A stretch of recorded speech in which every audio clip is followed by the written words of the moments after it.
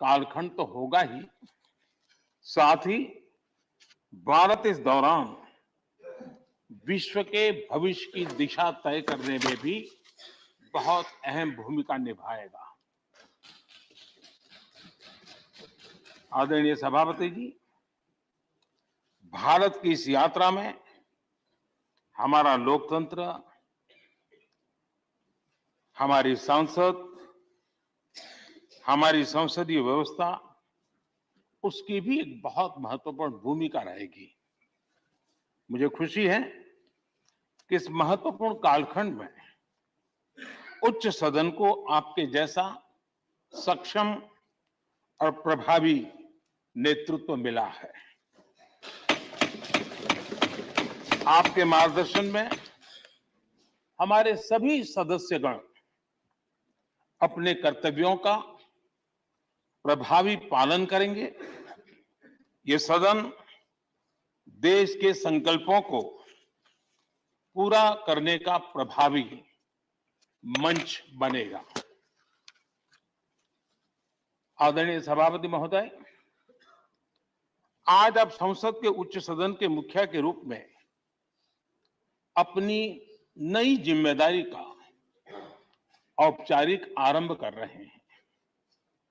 इस उच्च सदन के कंधों पर भी जो जिम्मेदारी है, उसका भी सबसे पहला सरोकार देश के सबसे निचले पायदान पर खड़े सामान्य मानवीय के हितों से ही जुड़ा है। इस कालखंड में देश अपने इस दायित्व को समझ रहा है और उसका पूरा जिम्मेदारी से पालन कर रहा है। आज पहली बार महामहिम राष्ट्रपति श्रीमती द्रौपदी मुर्मू के रूप में देश की गौरवशाली आदिवासी विरासत हमारा मार्गदर्शन कर रही है। इसके पहले भी श्री रामनाथ कोविंद जी ऐसे ही वंचित समाज से निकलकर देश के सर्वोच्च पद पर पहुंचे थे और अब एक किसान के बेटे के रूप में आप भी करोड़ों देशवासियों की, गांव, गरीब और किसान की ऊर्जा का प्रतिनिधित्व कर रहे हैं।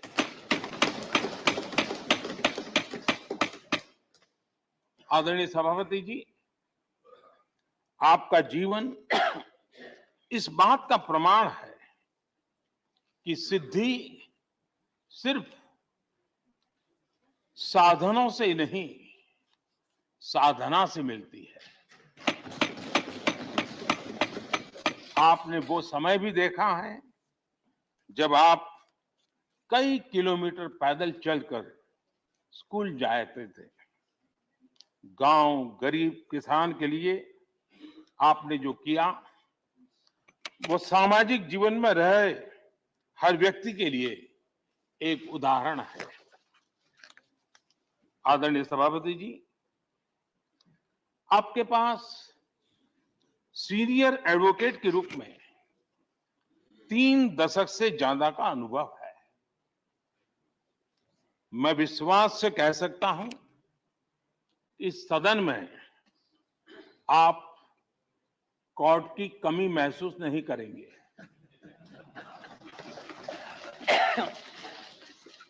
क्योंकि राज्यसभा में बहुत बड़ी मात्रा में वो लोग ज्यादा हैं जो आपको सुप्रीम कोर्ट में मिला करते थे और इसलिए वो मूड और मिजाज भी आपको यहां पर जरूर अदालत की याद दिलाता रहेगा। आपने विधायक से लेकर सांसद, केंद्रीय मंत्री, गवर्नर तक की भूमिका में भी काम किया है। इन सभी भूमिकाओं में जो एक बात कॉमन रही, वो है देश के विकास और लोकतांत्रिक मूल्यों के लिए आपकी निष्ठा। निश्चित तौर पर आपके अनुभव देश और लोकतंत्र के लिए बहुत ही महत्वपूर्ण है। आदरणीय सभापति जी, आप राजनीति में रहकर भी दलगत सीमाओं से ऊपर उठकर सबको साथ जोड़कर काम करते रहे हैं। उपराष्ट्रपति के चुनाव में भी आपके लिए सबका वो अपनापन हमने स्पष्ट रूप से देखा। मतदान के 75% वोट प्राप्त करके जीत हासिल करना अपने आप में अहम रहा है। आदरणीय सभापति जी, हमारे यहां कहा जाता है नयति इति नायकः, अर्थात जो हमें आगे ले जाए वही नायक है। आगे लेकर जाना ही नेतृत्व की वास्तविक परिभाषा है। राज्यसभा के संदर्भ में ये बात और महत्वपूर्ण हो जाती है क्योंकि इस सदन पर लोकतांत्रिक निर्णयों को और भी रिफाइंड तरीके से आगे बढ़ाने की जिम्मेदारी है। इसलिए जब आपके जैसा जमीन से जुड़ा नेतृत्व इस सदन को मिलता है तो मैं मानता हूं कि ये सदन के हर सदस्य के लिए सौभाग्य है।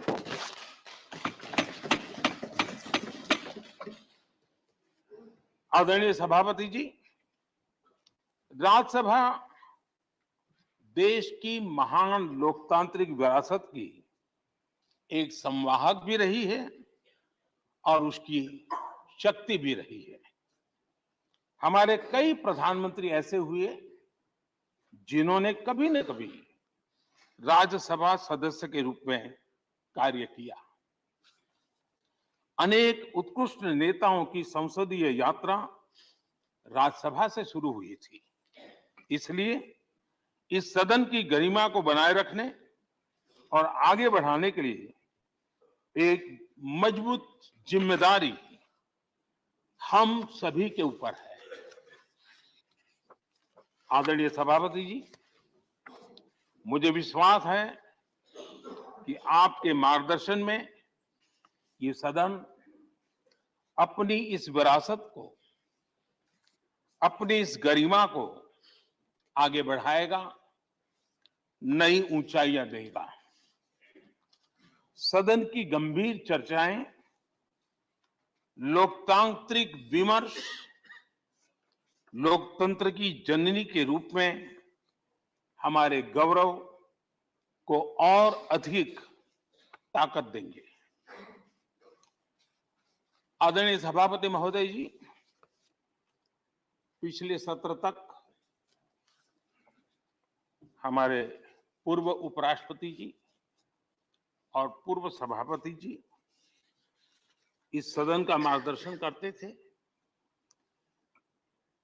और उनकी शब्द रचनाएं, उनकी तुकबंदी सदन को हमेशा प्रसन्न रखती थी। भाग लेने के लिए बड़ा अवसर मिलता था। मुझे विश्वास है कि आपका जो हाजिर जवाबी स्वभाव है वो उस कमी को कभी खलने नहीं देगा और आप सदन को वो लाभ भी देते रहेंगे। इसी के साथ मैं पूरे सदन की तरफ से, देश की तरफ से, मेरी तरफ से आपको बहुत बहुत शुभकामनाएं देता हूं। धन्यवाद।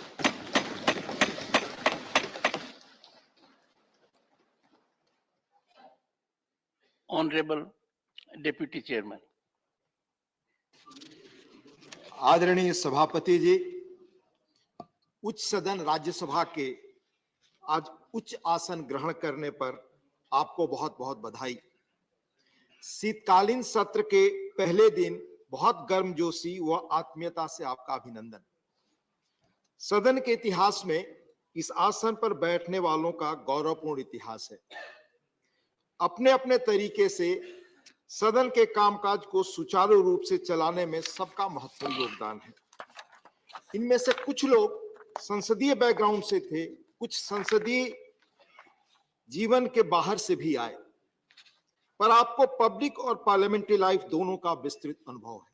माननीय प्रधानमंत्री जी ने बहुत विस्तार से आपके जीवन के बारे में बताया। आप साधारण किसान परिवार में जन्मे, स्कूल की आरंभिक शिक्षा गांव में हुई।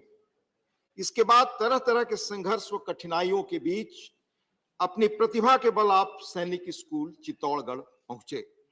वहां से प्रतिष्ठित महाराजा कॉलेज जयपुर से विज्ञान से स्नातक की पढ़ाई की। फिर लॉ की डिग्री आपने राजस्थान विश्वविद्यालय से ली। इसके बाद जिला स्तर से लेकर हाई कोर्ट और सुप्रीम कोर्ट तक लंबे समय तक वकालत की, यानी ग्रास रूट से लेकर ऊपर तक लीगल सिस्टम का भी लंबा और समृद्ध अनुभव आपको है। फिर आप विधानसभा और लोकसभा के सदस्य रहे। आप केंद्र सरकार में मंत्री रहे, जहां संसदीय मंत्रालय का कामकाज आपने संभाला। इसके बाद राज्यपाल का दायित्व भी संभाला। इस तरह गांव के परिवेश से निकलकर लीगल और संसदीय क्षेत्रों का लंबा और समृद्ध अनुभव लेकर आज आप इस मुकाम पर पहुंचे हैं। पुनः आपका अभिनंदन और बहुत बधाई। ऐसा मानता हूं कि आपके रिच एक्सपीरियंस के साथ लंबा सार्वजनिक जीवन आपको इस सदन के संचालन एवं माननीय सदस्यों के संरक्षक जैसी चैलेंजिंग भूमिका का बहुत बेहतर ढंग से निर्वाह में मदद करेगा। आपके सौम्य स्वभाव और व्यवहार कुशलता के संदर्भ में हिंदी मुहावरे को पुनः मैं रिपीट कर रहा हूं, जो माननीय प्रधानमंत्री जी ने कहा, सोने पे सुहागा जैसी बात है। सदन के कामकाज में हम सबका सहयोग आपको हमेशा मिलेगा। आपको पुनः बधाई व शुभकामनाओं के साथ अपनी बात खत्म करता हूं। आपने बोलने का मौका दिया, बहुत बहुत धन्यवाद। Honorable Leader of the Opposition.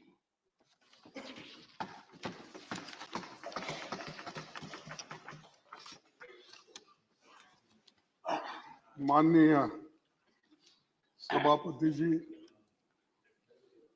विपक्ष के साथियों और अपनी ओर से मैं राज्यसभा के सभापति के रूप में आपका अभिनंदन करता हूं। देश के दूसरे सबसे बड़े संवैधानिक पद उपराष्ट्रपति की जिम्मेदारी आपने 11 अगस्त 2022 को संभाल ली थी। वैसे तो व्यक्तिगत तौर पर आपसे मिलकर आपको बधाई दे चुका हूं, लेकिन अपर हाउस में सभापति के रूप में आपके स्वागत का मौका हमें आज मिला है। प्रधानमंत्री जी ने आपके कामकाज के बारे में और व्यक्तित्व के बारे में बहुत कुछ हमें बताए और बहुत कुछ रोशनी उन्होंने डाली। मैं वो सभापति जी को आपको इस सदन की तरफ से और पूरे देश की तरफ से बहुत बहुत बधाई देता हूं।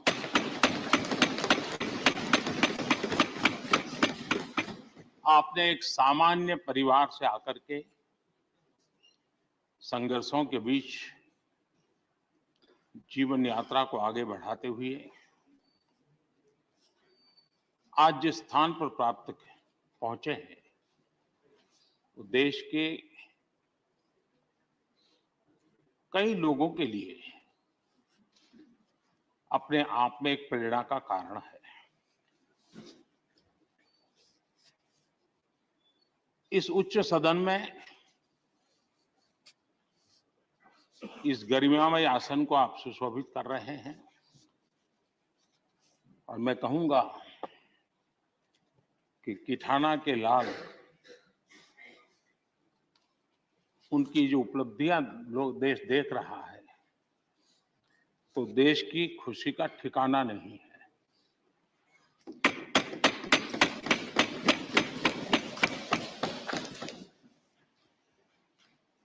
आदरणीय सभापति जी, ये सुखद अवसर है कि आज आर्म फोर्सेस फ्लैग डे भी है।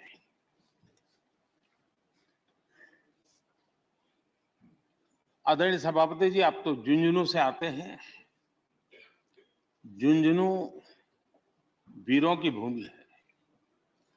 शायद ही कोई परिवार ऐसा होगा कि जिसने देश की सेवा में अग्रिम भूमिका न निभाई हो। और ये भी सोने में सुहागा है कि आप स्वयं भी सैनिक स्कूल के विद्यार्थी रहे हैं। तो किसान के पुत्र और सैनिक स्कूल के विद्यार्थी के रूप में मैं देखता हूं कि आप में किसान और जवान दोनों समाहित हैं।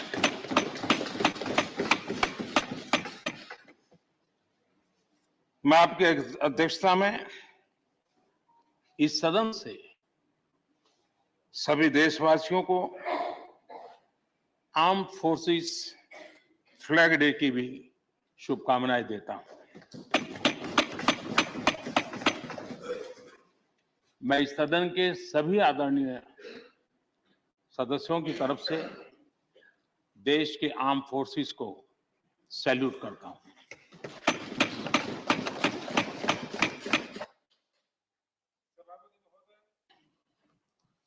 आज संसद का ये उच्च सदन एक ऐसे समय में आपका स्वागत कर रहा है जब देश दो महत्वपूर्ण अवसरों का साक्षी बना है। अभी कुछ ही दिन पहले दुनिया ने भारत को G20 समूह की मेजबानी का दायित्व सौंपा है। साथ ही ये समय अमृत काल के आरंभ का समय है। ये अमृत काल एक नए विकसित भारत के निर्माण का कालखंड तो होगा ही, साथ ही भारत इस दौरान विश्व के भविष्य की दिशा तय करने में भी बहुत अहम भूमिका निभाएगा। आदरणीय सभापति जी, भारत की इस यात्रा में हमारा लोकतंत्र, हमारी संसद, हमारी संसदीय व्यवस्था, उसकी भी एक बहुत महत्वपूर्ण भूमिका रहेगी। मुझे खुशी है कि इस महत्वपूर्ण कालखंड में उच्च सदन को आपके जैसा सक्षम और प्रभावी नेतृत्व मिला है। आपके मार्गदर्शन में हमारे सभी सदस्यगण अपने कर्तव्यों का प्रभावी पालन करेंगे। ये सदन देश के संकल्पों को पूरा करने का प्रभावी मंच बनेगा। आदरणीय सभापति महोदय, आज आप संसद के उच्च सदन के मुखिया के रूप में अपनी नई जिम्मेदारी का औपचारिक आरंभ कर रहे हैं। इस उच्च सदन के कंधों पर भी जो जिम्मेदारी है, उसका भी सबसे पहला सरोकार देश के सबसे निचले पायदान पर खड़े सामान्य मानवीय के हितों से ही जुड़ा है। इस कालखंड में देश अपने इस दायित्व को समझ रहा है और उसका पूरा जिम्मेदारी से पालन कर रहा है। आज पहली बार महामहिम राष्ट्रपति श्रीमती द्रौपदी मुर्मू के रूप में देश की गौरवशाली आदिवासी विरासत हमारा मार्गदर्शन कर रही है। इसके पहले भी श्री रामनाथ कोविंद जी ऐसे ही वंचित समाज से निकलकर देश के सर्वोच्च पद पर पहुंचे थे और अब एक किसान के बेटे के रूप में आप भी करोड़ों देशवासियों की, गांव, गरीब और किसान की ऊर्जा का प्रतिनिधित्व कर रहे हैं।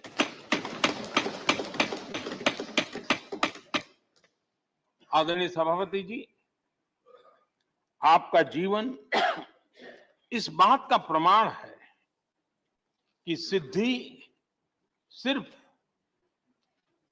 साधनों से नहीं, साधना से मिलती है। आपने वो समय भी देखा है जब आप कई किलोमीटर पैदल चलकर स्कूल जाते थे। गांव, गरीब किसान के लिए आपने जो किया वो सामाजिक जीवन में रहे हर व्यक्ति के लिए एक उदाहरण है। आदरणीय सभापति जी, आपके पास सीनियर एडवोकेट के रूप में 3 दशक से ज्यादा का अनुभव है। मैं विश्वास से कह सकता हूं इस सदन में आप कोर्ट की कमी महसूस नहीं करेंगे।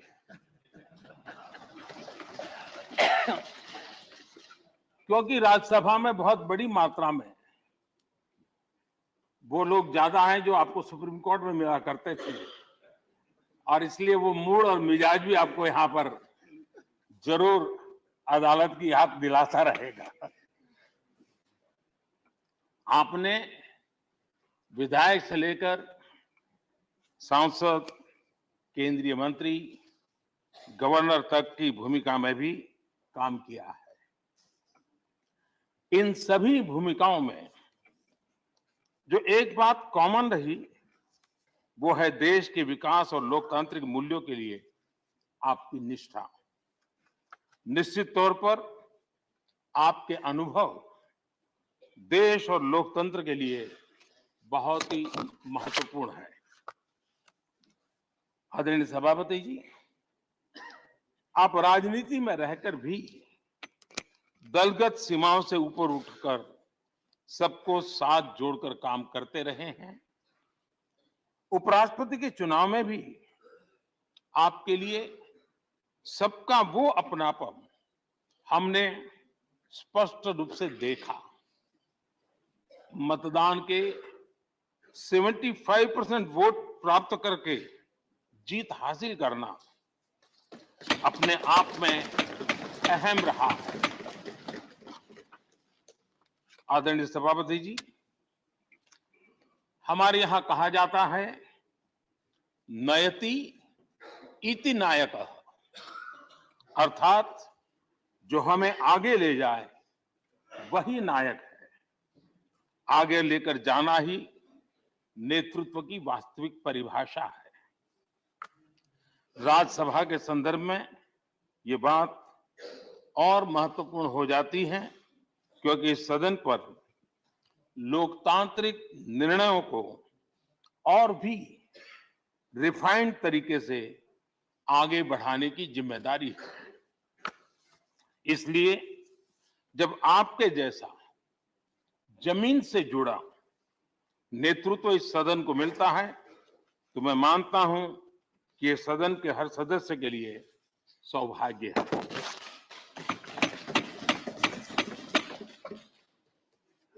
आदरणीय सभापति जी, राज्यसभा देश की महान लोकतांत्रिक विरासत की एक संवाहक भी रही है और उसकी शक्ति भी रही है।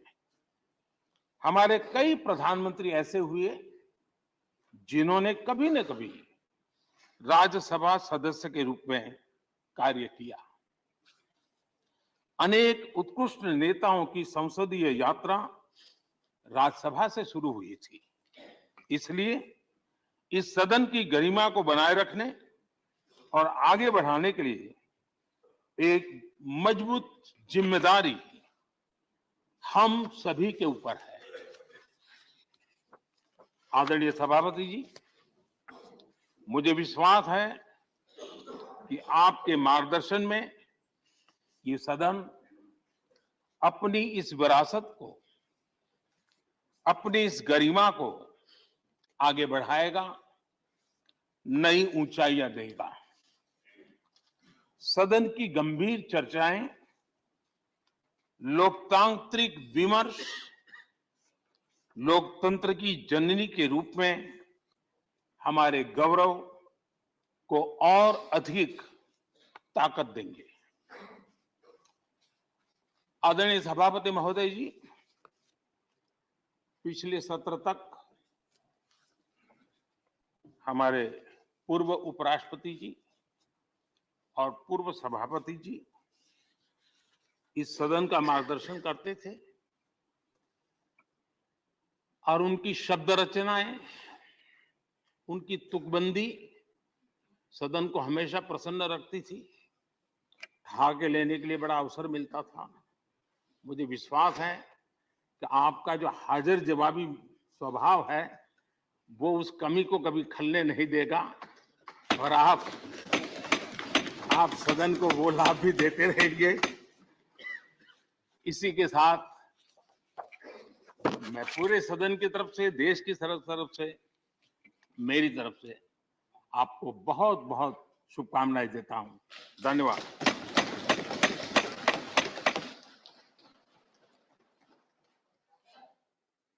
Honorable Deputy Chairman.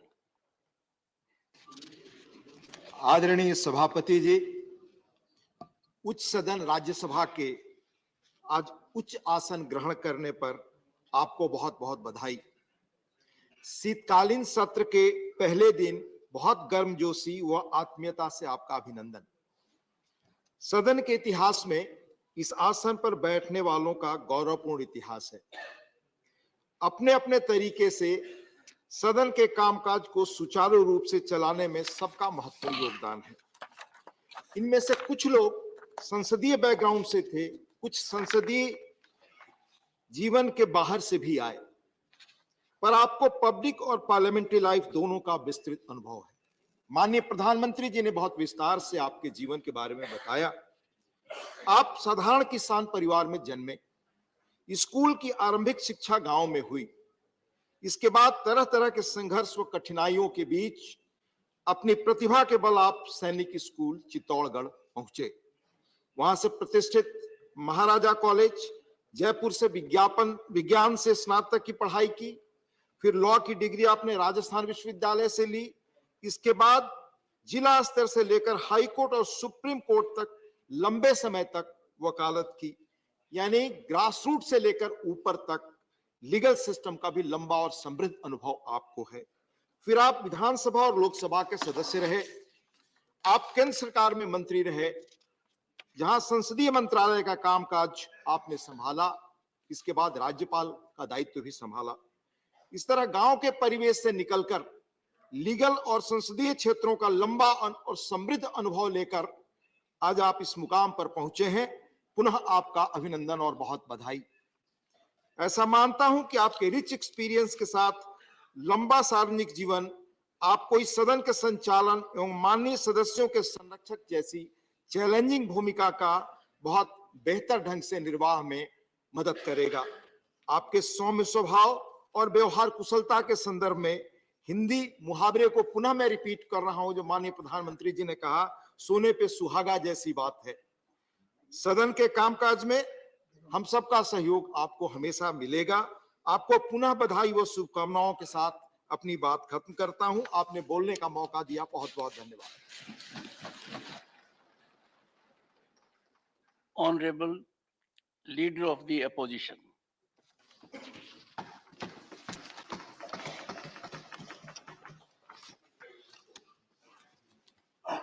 माननीय सभापति जी, विपक्ष के साथियों और अपनी ओर से मैं राज्यसभा के सभापति के रूप में आपका अभिनंदन करता हूं। देश के दूसरे सबसे बड़े संवैधानिक पद उपराष्ट्रपति की जिम्मेदारी आपने 11 अगस्त 2022 को संभाल ली थी। वैसे तो व्यक्तिगत तौर पर आपसे मिलकर आपको बधाई दे चुका हूं, लेकिन अपर हाउस में सभापति के रूप में आपके स्वागत का मौका हमें आज मिला है। प्रधानमंत्री जी ने आपके कामकाज के बारे में और व्यक्तित्व के बारे में बहुत कुछ हमें बताए और बहुत कुछ रोशनी उन्होंने डाली। मैं वो फिर से दोहराना नहीं चाहता।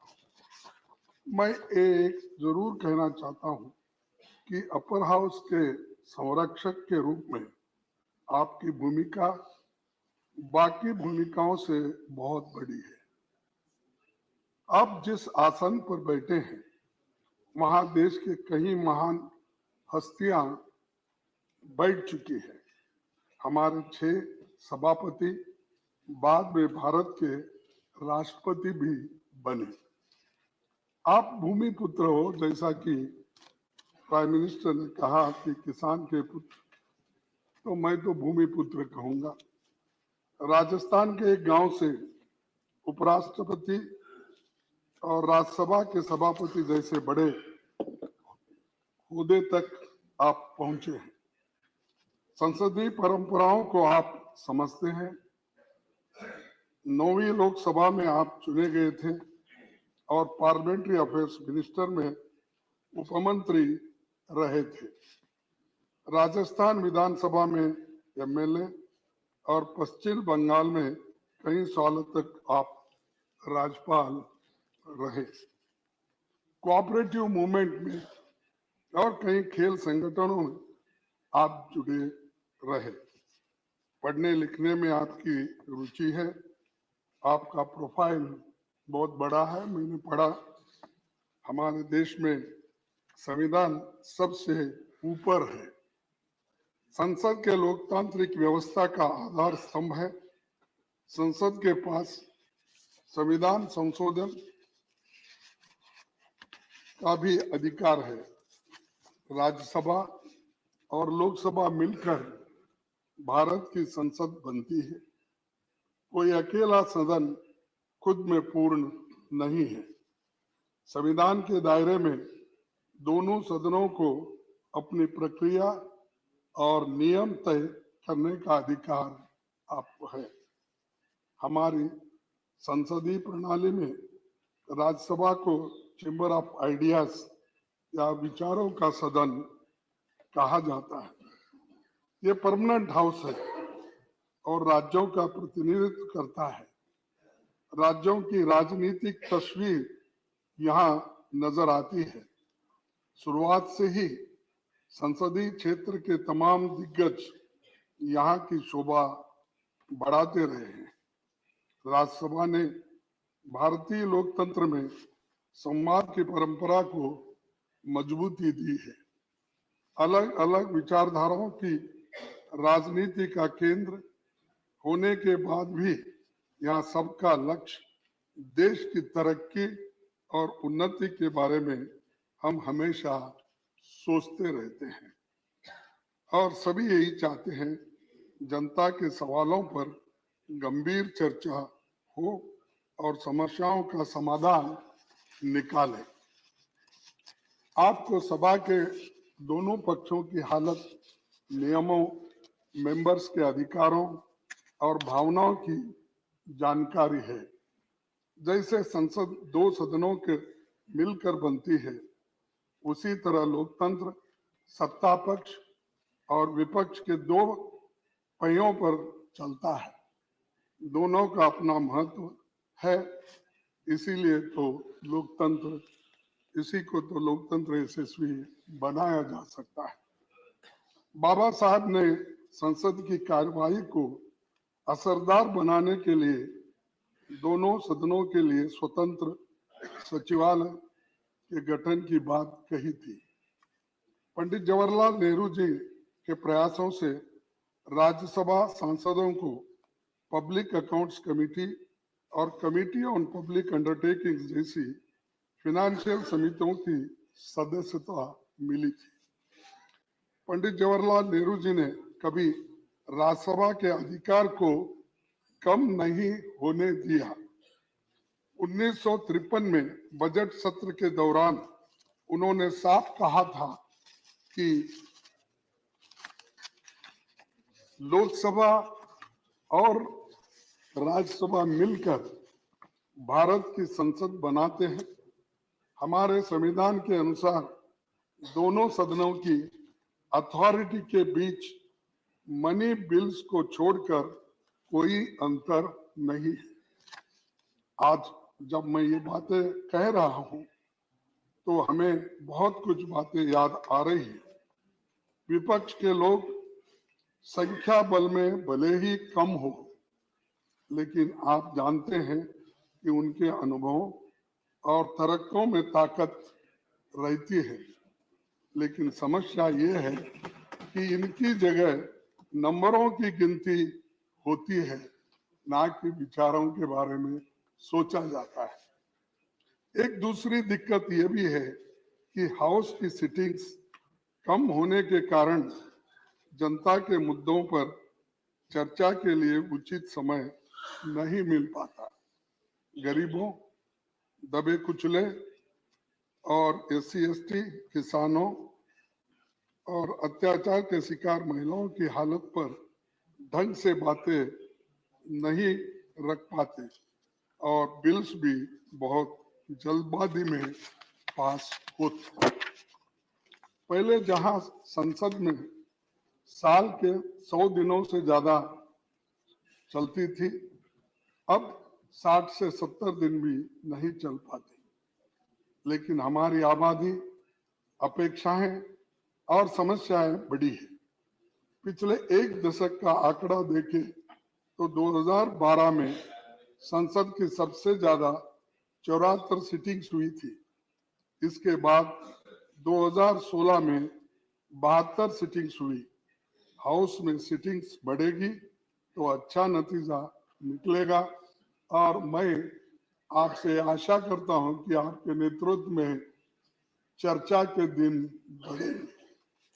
सभापति जी, आप तो कानून के जानकार हैं। आप इसे अच्छी तरह समझे कि कानून अगर जल्दबाजी में बनते हैं तो उनमें खामियां होते हैं और सुप्रीम कोर्ट, हाई कोर्ट के जो जजेस है उनकी टीका टिप्पणी भी हम पे होती रहती है। कई जजेसों ने भी ये काम किया है, उनका सही तात्पर्य नहीं निकलता और ऐसे कानूनों की क्वालिटी पर सुप्रीम कोर्ट और हाई कोर्ट की टिप्पणियां करता है। ये हमारी संसद की प्रणाली की सेहत और इमेज को ठीक नहीं लगता। तो इसलिए हम चाहते हैं कि बिल्स को ठीक से एग्जामिन करने के काम को सेलेक्ट, ज्वाइंट और निचले सदन में स्टैंडिंग कमेटी इस विभाग संबंधी संसदीय समिति को ज्यादा से ज्यादा भेजा जाए और बिल्स को इन समितियों में भेजे जाए, वहां इन पर विस्तार से चर्चा हो। राज्यसभा का यही मुख्य काम भी है। मैं इस संदर्भ में 13 मई 1952 में हुई राज्यसभा की पहली बैठक में सभापति डॉक्टर राधाकृष्णन जी की कही इस बात को जिक्र करना चाहूंगा। उन्होंने कहा था, हमें इस देश की जनता के लिए ये बात न्यायोचित ठहराने के लिए पूरी ताकत के साथ जुट जाना चाहिए कि जल्दबाजी में पारित किए जाने वाले कानून पर रोक लगाने के लिए सेकंड चेंबर की जरूरत है। इसीलिए इसके अध्यक्ष भी अब आप ये सेकंड चेंबर के बने। इस मौके पर बहुत कुछ कहा जा सकता है, लेकिन मैंने कुछ बातें रखी है। उम्मीद करता हूं कि आप हमारी भावनाओं को समझेंगे। विपक्ष की ओर से हम यही कहना चाहेंगे कि आपको हम अपनी ओर से पूरा सहयोग देंगे। और मैं एक बात मैं कहना चाहता हूं, मुझे वो बात जरा खटक रही मुझे, क्योंकि जब कोई हमारे अपोजिशन के लोग मिलते हैं, हमारे पार्टी के लोग मिलते हैं, तो लास्ट यहाँ पर सदन में मैं कुछ एक शेर बोला था, शायरी बोली थी, उसके ऊपर ज्यादा से ज्यादा आप ध्यान देकर मुझे क्यों ऐसा कहे ये बात आपने बार बार कहा है, लेकिन मैं ये दोहराऊंगा कि इसको भी आप बुरा नहीं मानना चाहिए, क्योंकि ये सदन का है। मेरे बारे में कोई राय मत बनाना गालिब, मेरे बारे में कोई राय मत बनाना गालिब, मेरा वक्त भी बदलेगा, तेरी राय भी बदलेगी। तो ये कहते हुए मैं आपको धन्यवाद देता हूं और ये सदन बहुत सुरक्षित चलेगा और हम पूरी कोशिश करेंगे हर बात पर आपको सहकार देने के लिए। धन्यवाद। Shri Derek O'Brien.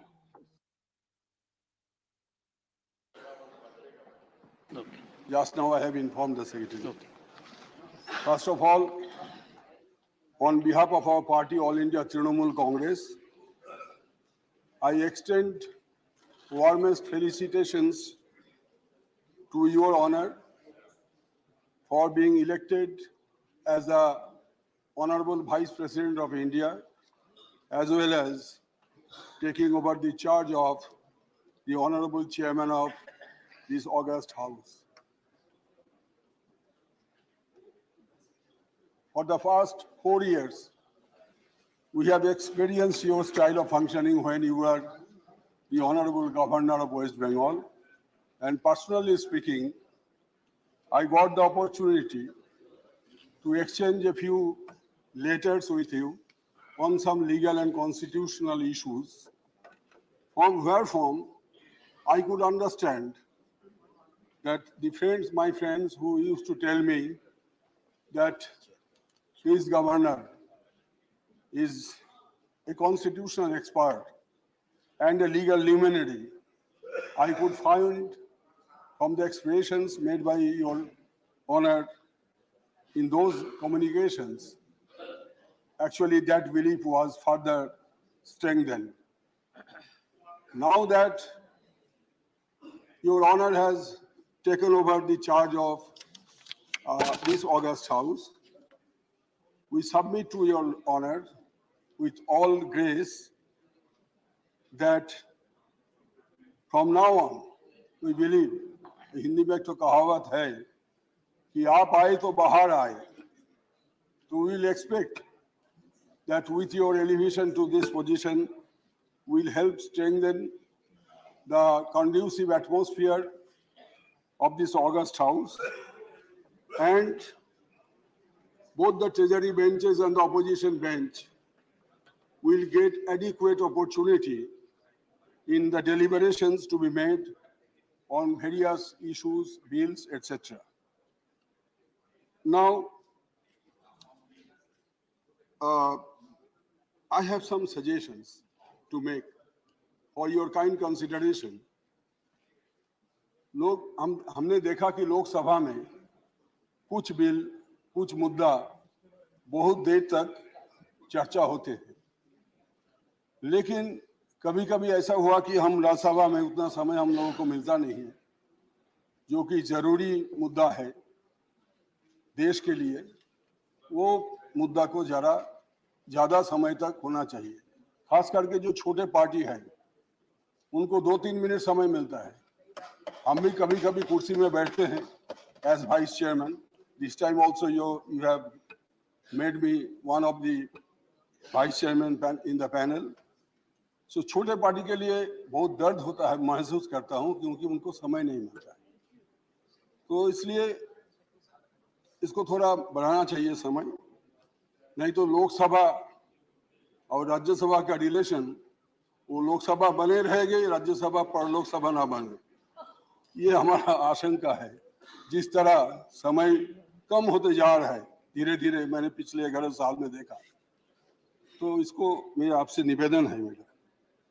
दूसरा, जैसे कि हमारे honourable leader of the opposition ने बताया कि scrutiny of the bills, that is very important by the standing committees and at times by the select committee also.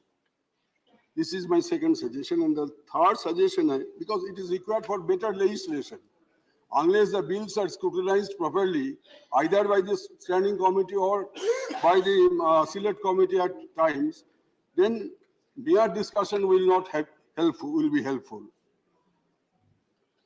Our party's further suggestion is that we require one short duration discussion or calling attention, either or, per week, half an hour discussion or the short duration discussion or calling attention. And there is rule 267, which is very sparely adhered to for reasons not known to us. But there was time we have experienced that on greater issues, national issues, discussion on under Rule 267 was allowed very frequently.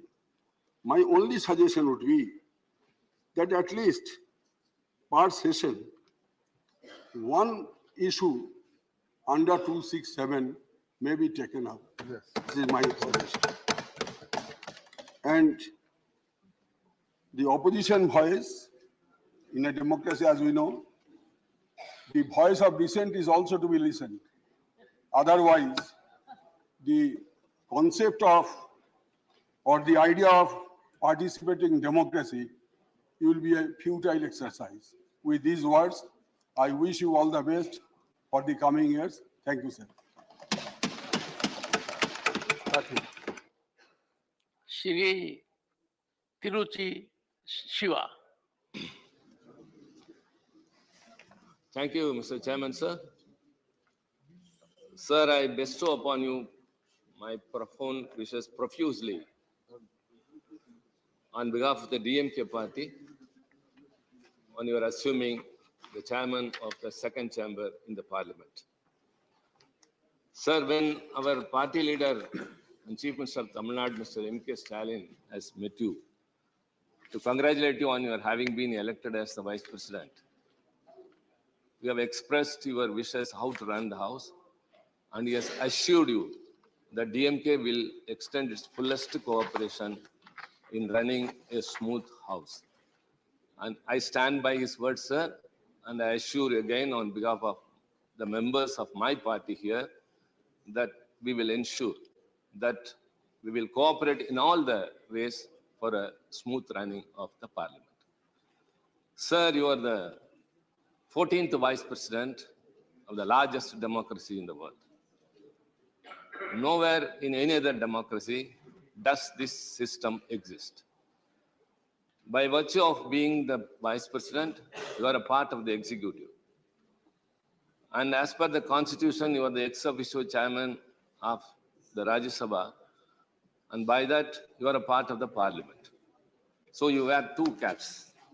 You have dual capacity. You are a Vice President and part of executive, and you are part of the Parliament. Sir, everyone knows very well that you are an expert in the Constitution. You are thorough with the Constitution. For your legal track record is a very good example of that. And now we know, sir, during the intercession period, after you have won the elections, every day you were here in the Parliament, attending the office, and now we are sure that you are thorough with the rules of the procedures and rules of conduct in the Rajya Sabha. Sir, we expect a lot from you. We expect you to be impartial. The opposition parties should have the equal share as that of the treasury benches, and the numbers of the members in the House should not decide the quality of the debate. Sir, I have met you twice at your residence and yesterday in the BAC. And both the three occasions have made me to realize, which was very consoling, that you have very great concern for the smaller parties in the Parliament. The nominated members, the independent members, and members who represent the smaller numbers in the party. Their party may be bigger outside, but their numbers will be lesser here. So you said that time should be distributed to all of them, and that was a great consolation to all of us because we were suffering all these days only because of that. Sir, we hope that the coming days would be very bright. Sir, India is the largest democracy, and the Parliament is the debating forum. And you asked me when I met you first, what is the way to avoid members to come into the well of the House? So you have inferred rightly what is happening here than what should not. So I told you very simply, if we are heard, we won't be compelled to come to the well of the House. Beautiful. Members of the Parliament come here to voice the people. their issues, their concerns. And we are not, when we are not heard or when we are not led to speak, we have to resort to democratic process of coming to the well that has happened for years together. So, sir, I think whenever we have an issue and we rise to say something, if we are heard for a minute or two, automatically we will cool down since we have let out our feelings. Sir, we have very much hope upon you, sir. And I should say that Maya Angelou, when Mr. Clinton took his office, what she said, the great African-American poet said, sir, with the grace of you, look upon the country, look upon our faces, and simply with hope say, good morning. Every new year dawns with a hope that the next year will be very prosperous. So every day dawns that the day will be very bright. And I wish you good morning every day, sir. And you also, please, wish us good morning. Not only that, ensure us that the parliament will be very productive in the coming days. And we are very hopeful. And once again, sir, I assure you that DMK will extend its fullest cooperation. Thank you very much. Honorable former Prime Minister Shri S.D. Devgowda.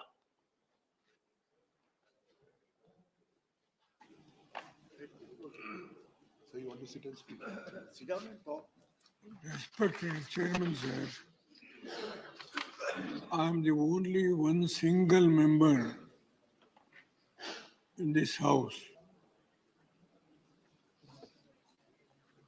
What the bitter experience from last 20 years.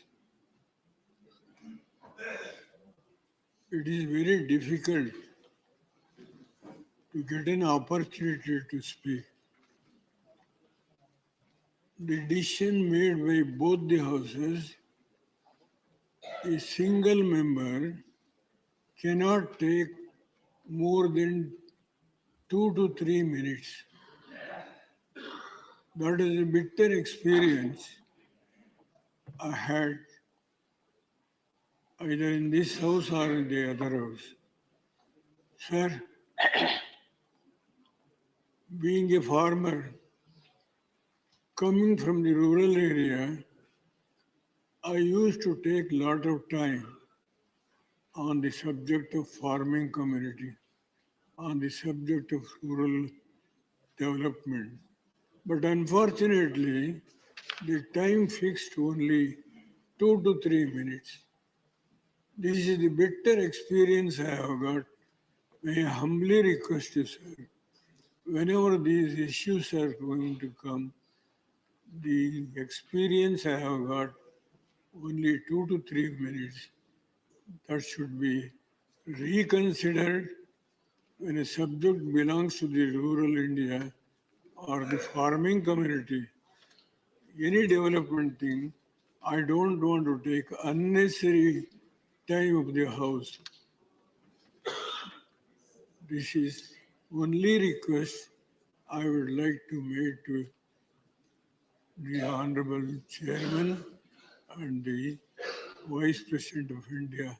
With these words, I once again thank you very much, sir.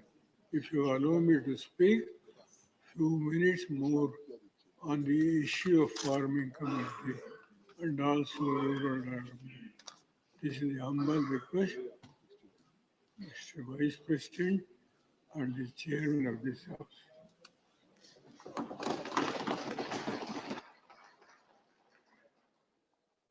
Shri Raghav Chadha. Sir, मैं आम आदमी party की ओर से, हमारे नेता अरविंद केजरीवाल जी की ओर से आपका बहुत बहुत अभिनंदन करता हूं और इस नई पारी के लिए आपको खूब सारी शुभकामनाएं देता हूं।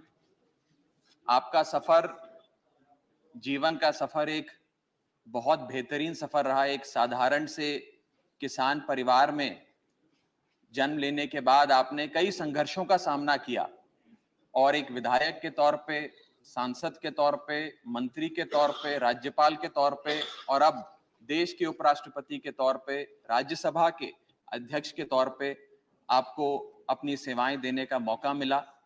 हम जैसे लाखों युवाओं के लिए आपका जीवन, आपका करियर एक प्रेरणा स्रोत है सर।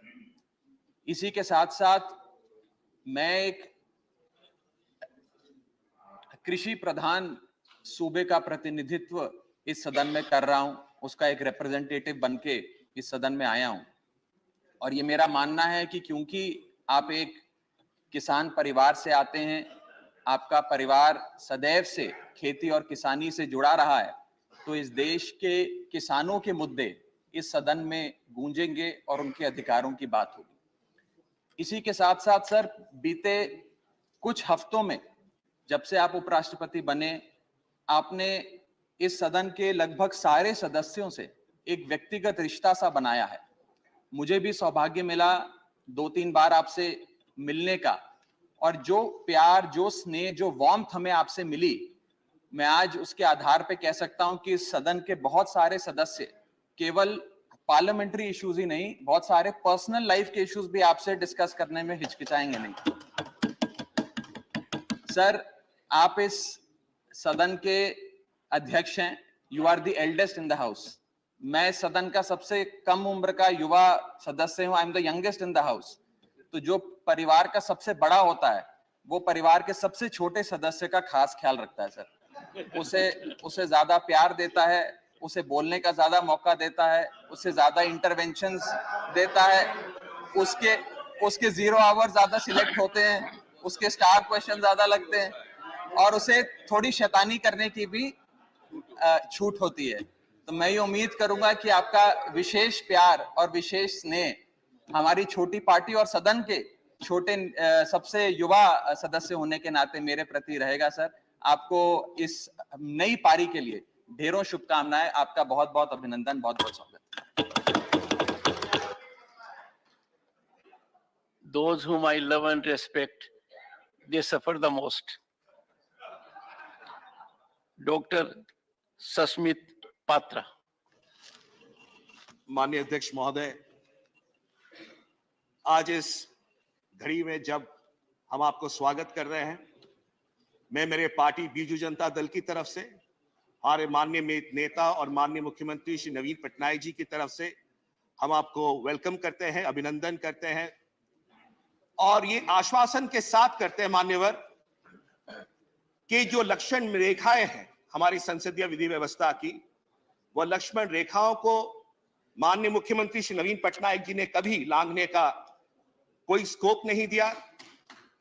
और हमेशा से एक चीज हम सबको भी कहा है कि भी जब भी संसद में जाओ, मर्यादाओं की रक्षा करो और संसद उचित तरह से चल सके, इसका पूरा कोशिश करो। तो ये अवसर मैं लेना चाहता हूं मान्यवर, आपकी अध्यक्षता में, आपके मार्गदर्शन में, बीजू जनता दल इस सदन में जो गरिमा है, उस गरिमा को रखते हुए हमारे माननीय नेता श्री नवीन पटनायक जी के मार्गदर्शन में जो हमने सीखा है, उसके साथ हम इस सदन को स्मूथली और सुचारू रूप से चलाने में आपका पूरा सहयोग देंगे।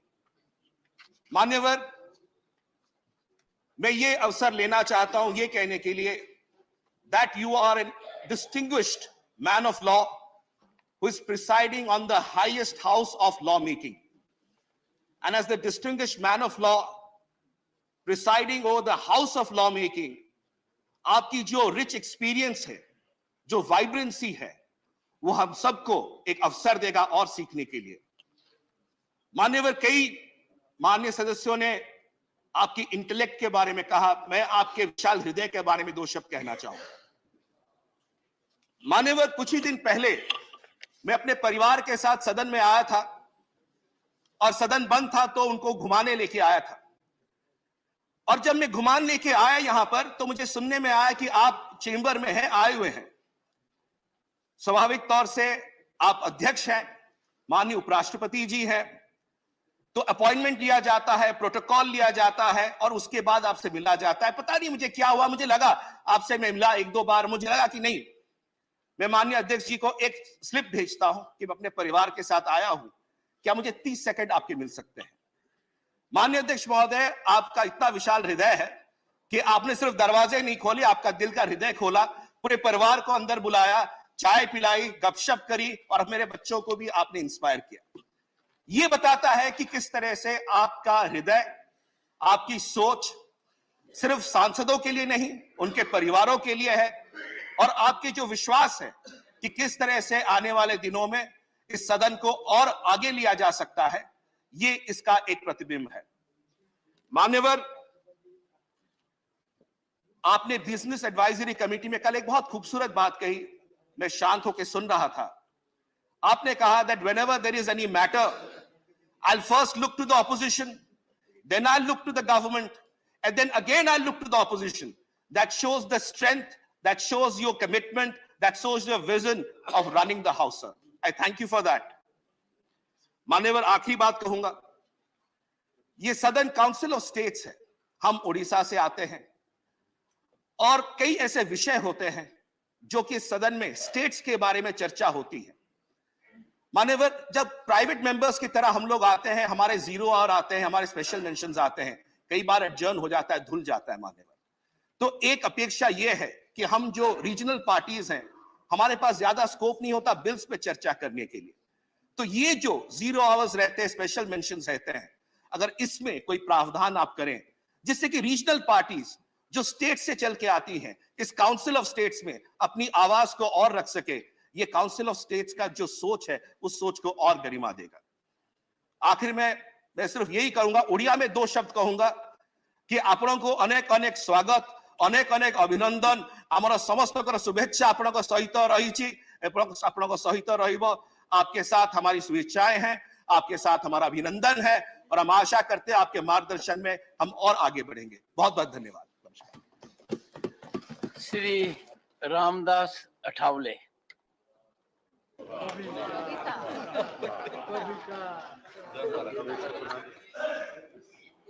आदरणीय महोदय, मैं तो अन्याय के खिलाफ लड़ा हूं, मैं तो अन्याय के खिलाफ लड़ा हूं, इसलिए आपको बधाई देने के लिए यहां खड़ा हूं। आपका अनुभव बहुत ही बड़ा है, आपका अनुभव बहुत ही बड़ा है, इसलिए आपने संघर्ष का पहाड़ चढ़ा है। मेरे पार्टी का मैं हूं अकेला, मेरे पार्टी का मैं हूं अकेला, लेकिन मेरे हाथ में है संविधान का पेला। मैं हूं मेरे पार्टी का अकेला, लेकिन मेरे हाथ में है संविधान का पेला। मैं तो हूं आपका सच्चा चेला, मैं तो हूं आपका सच्चा चेला, मुझे मत छोड़ो अकेला।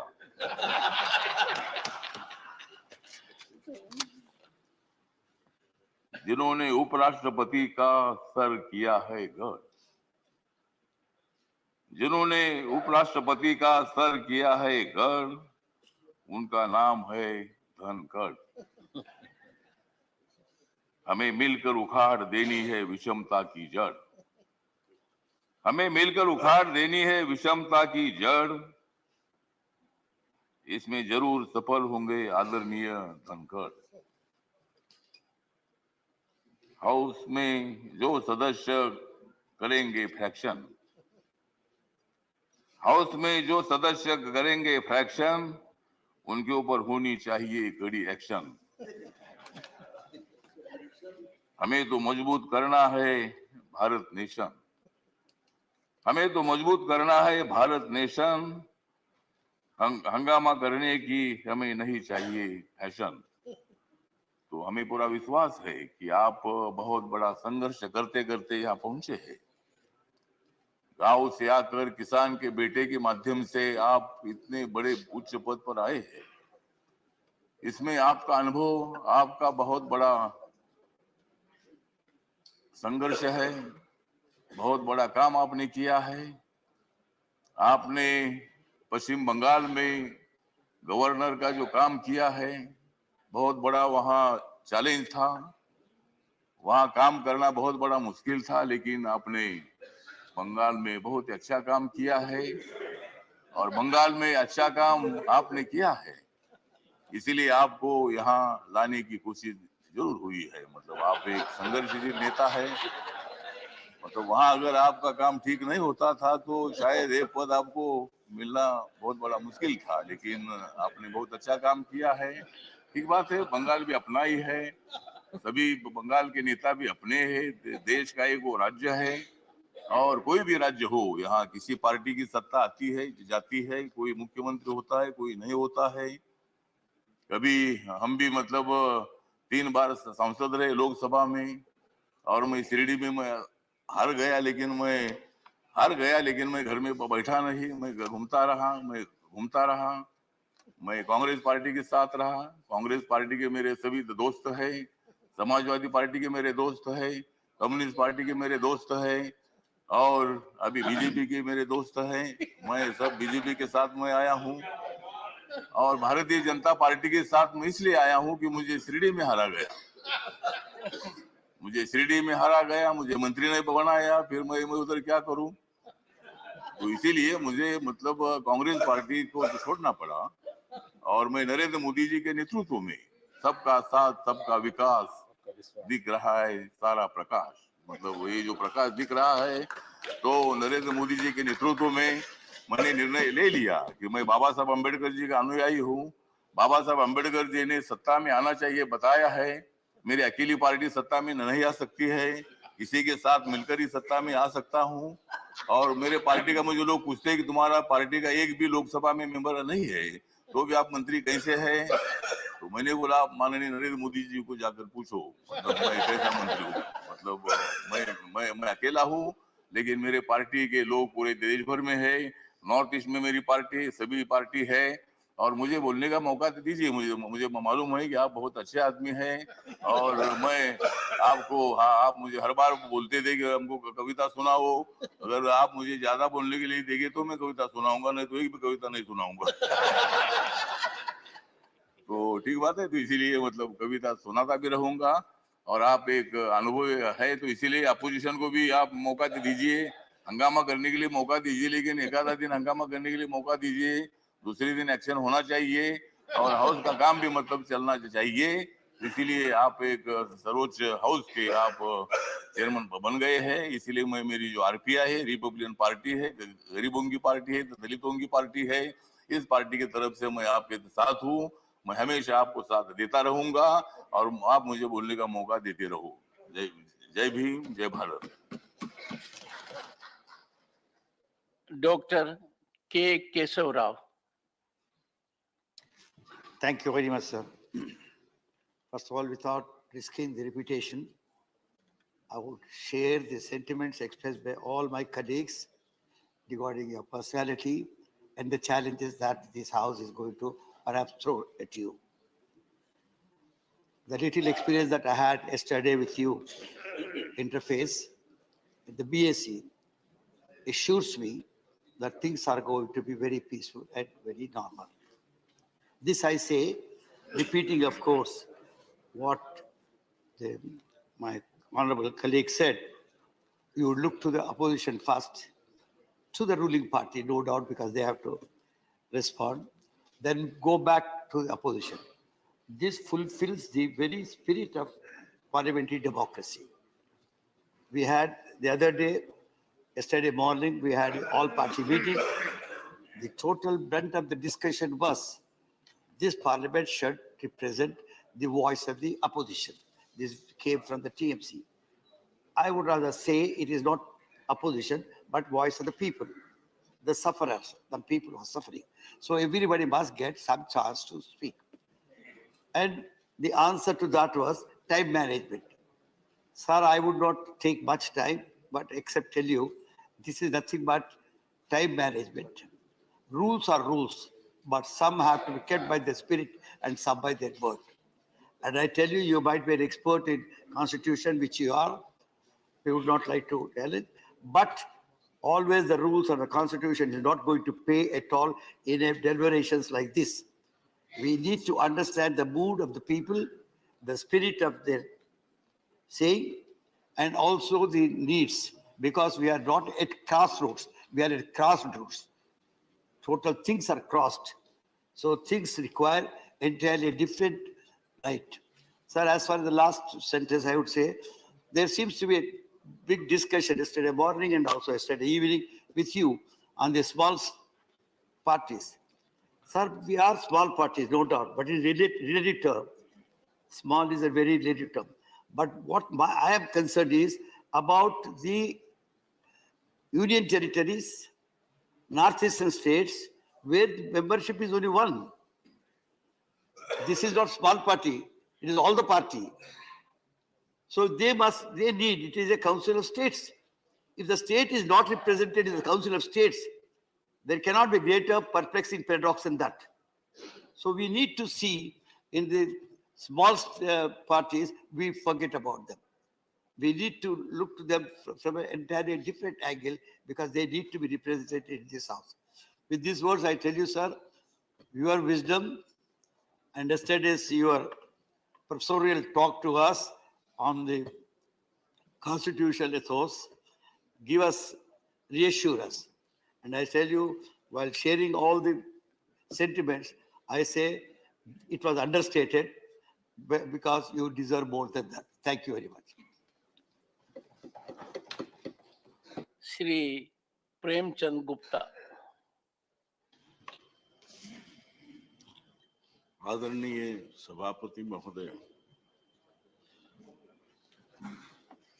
महोदय, संसदीय लोकतंत्र के इस गरिमामयी पद पर आप आसीन हुए, इसके लिए मैं आपको मेरी तरफ से, मेरी पार्टी की तरफ से और हमारे राष्ट्रीय अध्यक्ष माननीय प्रसाद जी की तरफ से बहुत बहुत बधाई और शुभकामनाएं देता हूं।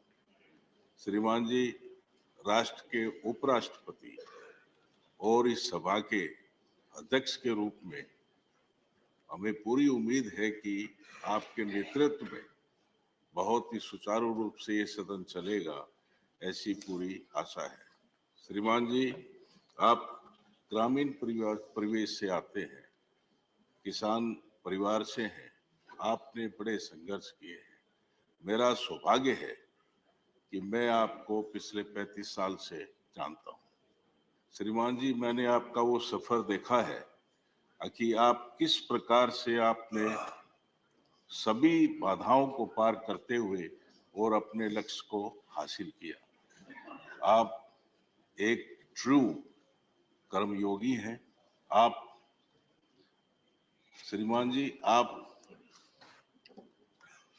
बहुत बड़े एक कानून के ज्ञाता हैं। आप यंगेस्ट एज में आप देश के सबसे उच्चतम न्यायालय के आप सीनियर काउंसिल अपॉइंट हुए थे। ये एक बहुत ही सौभाग्य की बात थी। और श्रीमान जी, शायद बहुत लोगों को नहीं मालूम कि आप आर्बिट्रेशन, इंटरनेशनल और नेशनल आर्बिट्रेशन में आपकी बड़ी भारी एक्सपर्टाइज है। श्रीमान जी, ज्यादा न कहते हुए मैं यही कहना चाहूंगा कि आपके नेतृत्व में इस गरिमामयी सदन का बहुत ही सुचारू रूप से संचालन होगा और हम सब लोगों को बात करने का, बोलने का मौका मिलेगा। इसके साथ एक बार फिर आपको बहुत बहुत बधाई देता हूं। धन्यवाद। Shri Elamaram Kareem.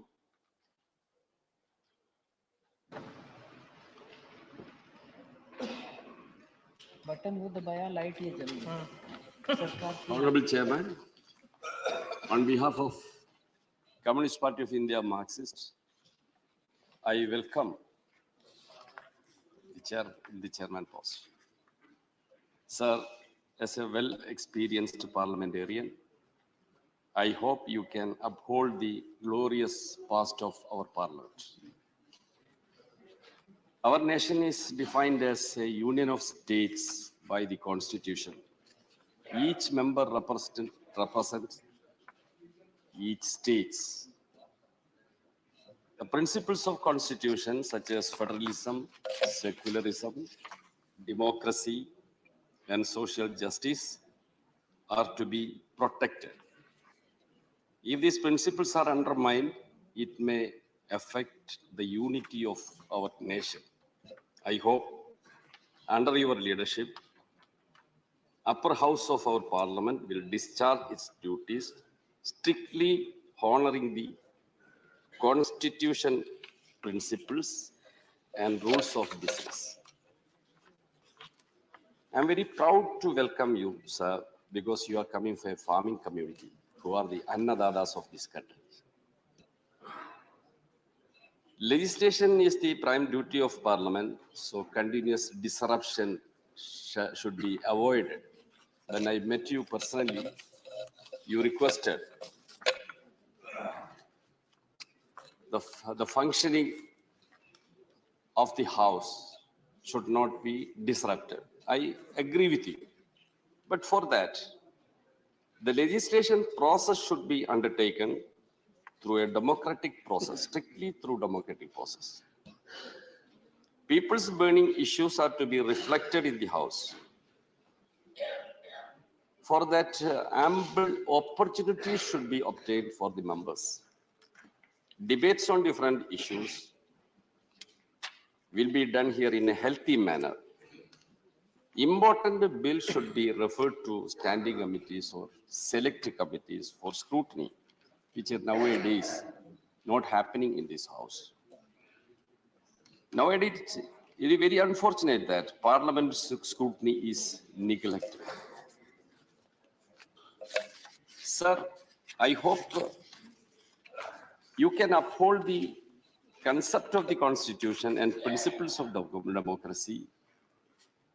And the number is only the issue here, sir. Whether large number or small number, every group and party and individuals are to be respected and should be given opportunity to raise their reasonable issues in this House. I also request the Honorable Chairman of the House and the ruling bench, please cooperate with the Chairman and don't try to deface our Honorable Chairman. Thanking you, sir. Shri Ramnath Thakur.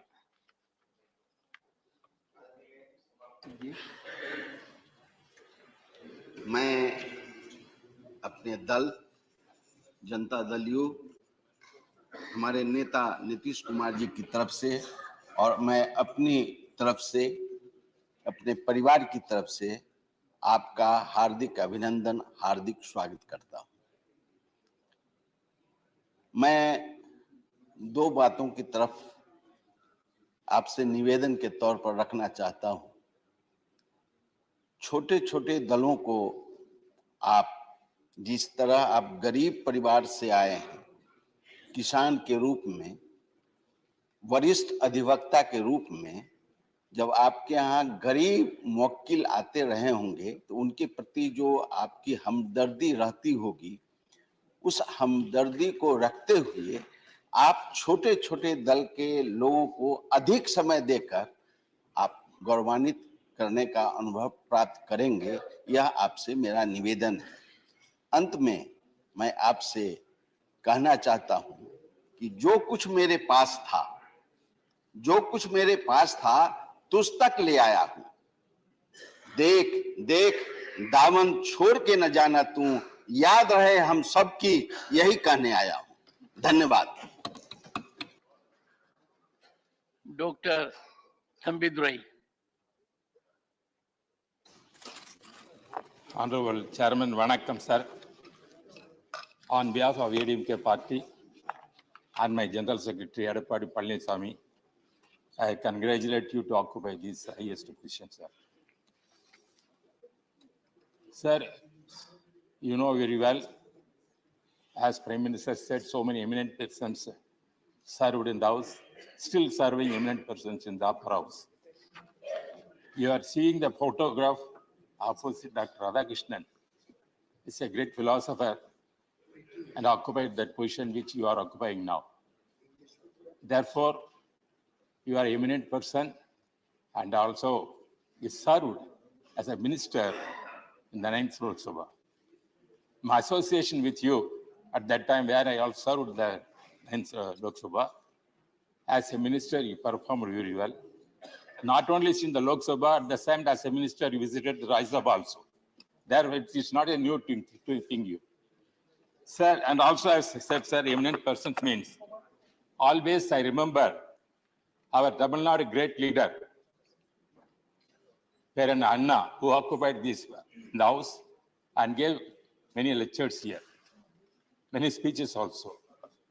Same way, my leader, Madam Amma Jayalalitha also served in the same Rajya Sabha.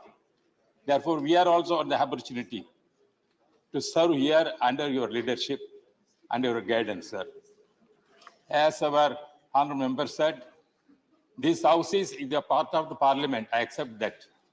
At the same time, it represents the Council of States. Most of the members representing from various states, they have come over here, not only pass many legislation, and also they protect the states' rights, federalism. The federalism is the most concept. This is the house represents that, sir. And also, sir, as others said about you, you are coming from an agriculture family and also became eminent lawyer and also served as med minister also. Therefore, you know very well about the sentiment of the house. As other members said, sometimes maybe small number here, sometimes large number also. The politics, it may change. Therefore, small numbers cannot be treated as small members because people are always with the small members also in the high level. That is the position in democracy. Therefore, as others requested, we have to give more time to others. And also one representation I want to make is humbly to make you, sir. When you were calling for life, I also served as a presiding officer nearly 15 years in the Lok Sabha. As Deputy Speaker Lok Sabha panel of chairman, I served there 15 years. When I am presiding over, at that time we are taking the numbers of when allocating the time for the various political parties. At that time we have to call the small party, different numbers we have to take, sir. Here what is happening? Single member is called the same time, 4 members we are also part at the same time. It is calling, it's not correct, sir. That I request you, the numbers has to take it. The Lok Sabha we have to take first numbers only. That according to that we are calling. But here the system is different. I request you please to consider it. And also, sir, I am having very affectionate with you. And I hope that on behalf of my party, I will be supporting you.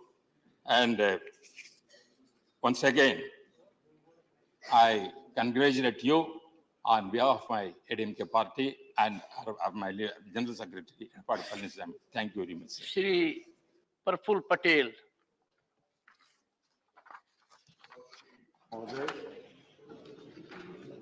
मेरे सभी साथियों के जज्बातों के साथ अपने जज्बात भी जोड़ते हुए आपको बहुत बहुत शुभकामनाएं, बहुत बहुत बधाई इस उच्च पद को ग्रहण करने के लिए। मेरा सौभाग्य रहा है कि आपके साथ 1989 से आपका और मेरा बहुत नज़दीक का संबंध रहा है और इसलिए आपके व्यक्तित्व को, जैसे कई लोगों ने अपने अनुभव में कहा, मैं भी उस बात को समझता हूं और जोड़ता हूं। ये सदन के बारे में और बाकी अपने अपने अनुभवों के बारे में कई हमारे साथियों ने यहाँ पर चर्चा की है, इसलिए उसी बात को या आपके व्यक्तित्व के बारे में दोहराते न हुए ये मैं कहूँगा कि लोकशाही में ये तो अलग बात है कि किसी के संख्या ज़्यादा होती, किसी की कम होती है। कई लोगों ने बोला है इस बारे में। देवेगौड़ा जी जैसे वरिष्ठ हमारे पूर्व प्रधानमंत्री जी ने भी अपनी बात कही। कभी हम भी पहली पंक्ति में बैठते थे, आज तीसरी पंक्ति में बैठते हैं। तो ये तो खैर समय समय की बात है, लेकिन अनुभव का कोई और पर्याय नहीं होता। अनुभव का कुछ ना कुछ फायदा अनुभव का इसका लाभ इस सदन ने लेना चाहिए और आप इस बात को भली भांति समझते हैं। इसके बारे में आपसे मेरी व्यक्तिगत चर्चा में भी इस बात को आपने हमेशा मान्यता दी है। केवल इतना ही कहूँगा कि आज तो आपको बड़ा वेल डिसिप्लिन क्लास यहाँ नजर आ रहा है। म्हणजे आज तो शिस्तबद्ध आपको सब लोग दिख रहे हैं। पहला दिन है इसलिए आपके सम्मान में कोई व्यवधान नहीं आने वाला है, लेकिन निश्चित लोकतंत्र में ये सब बातों का आपको भी धीरे धीरे जो आपने टीवी में देखा या आपके पुराने अनुभव में आपने जो देखा होगा उसका कहीं ना कहीं आपको यहाँ पर ट्रेलर दोबारा दिखेगा जरूर, इसमें कोई शक नहीं है। लेकिन मैं कहूंगा ये लोकतंत्र की ये एक बहुत बड़ी बात है। आप इसको एक कभी कभी प्रेशर कुकर में जैसे स्टीम छोड़ा जाता है, वैसा आप अगर उसको मॉड्यूलेट करेंगे तो निश्चित इस सदन को दोनों बाजू से आप चलाने में बहुत सफल रहेंगे। इतना मैं आपको जरूर विश्वास देना चाहता हूं। अंत में इतना ही कहूंगा कि हमारी पार्टी, हमारे नेता शरद पवार जी, एनसीपी की ओर से, हमारे सदस्यों की ओर से, कि हमने आज तक कभी ये लक्ष्मण रेखा जो पार्लियामेंट्री जो गरिमा है और जो हमारे जो रूल्स है, इसको ध्यान में रखते हुए कभी वो लक्ष्मण रेखा का उल्लंघन नहीं किया है। हमारे ओर से आपको पूरा सहयोग मिलेगा, आगे भी रहेगा, हमेशा रहेगा। और आपको मेरे ओर से, मेरी पार्टी की ओर से, मेरे नेता की ओर से फिर से बहुत बहुत शुभकामनाएं देते हुए आपका सफल कार्यकाल रहे, इसकी प्रार्थना करते हुए आपसे रजा। Honorable members, the list is long. I am overwhelmed. I would only suggest we economize time. Professor Ram Gopal Yadav. श्रीमान, मैं अपनी समाजवादी पार्टी और अपनी तरफ से आपका हृदय से स्वागत करता हूं। आपसे जब मैं पहली बार मिला तो आप जितना खुलेपन से मिले, क्योंकि इससे पहले जब मिलते रहे तो एक प्रोटोकॉल की जो दीवार बनी रहती थी, उतना ही मिलना, यहाँ बैठना, इतनी दूर बैठना, वो कुछ नहीं था। ये एक स्वाभाविक रूप से बहुत ही अच्छी बात थी और हमारे सारे मेंबर्स ने ये महसूस किया और उसकी तारीफ भी की। जहां तक के इस सदन की बात है, एक बात मैं आपको बताना चाहता हूं कि जब यहाँ बात होती है तो सब लोग सैद्धांतिक रूप से कहते हैं कि मैं सहयोग करूंगा, मैं सहयोग करूंगा, मैं सहयोग करूंगा, और कल आप देखेंगे बहुत सारे लोग सहयोग नहीं करेंगे। कारण ये होता है कि बहुत सारे ऐसे मुद्दे होते हैं जो जन आकांक्षाओं के खिलाफ होते हैं, या तो गवर्नमेंट के आदेश या फैसले या कोई बिल जो आ रहे हैं उनमें ऐसे प्रोविजंस होते हैं जो आम लोगों के हितों को एडवर्सली प्रभावित करने जा रहे होते हैं। तब जनता, जिनके हम प्रतिनिधि हैं, उनकी अपेक्षा होती है कि हमारी बात को यहाँ बैठे हुए लोग कहें, और अगर इजाजत नहीं दी जाएगी तो ये साइलेंट नहीं बैठ सकते, और साइलेंट बैठेंगे तो कल हमसे कहेंगे हमारे हितों के खिलाफ जब कानून बन रहे थे तो आप क्या कर रहे थे हाउस में। ये मजबूरी विपक्ष के लोगों की समझने की आवश्यकता है सबको। इसलिए मैं आपको बधाई तो देता हूं, स्वागत करता हूं, लेकिन ये आपसे वादा नहीं करता हूं कि सदन में व्यवधान उत्पन्न नहीं होगा। अगर जनहित के खिलाफ कोई बात होगी तो निश्चित रूप से होगा। बहुत बहुत धन्यवाद। श्रीमती प्रियंका चतुर्वेदी।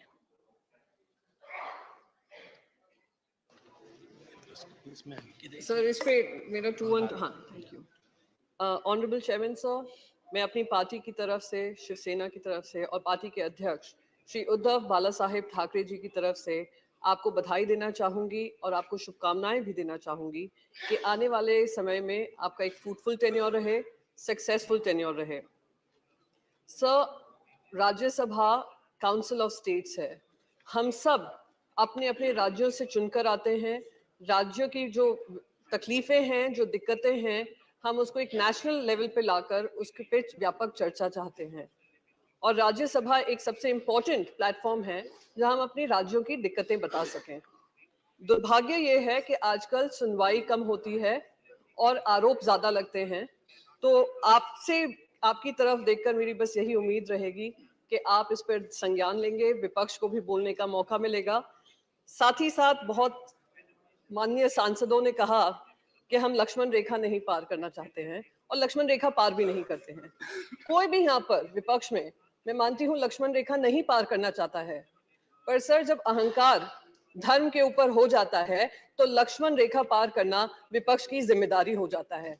तो वो काम हमने निभाया है, निभाते रहेंगे और उम्मीद है कि आपके एक्सपीरियंस को आप ध्यान में रखकर हम सभी को हमारी पार्टी की बात रखना, हमारे राज्य की बात रखने को महत्व देंगे। बहुत बहुत धन्यवाद sir, thank you so much. Shri Vinoy Viswam. Thank you, sir. Sir, I welcome you. I bow my head before you, and I wish you all possible cooperation. Sir, I may request you, kindly cooperate with us, to cooperate with you. When I say this, I mean not only you, the government also has to cooperate with us. Sir, we are here to raise the voice of the people,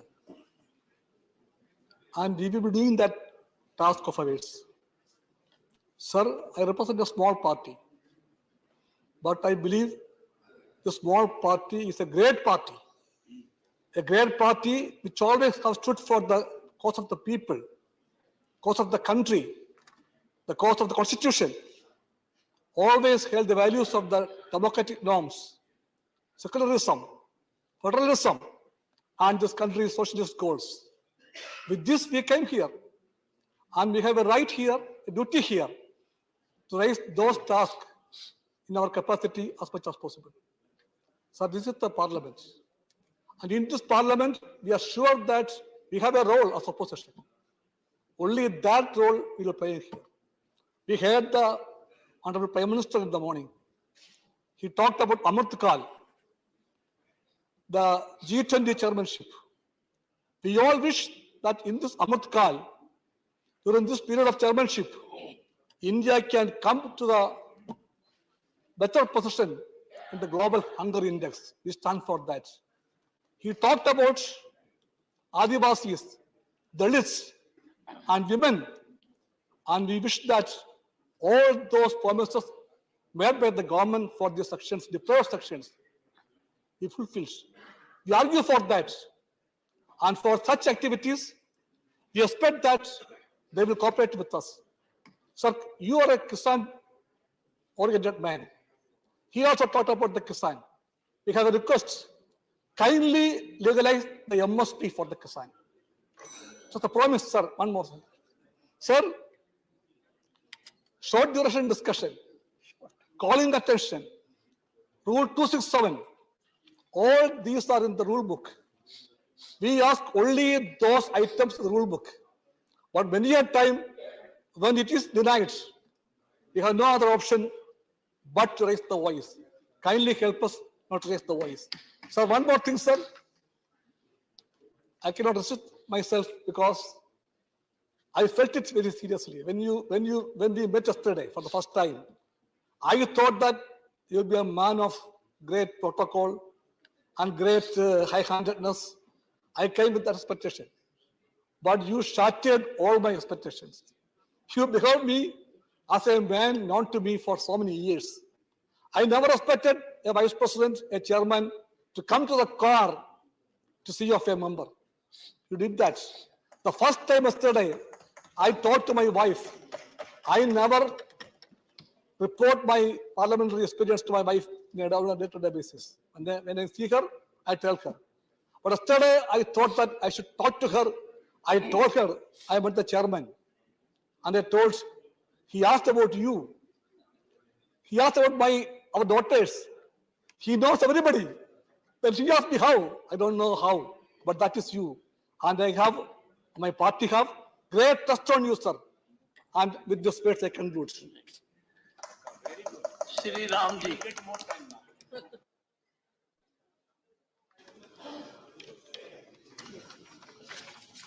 श्रीमान जी, मैं अपनी party Bahujan Samaj party की अध्यक्ष आदरणीय बहन कुमारी मायावती जी की तरफ से और अपनी तरफ से मैं आपको ढेर सारी शुभकामनाएं और आपका स्वागत अभिनंदन करता हूं।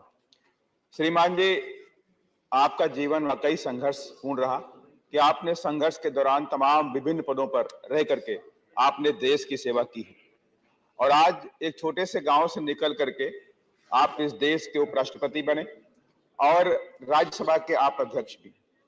वाकई ये आपका जो जीवन है, संघर्षपूर्ण जीवन, हम सभी लोगों के लिए एक प्रेरणादायक भी है और हमें पूरी आशा और विश्वास है कि आपका जो हम सब जो विपक्ष के भी लोग हैं और सत्ता पक्ष के भी लोग हैं, आपके लिए हम दोनों लोग बराबर ही हैं और तमाम ऐसे जनहित के मुद्दे आते हैं। हम लोग 0 आवर में हम लोग आपको एप्लीकेशन देते हैं बोलने के लिए, लेकिन तमाम उन मुद्दों पे हमें समय नहीं मिलता, हमारा नाम कट जाता है या समय नहीं मिलता, 10 लोगों का नाम सेलेक्ट होता है। तो मैं आपसे रिक्वेस्ट भी करूंगा कि 0 आवर में सभी सांसदों की जेन्युइन बातों को टाइम दें ताकि जनहित के मुद्दे हैं उनको यहाँ पे आवाज उठाई जा सके। इसके लिए मैं आपसे रिक्वेस्ट करूंगा और आपका लगाव हमारे पार्टी के संस्थापक माननीय श्री कांशीराम साहब के साथ बहुत रहा है और हमें पूरा विश्वास भी है आपका आशीर्वाद हम सब पर बना रहेगा जी। धन्यवाद। श्री कनक मेदला Ravindra Kumar.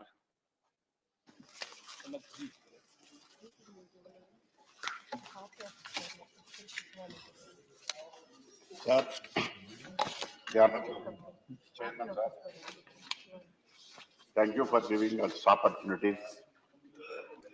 Sir, on behalf of Telugu Party and on behalf of our leader, Chandrababu Naidu, I congratulate you to see in the post and the chair. Sir, you hail from a remote village in Rajasthan and reached the heights of the the second constitutional post of this as vice president of this one. Sir, apart from that, you are a constitutional expert and also constitutional safeguard. You have filed a position to protect the safeguard the provisions of the constitution. And sir, you belong to legal fraternity. I am very happy to know that you have practiced from magistrate court to district court, high court and Supreme Court. Sir, you know the importance of the time and giving the opportunity to the members and unlike advocates. If you are not, if the advocate did not get an opportunity, did not allow by the judge to present his case, he may lose his case. So likewise, if the opportunity is being given to a member, then he will justify his, his duties as a member of the Rajya Sabha and examining in the same point, similar point. I hope that you will give opportunity to the smaller parties since I am the lone member from our party and I expect that you will give sufficient time to participate in the debates and all citizens. Thank you, sir. Once again, congratulations. Shri Abdul Wahab. आदरणीय सभापति जी, मेरे तरफ से और my party Indian union Muslim league, मेरा party president Sadiq Ali Shihab तंगल से आपको कामयाब देते हैं। हम हिंदी में पहले दफा, अच्छा है ना, सुस्वागत।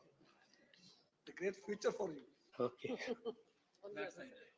हिंदी में पहले बात करते हैं इधर। मेरा DMK friends may not like this, but okay, Shivaji Salwai. Okay, I am last how many 12 years I am known as a 1-minute speaker or 2 minutes maximum, even though I am allotted 3 minutes, 5 minutes. My only request to you, this one, instead of putting us the tail enders, you put just like what you call a sandwich. One party, then small party, then one party, then small party, so that it will be justified and we can tell something, some points. Otherwise, everything is told by everybody. So, मेरा request है ये ऐसा करने के सब काम है आपको। नमस्कार। श्री वीरेंद्र प्रसाद वैश्य।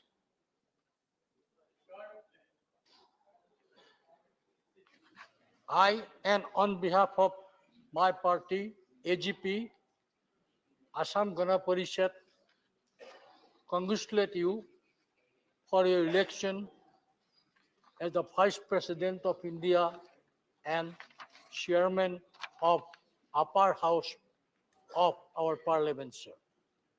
So it is known to everybody, you have a vast experience in your social and political life, sir. Started a career as a good lawyer. You served the nation as a law minister. You served the nation as a parliamentary affairs minister.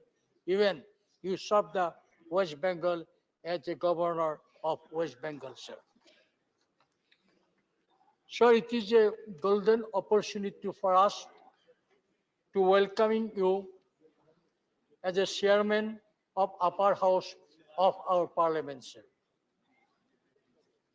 Sir, I am coming from the northeastern region of our country, sir. Sir, population structure of northeastern region, you cannot compare with the other parts of the country, sir. Our population is less, sir, which compare with the other state of our country, sir. So, I like to give one example. This is your first day, sir. Being a shortest population, Mizoram has only one member in Rajya Sabha, sir. Arunachal have one member in Rajya Sabha, sir. Nagaland, only 2 members in Rajya Sabha, sir. Problem is that although they elected from their, it is a council of states, sir. They elected. So the point is registered. Yes, but Point is they registered. registered. They represent Mizoram, sir. It means 100% they have elected, but they treated us as a small party. They are not getting time to speak. I like to, my submission is that kindly allow all the small parties also keep some time. At least they can address problems faced by respective states. With this, sir, I again welcome you and I wish all the success you as the chairman of the Rajya Sabha. Yes. Honorable Mr. Chairman, sir, I am so thankful to you for giving me this opportunity at the fag end of the discussion. Normally, we are the victims, small parties. Of course, we can express our views on this parliament, but whenever discussion takes place, the bigger parties are given more time, more than they deserve. The small parties, we should be given ample opportunity to protect the cornerstones of this constitution: secularism, federalism, social justice. Today, we are standing at the crossroads of the history. Secularism has become a question mark. Social justice has become a question mark. So what we are going to do with these questions? And because brutal majority should not bulldoze the basic concepts of this constitution, particularly social justice and secularism. If it happens, then the future of the country, the integration of the country will become a question mark. This is my perception, and I am so thankful to you once again. You are a legal luminary, and you have been handling so many portfolios, and as a minister, as a parliamentarian, as a jurist. Therefore, we also expect justice from the chair. I once again extend my heartiest thanks and felicitations and congratulations to you for having become the chairman of this house. Thank you very much, sir. Sri G.K. Vasan. Diversity is the strength of our country, sir. This house represents that exactly, sir. The members of this house, sir, represents various states, villages, towns, district headquarters and cities, sir. People of those areas expect members to echo their voice. That is the expectation of the members, sir.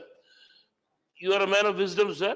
We are confident, sir, that you will definitely guide us getting the support of our people. Thank you, sir. Dr. Van Viroy Karluki.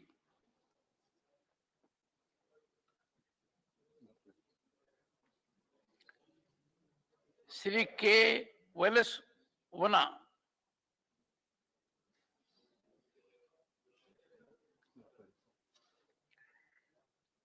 Sri Jose K. Mani.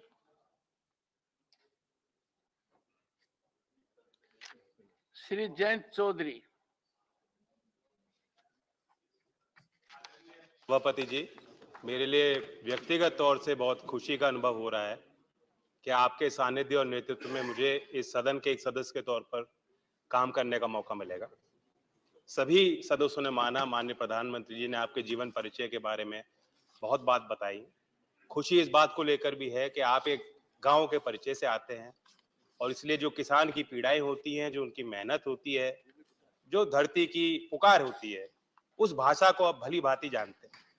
आप ये भी समझते हैं कि अक्सर सरकार के दावे और इस सदन में की गई बातों से धरातल पे जो तस्वीर है वो भिन्न होती है, अलग होती है, और इसलिए हम आपका संरक्षण चाहेंगे कि कोई गरीब से जुड़ी बात, आदिवासी से जुड़ी बात, किसान गांव की कोई बात अगर कोई भी मान्य सदस्य यहाँ करता है तो उस बात को आप और वक्त दें, उस सदस्य को और समय दिया जाए।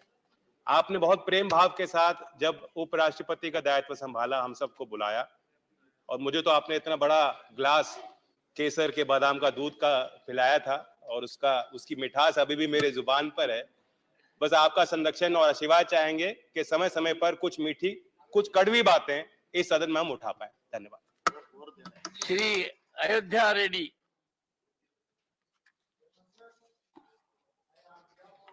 YSR Congress Party and our President Sri Y.S. Jagan Mohan Reddy, we congratulate you and welcome you as a chairman of this August House. Sir, you are a role model when we look at your personal life, you know, the discipline, the commitment, the hard work with which you have grown, and also the professional life in which, you know, your wisdom and your experience, expertise was contributed, and then your social contributions that we have seen, and also the political contributions and the rich experiences that you have seen and served this nation makes you the real, you know, the role model for this country. And you are, when we look at you, I wanted to tell you, sir, through you, I wanted to communicate to this house that as the largest democracy, we have a greater responsibility, you know, to showcase to this world that India is not just the largest democracy alone, just in its constitution, but also in practice, they are going to showcase to the world. So a clear dimension and direction need to come under your leadership through this house, the way we are going to make ourselves present. Secondly, sir, during your leadership only, this country is going to be the third largest global economy. So we have to ensure that how a global leader has to present themselves and how the issues have to be raised in the house and how the house has to give the direction to the rest of the country need to be brought in. And also by 2047, when we achieve 100 years of our independence, the country is going to be second largest economy.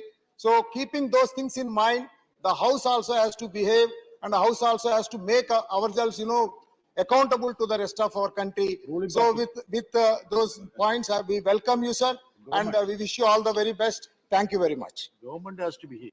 Shri Ghulam Ali.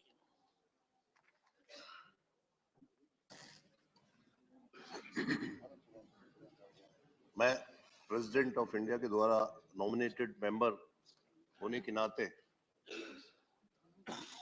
मैं chairman साहब को दिल की गहराइयों से मुबारकबाद दूंगा कि आपके साथ जो हमारी 2-3 मुलाकातें हुई ओथ के टाइम पे, या देश के वजीर आजम ने जो सुबह कहा, आपके विजन से, आपकी जिंदगी के इस तजर्बे से हमें एज ए न्यू मेंबर सीखने का मौका मिलेगा और हम आपसे उम्मीद करते हैं कि इस विजन का हमें भरपूर फायदा होगा और आप सबको you can feeling of all the members. शुक्रिया, धन्यवाद। Shrimati PT Usha. Sir, in a short span as the Vice President of India and the Chairman of this August House, you have won the confidence of people and people's representatives across the political parties. This is evident from the emotions poured in the speeches of leaders of both treasury and opposition. My special thanks to Honorable PM of India for his concern for the marginalized. It is a grace for the nation that our Honorable President of India belongs to tribal community. It is a great honor for the tribal community, and a son of a farmer is now Vice President of India. This is a new India where Republican spirit is now transferred from symbolism to substantive form. Your role and personality, your intellect and philosophy of life will create a history, add values to the second chamber. Sir, we are upper house. We are extended to play vital role as statesmen. Your leadership will be helpful to strengthen the glory of the house. With these words, I congratulate you, sir. Thank you. Shri Pramod Tiwari.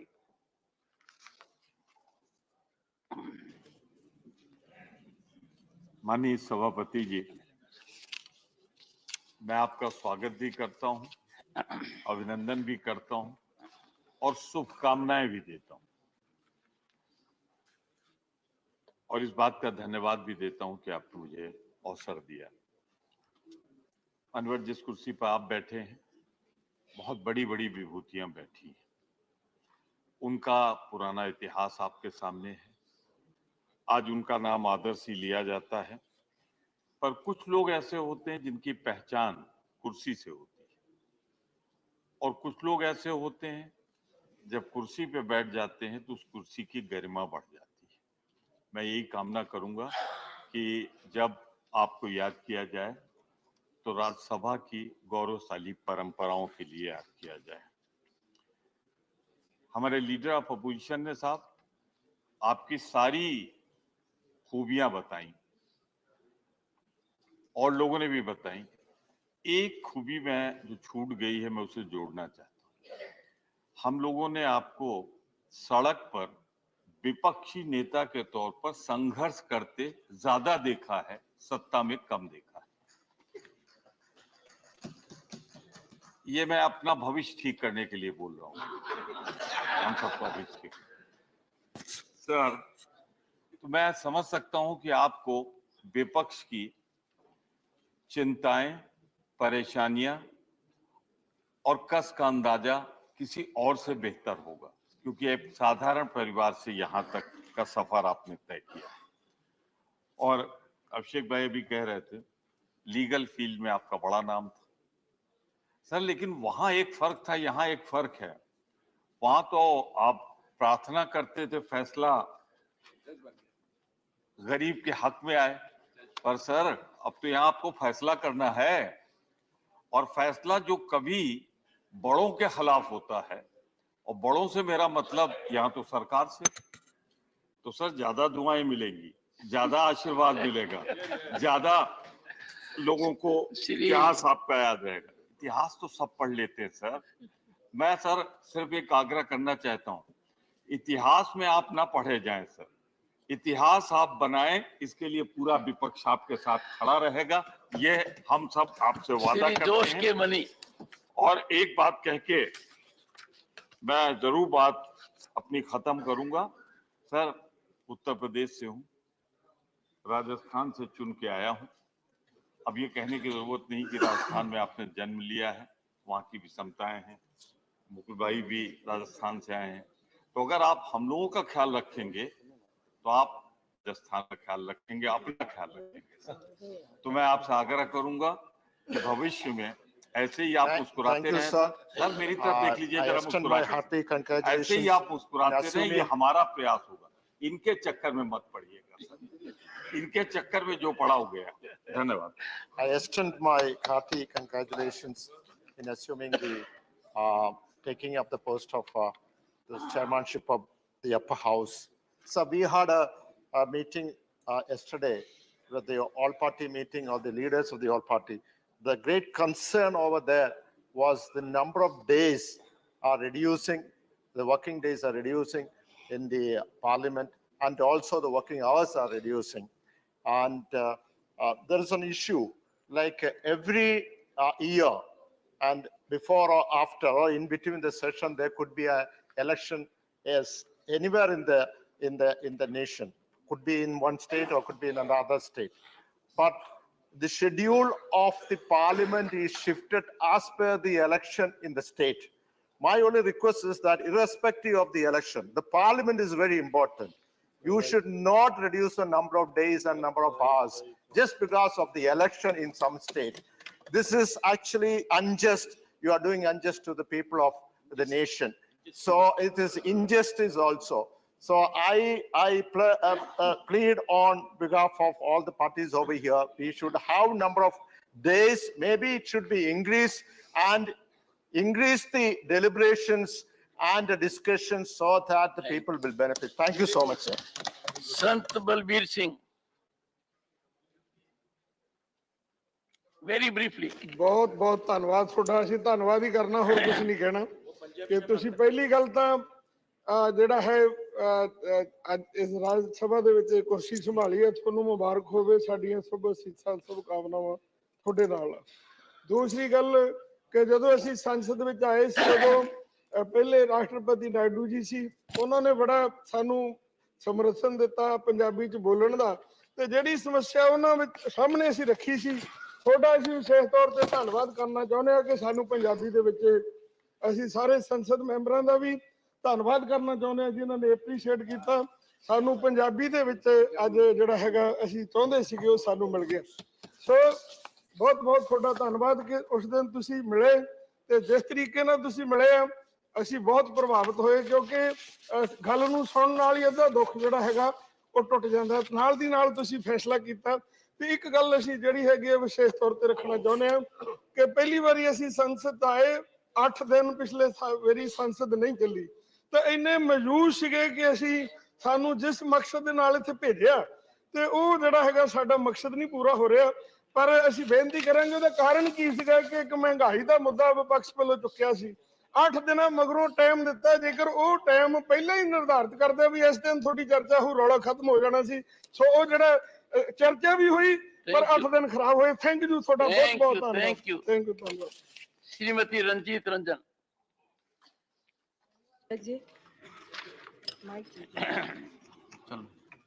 सबसे पहले मैं आपको राज्यसभा के सभापति बनने के लिए बहुत बहुत बधाई देती हूँ।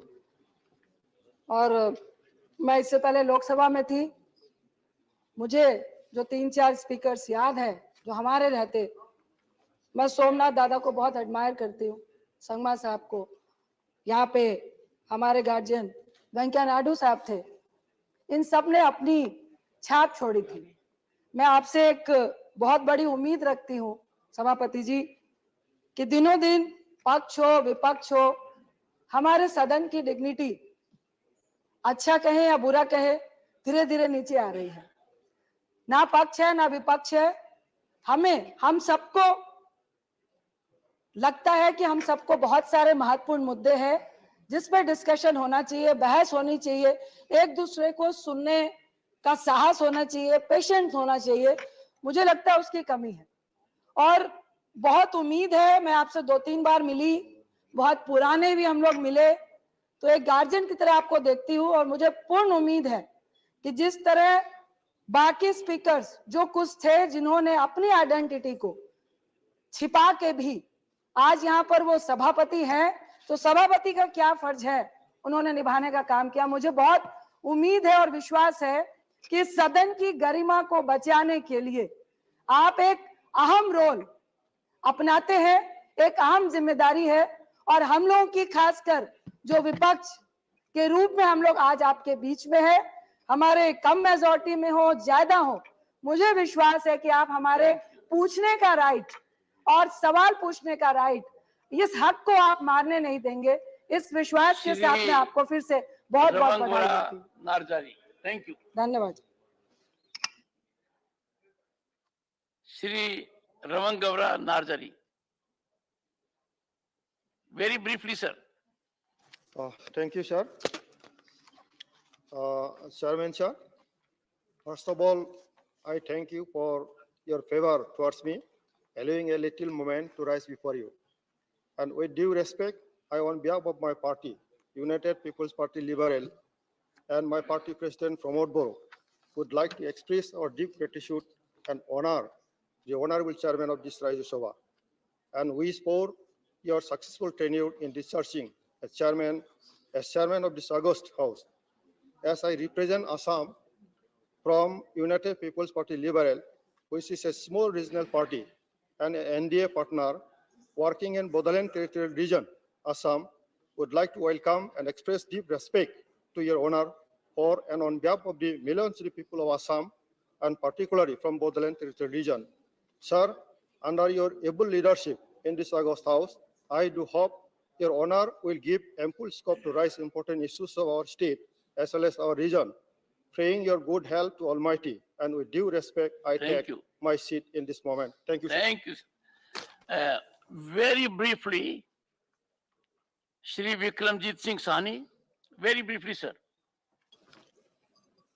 सर, खुद ही को कर बुलंद इतना कि हर तदबीर से पहले खुदा बंदे से खुद पूछे कि तेरी रजा क्या है।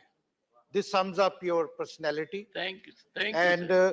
जैसे आपने माइक्रो मैनेजमेंट की है पिछले कुछ महीनों में, और हमारे जैसे गैर राजनीतिक व्यक्ति को भी गले लगाया, और सब एक एक व्यक्ति को एक एक इस अगस्त हाउस के मेंबर के साथ डायलॉग किया, इसकी कोई उदाहरण नहीं मिलती। और आप किसान पुत्र हैं, and I hope, sir, this house will be able to bring about significant changes in the plight of farmers.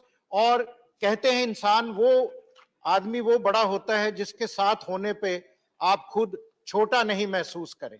और खास करके जो आज आपने ये पंजाबी विच तुसी राज्य सभा बुलेटिन शुरू किया है, इदी भी मैं ਤੁਹਾਨੂੰ बधाई देना। और अमृत काल में एक नए इतिहास की रचना होगी, और आप उम्मीद करते हैं कि हर चीज, जैसे मैंने अपना 100 डेज का रिपोर्ट कार्ड दिया, हर चीज डायलॉग से, बातचीत से उसकी निवृत्ति होगी।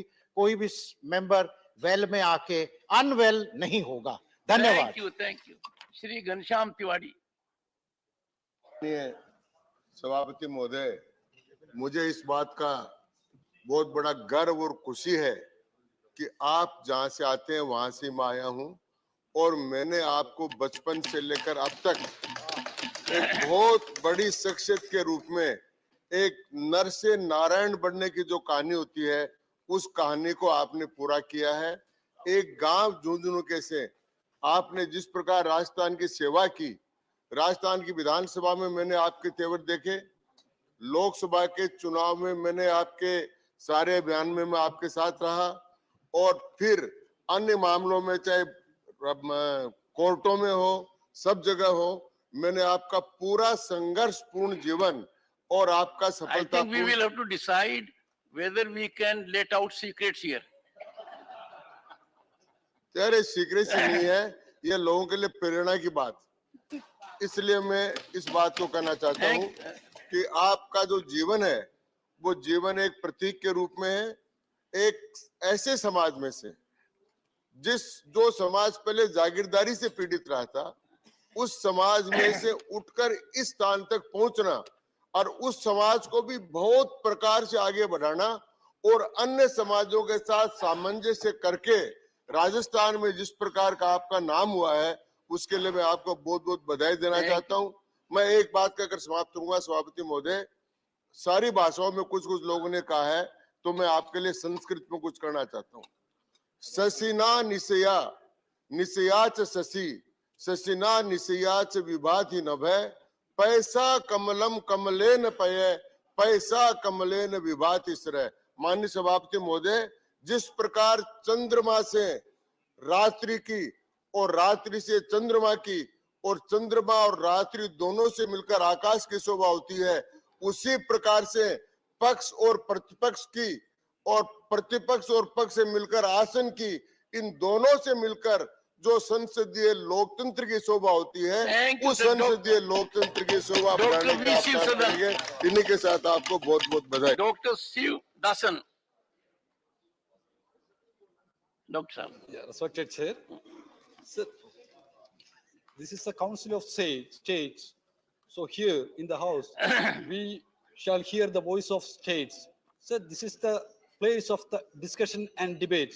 So I believe the chairman will protect the rights of the members, and he will, chairman will provide the opportunity for the proper discussion on bills and other subjects. So we request the proper time for the discussion and debates in this House. Sir, that is my humble request for you, sir. Congratulate you. Thank you.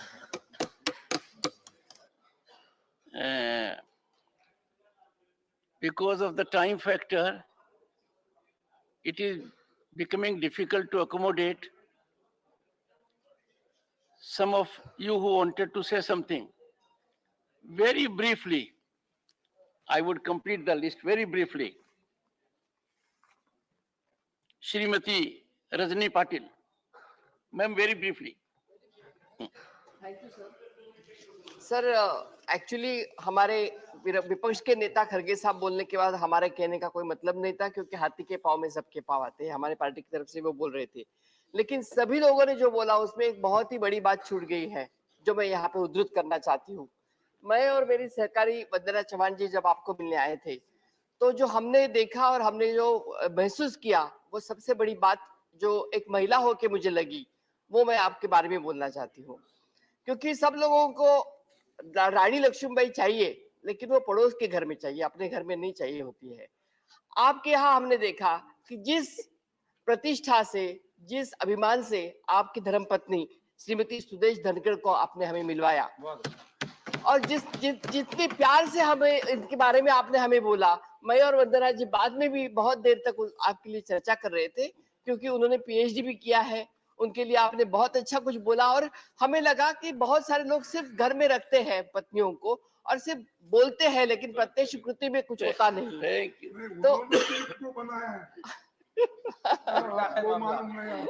तो इसलिए ये एक आपका पहलू मैं करना चाहती थी। और जो हमारे नेता खरगे साहब ने जो बोला, जो उन्होंने बोला, उसका एक सिर्फ उदाहरण देना चाहती हूँ कि एक श्लोक में कि जब हमारा दिन आएगा, उन्होंने बोला, तो जब श्री कृष्ण ने अर्जुन को बोला था कि मनुष्य न हो तो बलि, समय हो तो बलवान, बिल्लर चोरे गोपिका, वही अर्जुन वही बाण। जब अर्जुन और बाण वही था, तो भी अर्जुन का जब हार हुई थी, तो वही अर्जुन वही बाण होता है, समय हर एक का आता है। धन्यवाद सर। ब्रीफली डॉक्टर साहब।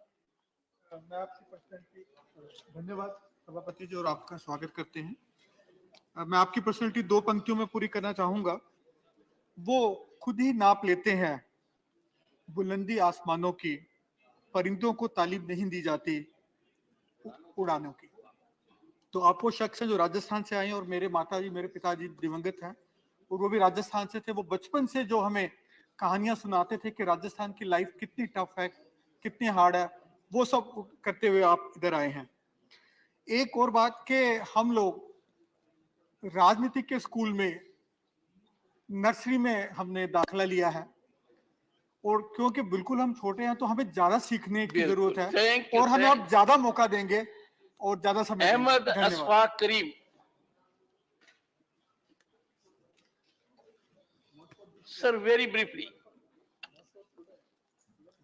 माननीय सभापति जी, मैं राष्ट्रीय जनता दल से हमारा ताल्लुक है। मैं आज आपका खैर मकदम करते हुए फख्र महसूस करता हूं। आपकी इज्जत अफजाई करते हुए और जितना सभी माननीय सदस्यों से सुना, और भी फख्र और भी सर ऊंचा होता है। कुछ रोज कबल आपने मुझे तबादला ख्याल करने का मौका फराहम किया था। आपकी गुफ्तगू से मैंने आपकी काबिलियत और आपकी इल्मी सलाहियत का कायल हो गया और उम्मीद करता हूं कि रैशनल अप्रोच के साथ आपकी सरपरस्ती में ये सदन चलता रहेगा और बहुत खूबी आगे बढ़ता रहेगा। Thank you. साबिक चेयरमैन की अलविदाई के मौके पर मैंने इसी सदन में कहा था, आप जैसे बावकार लोग बावकार चेयर दूसरों के हवाले कर देते हैं और आज हम सबों के बीच आप सभापति की कुर्सी को जीनत बख्श रहे हैं। मैं ईश्वर से दुआ करता हूं कि आप सेहत व आफियत के साथ इस सदन को आगे बढ़ाते रहें और बड़ी खुशी होती है जब मुझे बैठाल कर कोई मेरी तारीफ करता है और सच्चाई बयान करता है और कितना खुश हूं कि आप बैठे इस जीनत भरी कुर्सी पर हैं और सारे लोग आपके ताल्लुक से बड़ी बड़ी बातें कह रहे हैं। ये बड़ा ही बहुस्न खूबी का मौका है। बहुत बहुत शुक्रिया। इमरान प्रतापगढ़ी। आदरणीय सभापति महोदय, आपका बहुत बहुत स्वागत है, खैर मकदम है। ये वो पहले शब्द हैं जो मैं इस हाउस में पहली बार बोल रहा हूं। पिछली बार विदाई समारोह था तो ऐसा मौका आया था कि मैं बोलूं, लेकिन मुझे लगा कि नहीं, मैं स्वागत समारोह में बोलूंगा तो ज्यादा अच्छा रहेगा। मैं बस 1 मिनट आपका समय चाहता हूं। बस मैं आपसे ये कहना चाहता हूं कि मैं सदन में दूसरा सबसे छोटा, सबसे कम उम्र का सदस्य हूं, तो मेरी गुजारिश आपसे ये है कि ये जो दीवारें हैं ये सिर्फ ईंट, गारे और लकड़ी से बनी हुई नहीं है। इसमें न जाने देश के करोड़ों लोगों की भावनाएं और जज्बात शामिल हैं।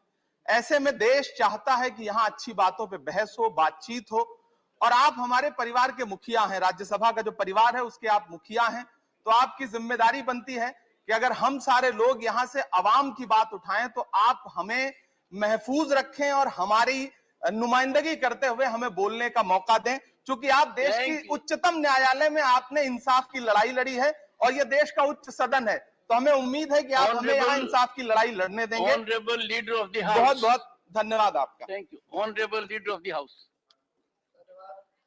माननीय सभापति महोदय, आज हम सबके लिए बहुत खुशी की बात है, बहुत गर्व की बात है। क्या आप इस उच्च सदन के सभापति के रूप में इस प्रतिष्ठित पद पर आसीन हो रहे हैं। मैं दिल की गहराइयों से आपको बधाई देना चाहता हूं, शुभकामनाएं देना चाहता हूं। माननीय प्रधानमंत्री जी ने अभी अभी हमें याद दिलाया कि आज आर्म फोर्सेस फ्लैग डे भी है। मुझे याद आ रहा था एक अंग्रेजी फिल्म स्टार वॉर्स, जिसमें एक बड़ा प्रसिद्ध वाक्य हुआ था, मे the force B with you. आज तो बहुत अच्छी अच्छी बातें बोली गई हैं। कुछ माननीय सदस्यों ने आपको चक्कर में ना आने की भी सलाह दी। अभी अभी एक युवा सदस्य ने कहा आपकी जिम्मेदारियों के बारे में आपको याद दिलाने की कोशिश की। ये अलग बात है कि जिम्मेदारी तो हम सबकी बनती है कि सदन अच्छा बने, अच्छी तरीके से चले। आपकी जिम्मेदारी तो हम सबका ख्याल रखने की है। सदन अच्छा चलना तो हम सबके हाथ में, और मेरा विश्वास है आज जो अच्छी अच्छी बातें रखी गई हैं, जिस प्रकार से उत्साह के साथ सबने आपका स्वागत किया है, आगे आने वाले दिनों में हम यही भावना हमारे कार्यकाल में भी रखें, काम में भी रखेंगे। और क्लियरली आपके साथ लगभग सभी सदस्यों का मिलना जुलना हो चुका है। एक ना एक मौके पे हम सब आपको मिल चुके हैं। तो मैं इतना जरूर कह सकता हूं कि it's a joy to be with you, to meet you, to exchange notes with you, to talk to you. अब पता नहीं वो राजस्थान से आप लेके आए हैं या सिटी ऑफ जॉय से, जहां से आप बहुत ही सफल अपना गवर्नर का कार्यकाल कर दिल्ली आए। पर वास्तविकता यह है कि आपकी अध्यक्षता में इस सदन में मुझे पूरा विश्वास है कि बहुत सारे जॉयफुल ओकेजन्स हम सब मिलकर सेलिब्रेट करेंगे।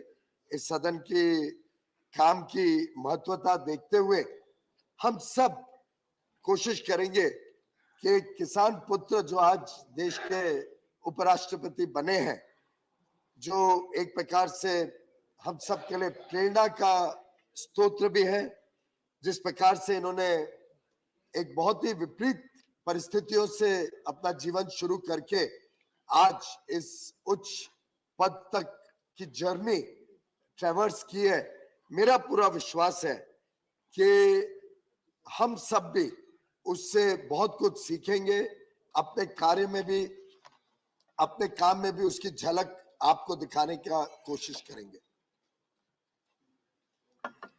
हम सब बहुत गर्व महसूस करते हैं कि आपकी जो बुद्धिमत्ता है, जिस प्रकार से आपने एक बहुत वरिष्ठ वकील के रूप में देश की सेवा की, न्यायालय की सेवा की, शायद you must have been the youngest to become a senior advocate in the Supreme Court within 11 years of your practice. मैं समझता हूँ शायद उस समय जजेस ने भी कुछ स्पार्क देखी होगी, कुछ ऐसा अलग देखा होगा जिसके कारण आपको ये बहुत बड़ा एक प्रकार से स्थान मिला और बहुत बड़ी सर्टिफिकेट उच्च न्यायालय से आपको दी गई। एक नई परंपरा जो अब इस देश में स्थापित हो रही है, बड़े सामान्य घर से सामान्य जीवन बिताने वाले सामान्य साधारण परिवार के राजनीतिक नेता या समाज के नेता आज बड़े बड़े पदों पर हैं। हमारी महामहिम राष्ट्रपति श्रीमती द्रौपदी मुर्मू जी एक टीचर थी, छोटे से स्कूल में टीचर के पद से ओडिशा के वनवासी क्षेत्र से आकर आज वो इस देश के सर्वप्रथम पद पर है। आप एक किसान पुत्र, धरती पुत्र, जिन्होंने एक छोटे से गांव में, आज बताया गया, सैनिक स्कूल से शिक्षा लेके 12 किलोमीटर दूर रोज चल के जाना, शायद ये भी एक कारण है कि आप इतने फिट हैं आज भी, और आज इतने उच्च पद पर उपराष्ट्रपति के रूप में। हमारे सम्मान्य प्रधानमंत्री जी एक चाय वाले के घर पे पैदा होकर रेलवे स्टेशन पर चाय अपने बचपन में बेचकर अपनी शिक्षा प्राप्त करके उन्होंने पूरा जीवन और आज 5 दशक से अधिक देश की सेवा में, समाज की सेवा में अपने आप को पूरी तरीके से झोंक दिया। ये जो नई परंपरा है कि समाज के अंदर ये चेतना जगी है, समाज में एक विश्वास जगा है कि सभी के लिए इस देश में स्थान है। आज सरनेम के हिसाब से पद नहीं, लेकिन क्षमता और कार्य के हिसाब से लोगों को मौका मिलता है। मैं समझता हूं उसका एक प्रतीक आप भी हैं, और आगे आने वाले दिनों में आपके इस लंबे अनुभव का, आपके इस कार्यशैली का लाभ और मार्गदर्शन हम सभी सदस्यों को मिलता रहेगा।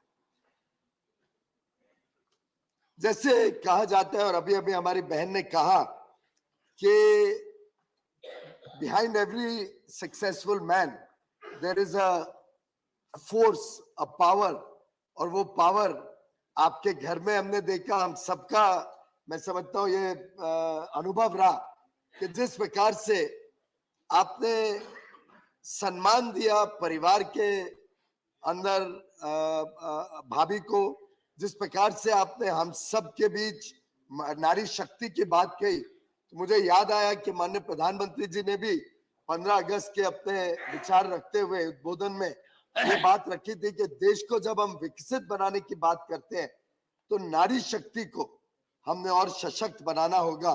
और मैं समझता हूं बहन रजनी जी ने ठीक कहा कि उसका भी एक अच्छा उदाहरण हमें आपके घर पे देखने को मिला।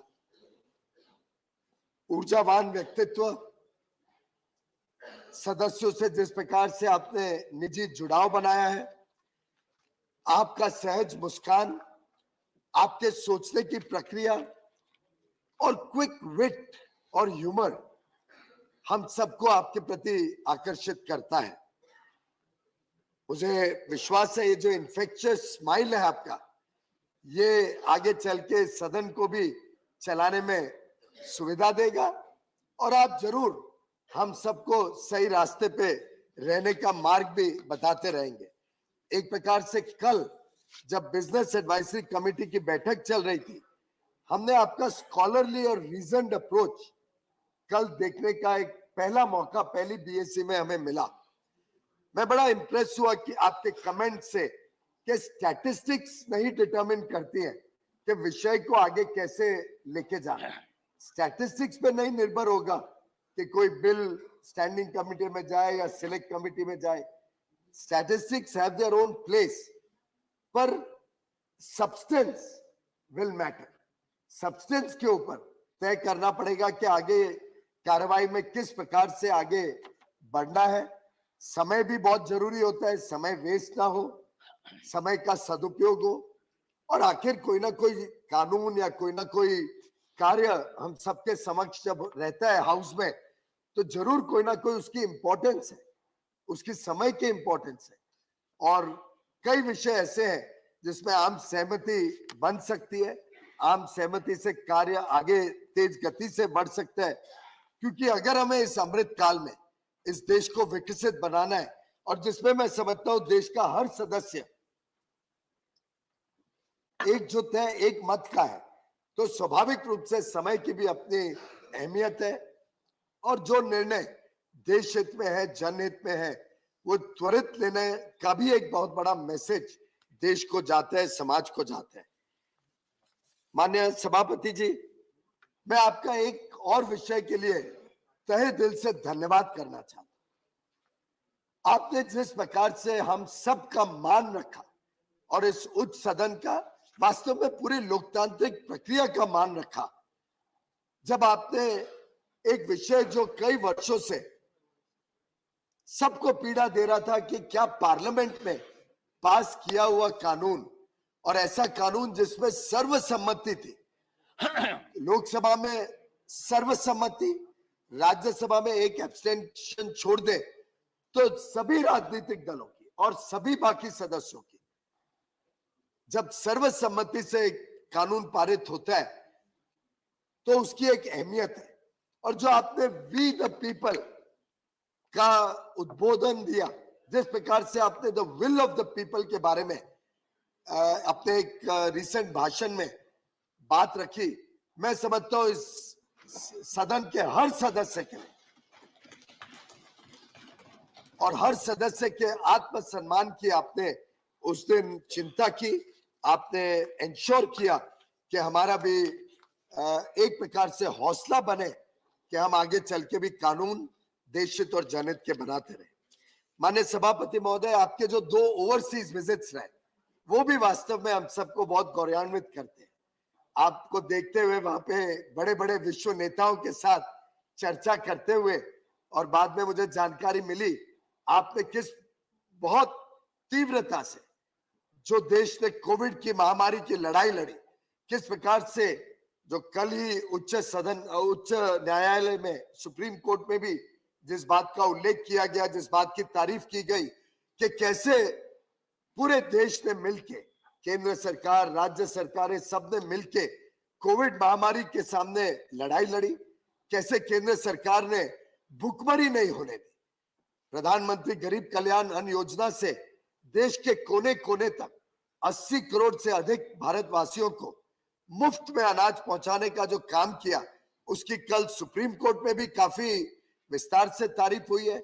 आपने ये बात जब विश्व नेताओं के सामने और विश्व के सबसे बड़े और आर्थिक दृष्टिकोण से मजबूत नेताओं के सामने जब आपने रखी और आपने बताया कि उन्होंने सबने तारीफ की भारत की, तो मैं समझता हूं हर मेंबर का, हर सदस्य का सीना चौड़ा होता है, क्योंकि हम सबका भी उसमें एक छोटा योगदान है।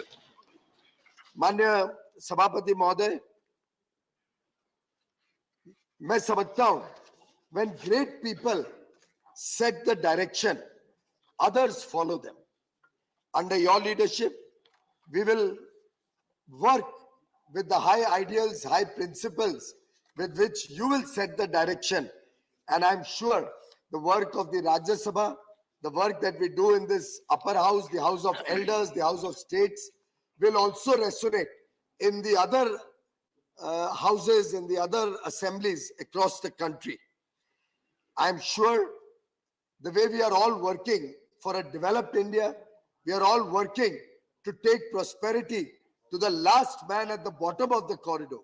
the last man at the bottom of the pyramid, जो गरीब से गरीब व्यक्ति के लिए अंत्योदय की भावना से आज हम सब काम कर रहे हैं कि देश में कोई वंचित ना रहे, कोई शोषित ना रहे, कोई पीड़ित ना रहे, समाज के हर वर्ग का बिना भेदभाव से उत्थान हो, उस काम में पूरा देश आज देश में भी और दुनिया में भी अपना वर्चस्व बना रहा है। आज पूरी दुनिया भारत की प्रशंसा भी कर रही है, भारत की ओर देख रही है, विश्व की अर्थव्यवस्थाओं को गति देने के लिए, प्रगति देने के लिए। आज पूरा विश्व देख रहा है कि हमारे 140 करोड़ लोगों में जो क्षमताएं हैं, जो संभावनाएं हैं, उससे पूरा विश्व आकर्षित भी होता है और उनको उम्मीद भी भारत के ऊपर टिकी हुई है। और ऐसे में मैं समझता हूं इस सदन की भी भूमिका बहुत अहम रहेगी। आपके कुशल नेतृत्व में, आपकी बुद्धिमत्ता से हम पूरे देश को ऐसा संदेश देंगे कि हम एक अच्छा सदन अच्छी तरीके से चलेगा, अच्छी तरीके से काम करेगा और जो देश के करोड़ों लोगों की आशाएं, अपेक्षाएं हैं, जो सपने हैं, उनको पूरा करने में हम सब अपना दायित्व निभाएंगे। आपके नेतृत्व में, आपके मार्गदर्शन में मैं आपको विश्वास दिलाना चाहता हूं सदन के हर सदस्य के बिहाफ पे कि हम अपनी जिम्मेदारी, अपने दायित्व का जरूर निर्वहन करेंगे और इस सदन की कार्रवाई को अच्छी तरीके से चलाएंगे। आपका पुनः इस आसीन पर पद ग्रहण करने पर हम सब की तरफ से बहुत बहुत बधाई, बहुत बहुत शुभकामनाएं। धन्यवाद।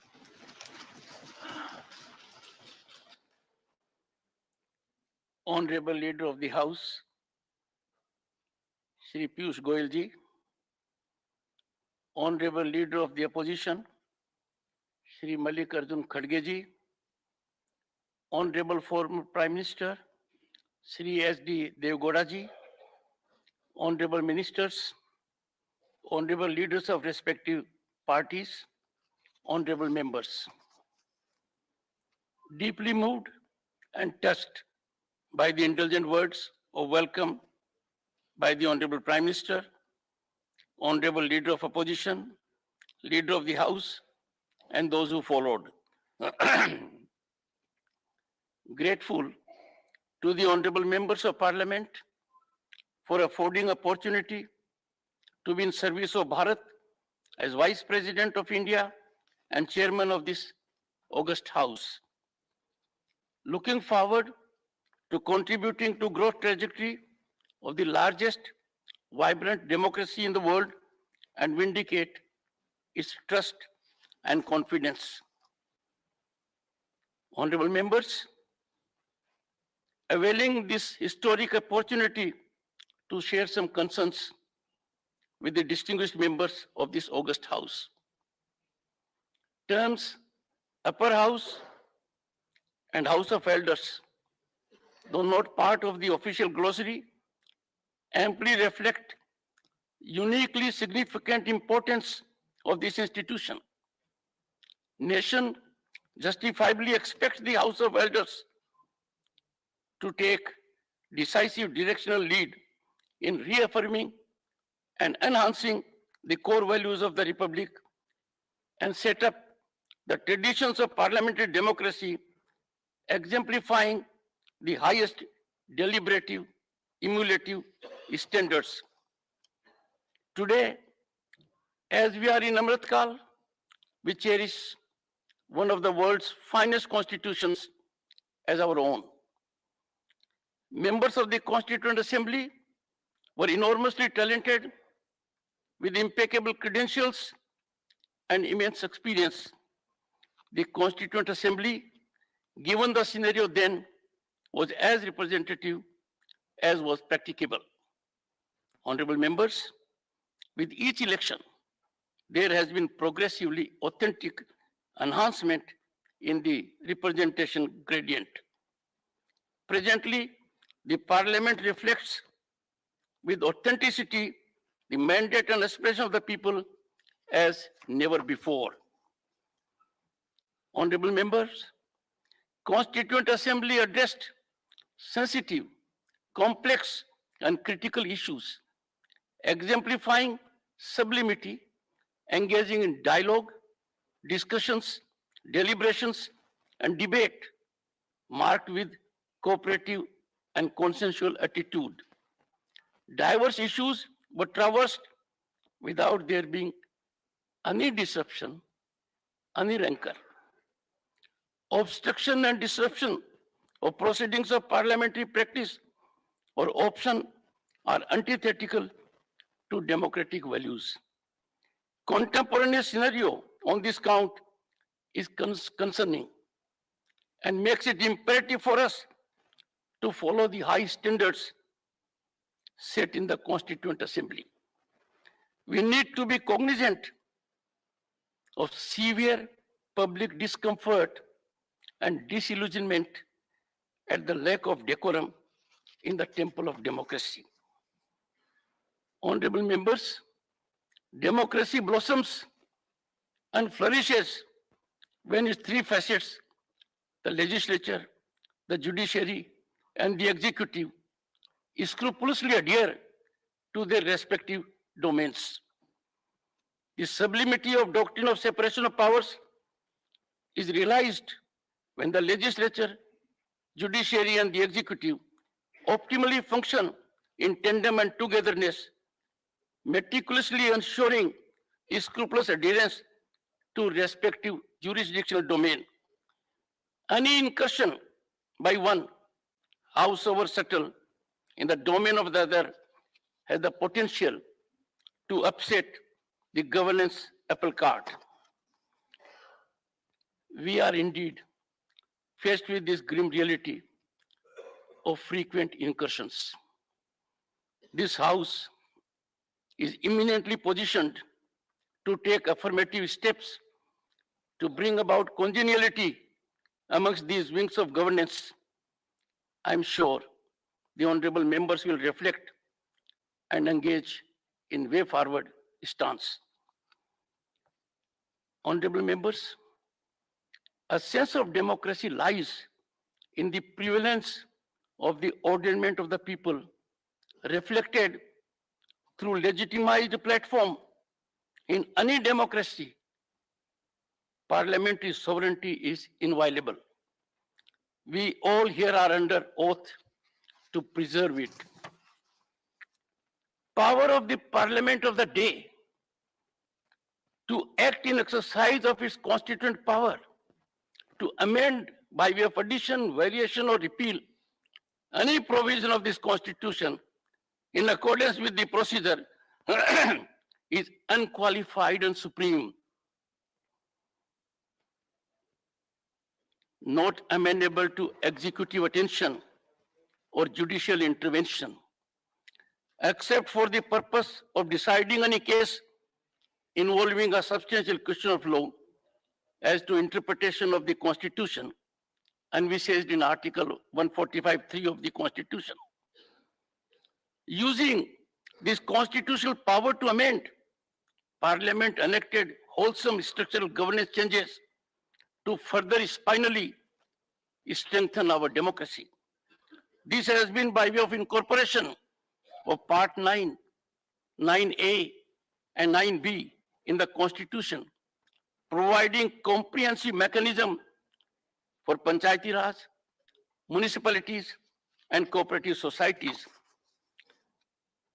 Honorable members, in similar vein, the Parliament, in a much needed historic step, passed the 99th Constitutional Amendment Bill, paving way for the National Judicial Commission. There was unprecedented support to the above. On August 13, 2014, the Lok Sabha unanimously voted in its favor, with there being no abstention. This House too passed it unanimously on August 14, 2014, with one abstention. Rarely in parliamentary democracy there has been such massive support to a constitutional legislation. This process fructified into a constitutional prescription. After 16 state assemblies out of the 29 states ratified the central legislation. The President of India, in terms of Article 111, accorded his consent on December 31, 2014. This was culmination of a basic, fundamental parliamentary process. This historic parliamentary mandate was undone by the Supreme Court on October 16, 2015, by a majority of 4:1, finding the same as not being in consonance with the judicially evolved doctrine of basic structure of the Constitution. Honorable members, there is no parallel to such development in democratic history, where a duly legitimized constitutional prescription has been judicially undone. A glaring instance of severe compromise of parliamentary sovereignty and disregard of the mandate of the people, of which this House and the Lok Sabha are custodians. Honorable members, we need to bear in mind that in democratic governance, basic of any basic structure is the prevalence of the primacy of the mandate of the people reflected in the parliament. Parliament is the exclusive and ultimate determinative of the architecture of the Constitution. It is disconcerting to note that on such a momentous issue, so vital to democratic fabric, there has been no focus in the parliament now for over 7 years. This House, in concert with the Lok Sabha, being custodian of the ordainment of the people, is duty bound to address the issue, and I'm sure it will do so.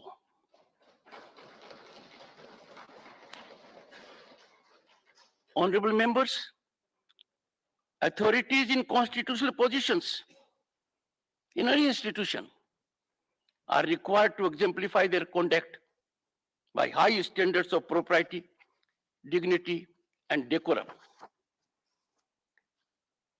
Time for all constitutional institutions to reflect and give quietus to public display of adversarially challenging stance, trading or exchange of advisories emanating from these platforms.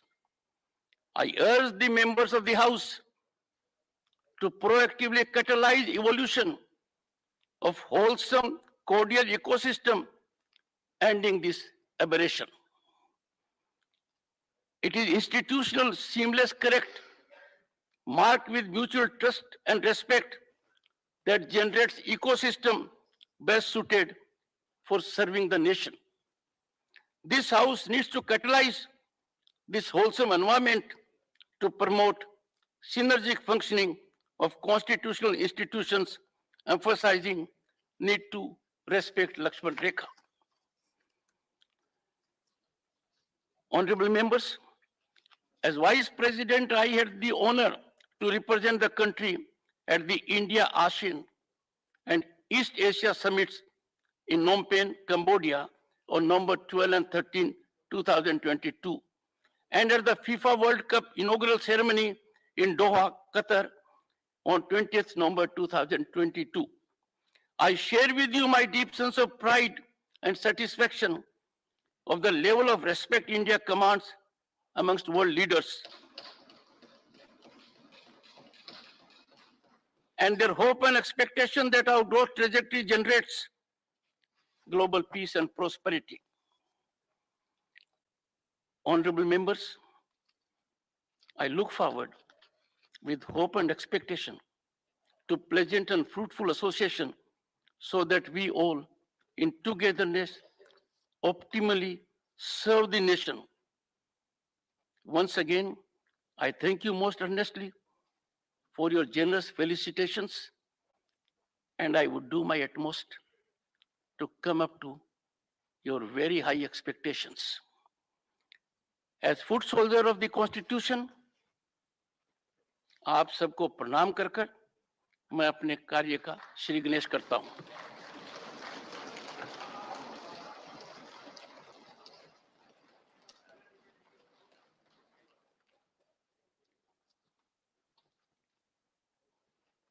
I'm sharing with you, honorable members, as this session commences,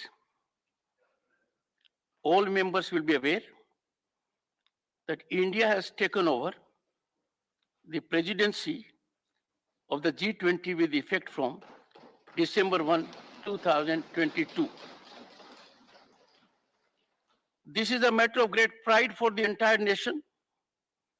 It is also occurring as we welcome Azadi Ka Amrit Mahotsav. The G20 summit will, of course, be an unparalleled event in our diplomatic history. What is noteworthy, however, is that the almost 200 events at various levels will be spread across the length and breadth of the country. It will provide an opportunity to showcase India's rich and diverse culture, to demonstrate the vigor of our democracy, and to highlight the progress of our development. We should all appreciate that broad sections of the society are being involved through a Jan Bhagidari approach. During the challenging times in global affairs, it is appropriate that we have chosen the theme, I quote, "One Earth, one family, one future," unquote. This is much in keeping with our traditional belief in Vasudhaiva Kutumbakam. Such a conviction of our global oneness will surely guide the shaping of the agenda and achievement of outcomes. I am sure that the entire House joins me in expressing our fullest support for the success of India's G20 presidency. The House stands adjourned for 1 hour.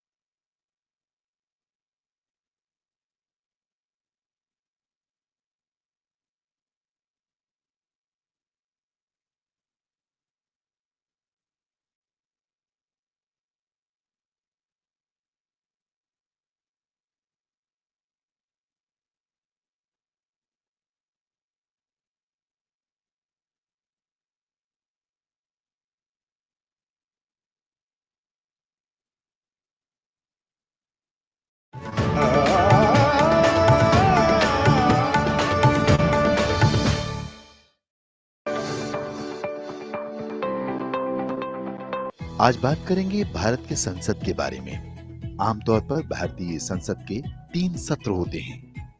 सरकार के पास संसद का सत्र बुलाने का अधिकार है। सरकार जब सत्र बुलाना चाहती है तब राष्ट्रपति के पास अनुशंसा पत्र भेजकर सत्र बुलाने की स्वीकृति हासिल करती है। संविधान के अनुच्छेद 85 में संसद सत्र बुलाने का प्रावधान है। 2 सत्रों के बीच 6 महीने से ज्यादा का अंतर नहीं होता है। आमतौर पर भारतीय संसद के 3 सत्र होते हैं: बजट सत्र, मानसून सत्र, शीतकालीन सत्र। बजट सत्र साल का सबसे पहला सत्र बजट सत्र कहलाता है, जो आमतौर पर जनवरी महीने के आखिरी सप्ताह में शुरू होकर अप्रैल तक चलता है। बजट सत्र 2 भागों में चलता है। आमतौर पर पहला भाग बजट पेश करने का और दूसरा भाग उस पर चर्चा करने के लिए होता है। बीच का अंतराल इसलिए होता है ताकि सांसद, संसदीय समितियां बजट के प्रावधानों को समझ सकें और उसके बारे में अगले भाग में चर्चा कर सकें। मानसून सत्र दूसरा सत्र 3 सप्ताह का मानसून सत्र है, जो आमतौर पर जुलाई माह में शुरू होता है और अगस्त में खत्म होता है। शीतकालीन सत्र यानी तीसरे सत्र का आयोजन नवंबर से दिसंबर तक किया जाता है। ये सत्र सबसे कम दिनों का होता है। खास बात यह है कि इन तीनों सत्रों के अलावा किसी भी आपातकाल या किसी खास मौके पर विशेष सत्र बुलाया जाता है।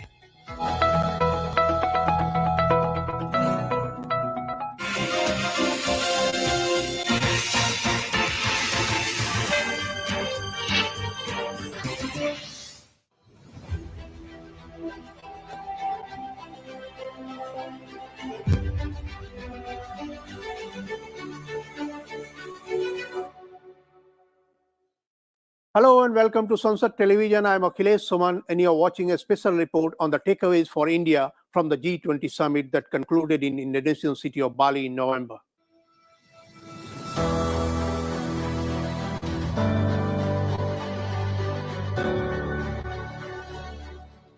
The G20 summit was held on 15th and 16th November 2022 in Bali, one of the major tourist destinations and scenic spots of the world.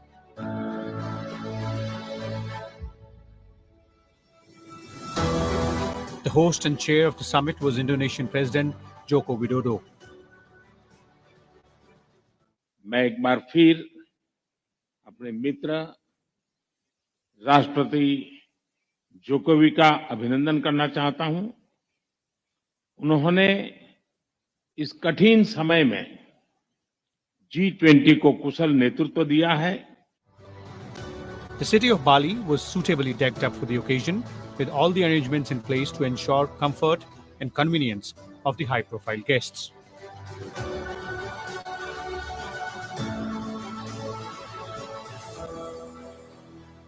Official welcome by His Excellency the President of Indonesia. We have been working very closely with Indonesia to support their presidency, and we have also worked with Indonesia to give a larger voice to the global south in the G20. This was the second time since 2018 that the G20 summit was taking place in a developing country, when Argentina had hosted it.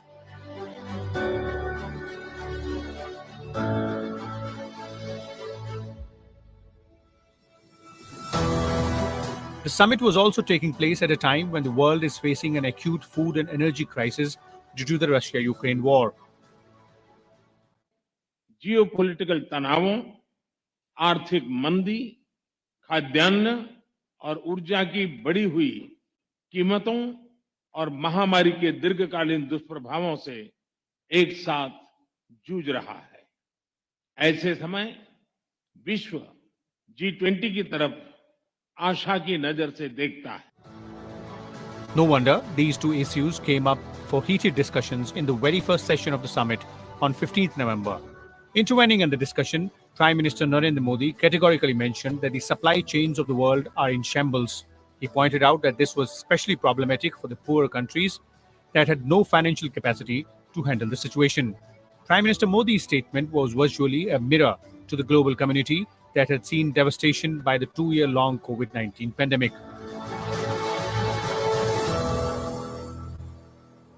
during the session on food and energy security. The text of this has already been shared. You would have seen in Prime Minister's intervention the emphasis on the impact of contemporary developments on the developing world.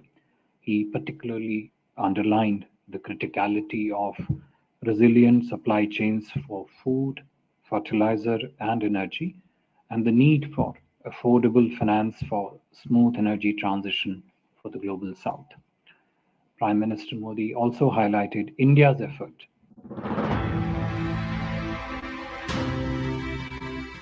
No wonder then that the Bali Declaration recognized in full the distortions in the world food market. The declaration set down what India had said and practiced all along, both during and after the pandemic period, in helping the poor and the developing countries. The G20 declaration said member nations will avoid adversely impacting food security deliberately. They also commit to facilitate humanitarian supplies for ensuring access to food in emergency situations.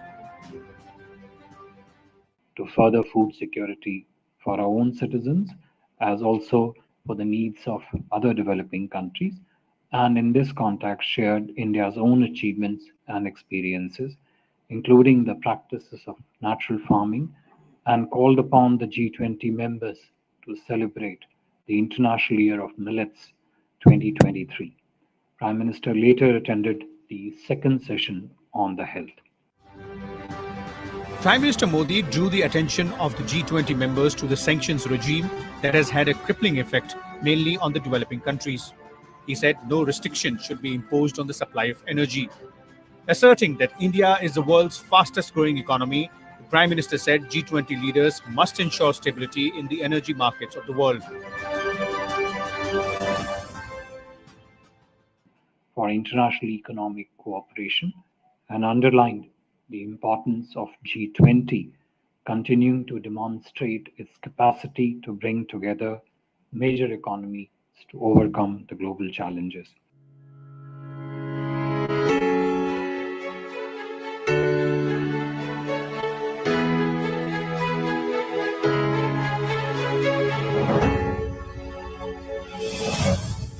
Earlier, opening the floor for discussion, Indonesian President urged all member countries to abide by the rule of law and the UN Charter.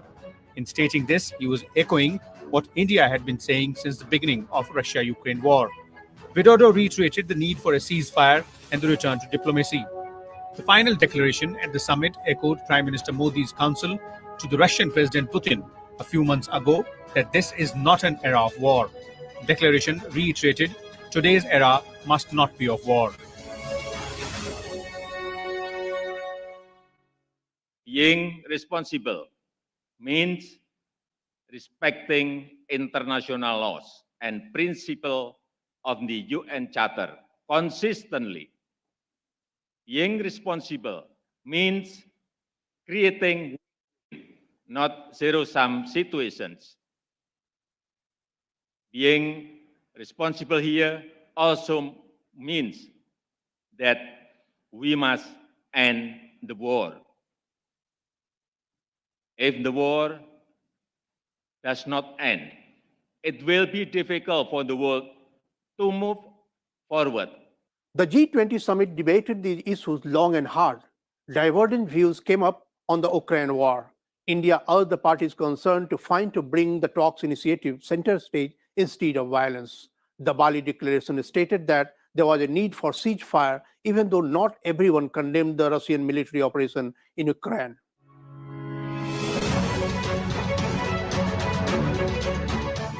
The second session of the summit was dedicated to health.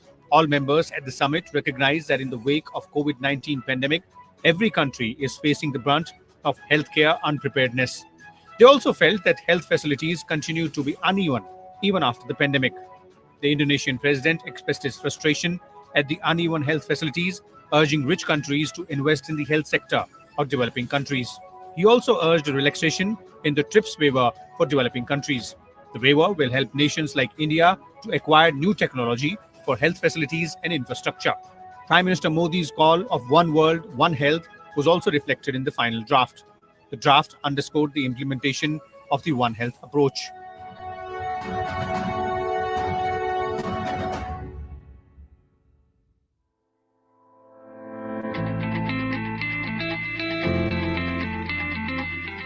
The G20 members also deliberated climate change issues. There was consensus that the developed countries need to honor their commitments. Members also sought transparency in fulfilling the commitments by different countries in containing carbon emissions. In the words of the declaration, members affirmed that they support continued deliberations on an ambitious new collective quantified goal of climate finance from a floor of $100 billion per year to support developing countries that helps in fulfilling the objective of the UNFCCC. प्राकृतिक संसाधनों पर ownership का भाव आज संघर्ष को जन्म दे रहा है और पर्यावरण की दुर्दशा का मुख्य कारण बना है। प्लेनेट के सुरक्षित भविष्य के लिए ट्रस्टीशिप का भाव ही समाधान है। इसमें लाइफ यानी लाइफस्टाइल फॉर एनवायरनमेंट अभियान एक बड़ा योगदान दे सकता है। इसका उद्देश्य सस्टेनेबल लाइफस्टाइल को एक जन आंदोलन बनाना है। The second day of the summit was devoted to the session on digital transformation. Prime Minister Modi showcased India's progress in the field of digital transactions. India's success in UPI transactions has been unique in that it has served not only the poorest of the poor, but the rich as well in equal measure, providing consumer comfort as well as helping SMEs. The G20 declaration supported and declared its own financial inclusion framework in harnessing digitization on the lines adopted by India. This is an area where India is a global leader, and Prime Minister used this opportunity to highlight actions taken by India and offered to share our expertise in this space. Prime Minister Modi highlighted the importance of technology and an open, inclusive and empowering public digital infrastructure in fostering global economic transformation, building inclusive societies, empowering billions of people, and improving livelihoods. Digital transformation will also feature among the key priorities during India's G20 presidency that commences on 1st of December. In the closing session, Prime Minister Modi received the presidency of G20 for the next 1 year. This will be effective from 1st of December 2022 and will last till 30th November 2023. Accepting the presidency, Prime Minister Modi said the Indian presidency will be action-oriented. India will have 200 meetings of G20-related activities across the country. The exercise will boost internal infrastructure and facilities in the nation.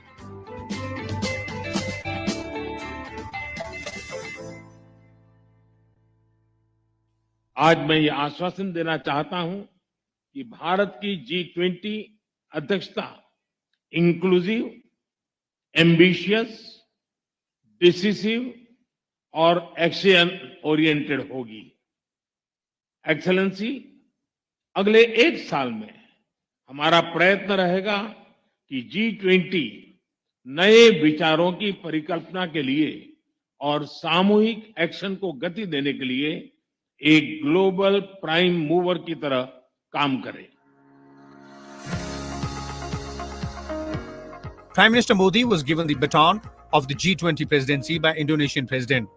Widodo said as part of the Troika, Indonesia will support India with its experiences in holding the presidency as the former president of the grouping. Prime Minister Modi also assured G20 members that India's presidency will work towards mainstreaming developing countries on the world economic map. Bharat अपनी G20 अध्यक्षता के दौरान Indonesia के सराहनीय initiative को आगे बढ़ाने का भरसक प्रयत्न करेगा। आज आवश्यकता है कि विकास के लाभ सर्वस्पर्शी और सर्वसमावेशी हो। हमें विकास के लाभों को ममभाव और समभाव से मानव मात्र तक पहुंचाना होगा। G20 adopted the leaders' declaration that asked for the immediate withdrawal of Russian forces from Ukraine. However, it recognized differences on the interpretation and the assessment of the situation and the sanctions regime. The leaders concluded that security issues could have significant consequences for the global economy. Again, it was India that prevailed on Russia to accept the declaration and let it be adopted by consensus. Even White House in Washington, D.C. recognized the contributions of India in negotiations. As a matter of fact, it was India who could enjoy proximity with all the parties concerned, and India contributed in successful consensus statement at the end of G20 summit. Also big on the mind of the leaders were the problems of jobless growth. The G20 declaration advocated coordinated action to advance an agenda for a strong, inclusive and resilient global recovery and sustainable development that delivers jobs and growth. Member nations decided to make public investments in sectors that will improve job situations. They also resolved to promote private investments and strengthen multilateral trade and resilience of global supply chains to support long-term growth. Further, they recommended efforts by individual central banks to achieve price stability. G20 members suggested that countries across the world strengthen dialogue between producers and consumers. This is aimed at reducing the communication gap between groups that often create political instability and chaos in some countries. Trade was another subject that came up for intense debate among the G20 members. The members recognized that one or two countries alone cannot bear the burden of supplies around the world. Advocating the need for decentralization in the global supply chain, member countries urged the creation of level playing fields to ensure fair competition. India is expected to benefit from this in enhancing its trade as well as manufacturing capacities. The G20 declaration decided to continue with focused consultation on issues related to reforms in WTO that is for most part tilted towards Western nations. The Indonesian presidency had taken initiative to hold discussions on policy coherence between trade, investment, and industry. Now, as the president of G20, it will be India's turn to take it forward and pursue member nations to provide a level playing field in industrial sectors too.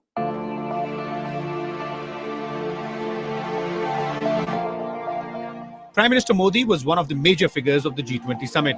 With India being the biggest democracy as well as the biggest open market, PM Modi occupied the lead chair as member of the Troika along with the Indonesian president. The Prime Minister spent 45 hours in Bali along with External Affairs Minister S. Jaishankar and National Security Advisor Ajit Doval, holding bilateral meetings and interactions with counterparts. One of the major meetings of the Prime Minister Modi was with US President Joe Biden.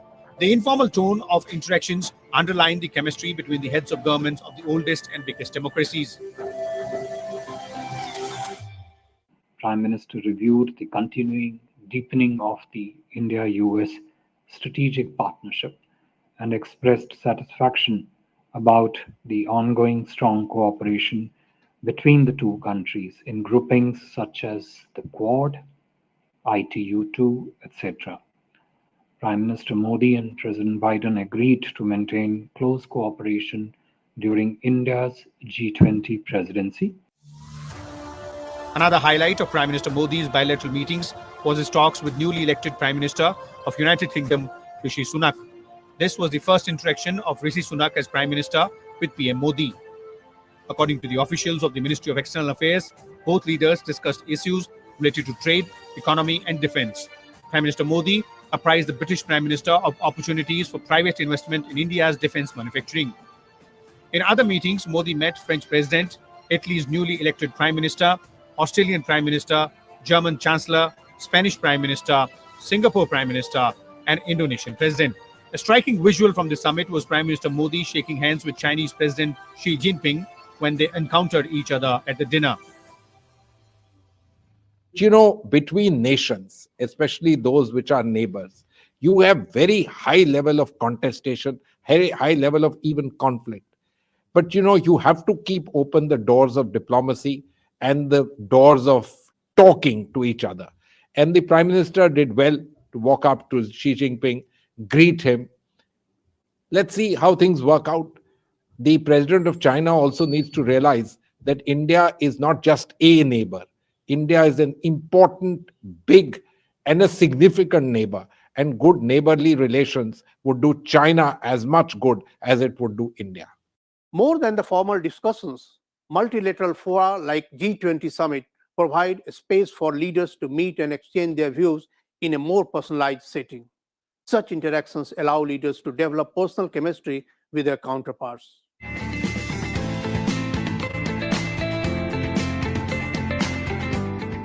Prime Minister Modi's visit, along with other G20 members to Indonesia's Mangrove, was a reiteration of the importance that India gives to issues relating to green cover and maritime protection. The Prime Minister also planted a sapling that will age in step with the grouping.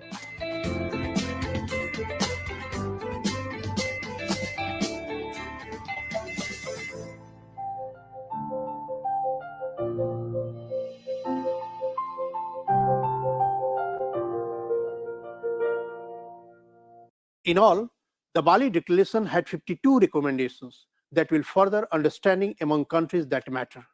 India is all set for the world stage, spearheading global responsibility that will enhance its credibility among the Committee of Nations as the President of G20. And that's all in this report. Thank you for watching.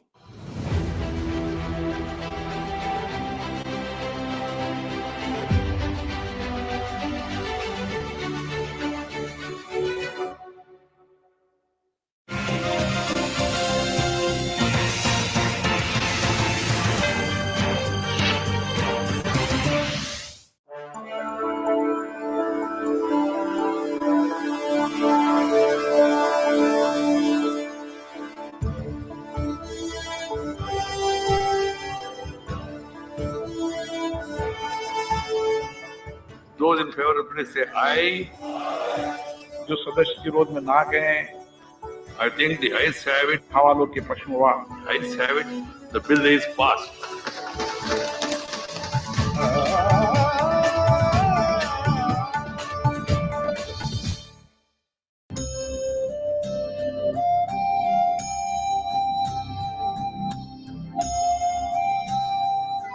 India became free 75 years ago.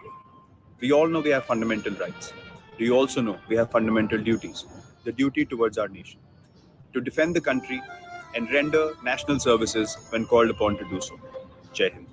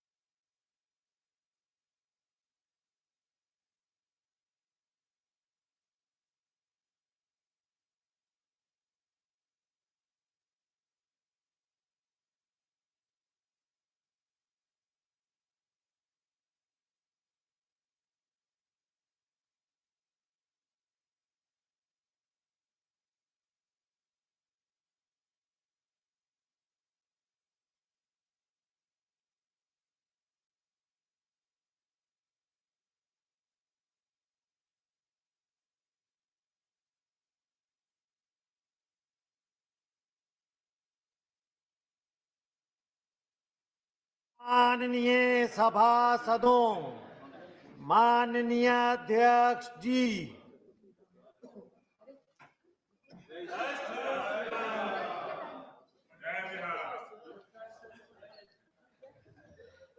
विद्वानों के बीच में आना पड़ता है ना। Item number 13 CBL Verma जी। माननीय अध्यक्ष महोदय, Yes, allow you. No, बाबू जी। 6 जुलाई 2021 को नए सहकारिता मंत्रालय के गठन के बाद माननीय प्रधानमंत्री के सहकार से समृद्धि के विजन को अकल्पनीय तरह से पूरा करते हुए हमारे माननीय केंद्रीय मंत्री जी ने की ओर से जो प्रस्ताव किया है कि मैं प्रस्ताव करता हूं कि बहुराज्य सहकारी सोसाइटी अधिनियम 2002 का और संशोधन करने के लिए विधेयक को पुनर्स्थापित करने की अनुमति दी जाए।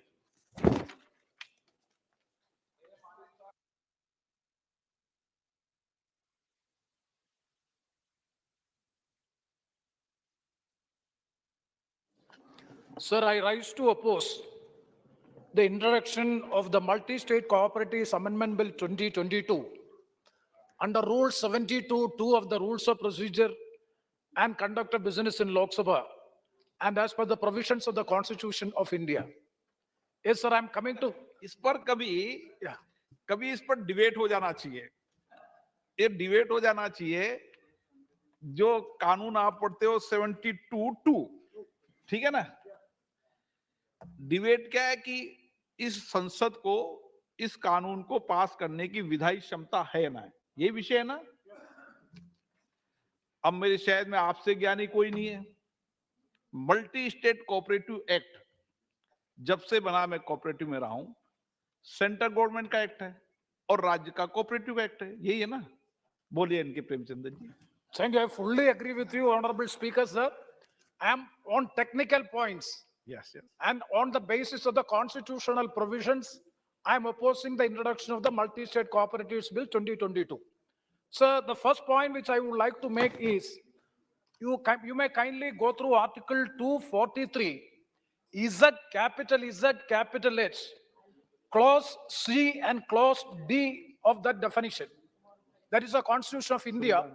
Article 243, capital Z, capital H, and subclause C and D. Subclause C of the provision clearly defines what is a cooperative society. Means a society registered or deemed to be registered under any law relating to cooperative societies for the time being in force in the state. And multi-state cooperative society, as rightly Honorable Speaker has just now mentioned, it is as per the law passed by the Parliament and it belongs to the Union of India. My technical point is, this bill is against the spirit of this definition incorporated in Part 9B of the Constitution, that is newly added amended provision, the cooperative societies. A chapter is also there, in which there is no particular specific provision by which a cooperative society which is incorporated under the state law can be merged into a multi-state cooperative society.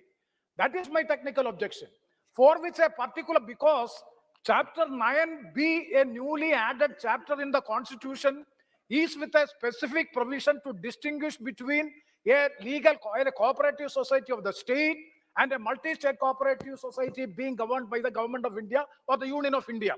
This is the clear distinction by which a cooperative society is being governed by the state legislature or an act of the Parliament by the multi-state cooperative society, and another one is by the state legislature or the legislative assembly. Here in this case, you may kindly see, my basic political point is, it is against the federal principles of the Constitution, because the federal structure has to be protected. Here in this case, at any time, see clause 6 of the bill. Sir, you have rightly pointed out clause 6 of the bill. If you go through the clause 6, it is very interesting that it is indirectly the central government is encroaching into the rights of a state cooperative society. How it is see in clause C, in section 7 of the act is to be amended, in which a new provision is being, any cooperative society may by a resolution passed by a majority of not less than 2/3 of the members present and voting at a general meeting of the society decides to merge into an existing multi-state cooperative society. This is the provision by which we are disputing. That means a state cooperative society can at any time be merged into a multi-state cooperative society, but the state cooperative society is being governed by a law passed by the state legislature, and it is indirectly coming into the domain of the Union of India, by which it is against the basic spirit of the Constitution, by which Part 9B of the Constitution is being incorporated as an amended chapter.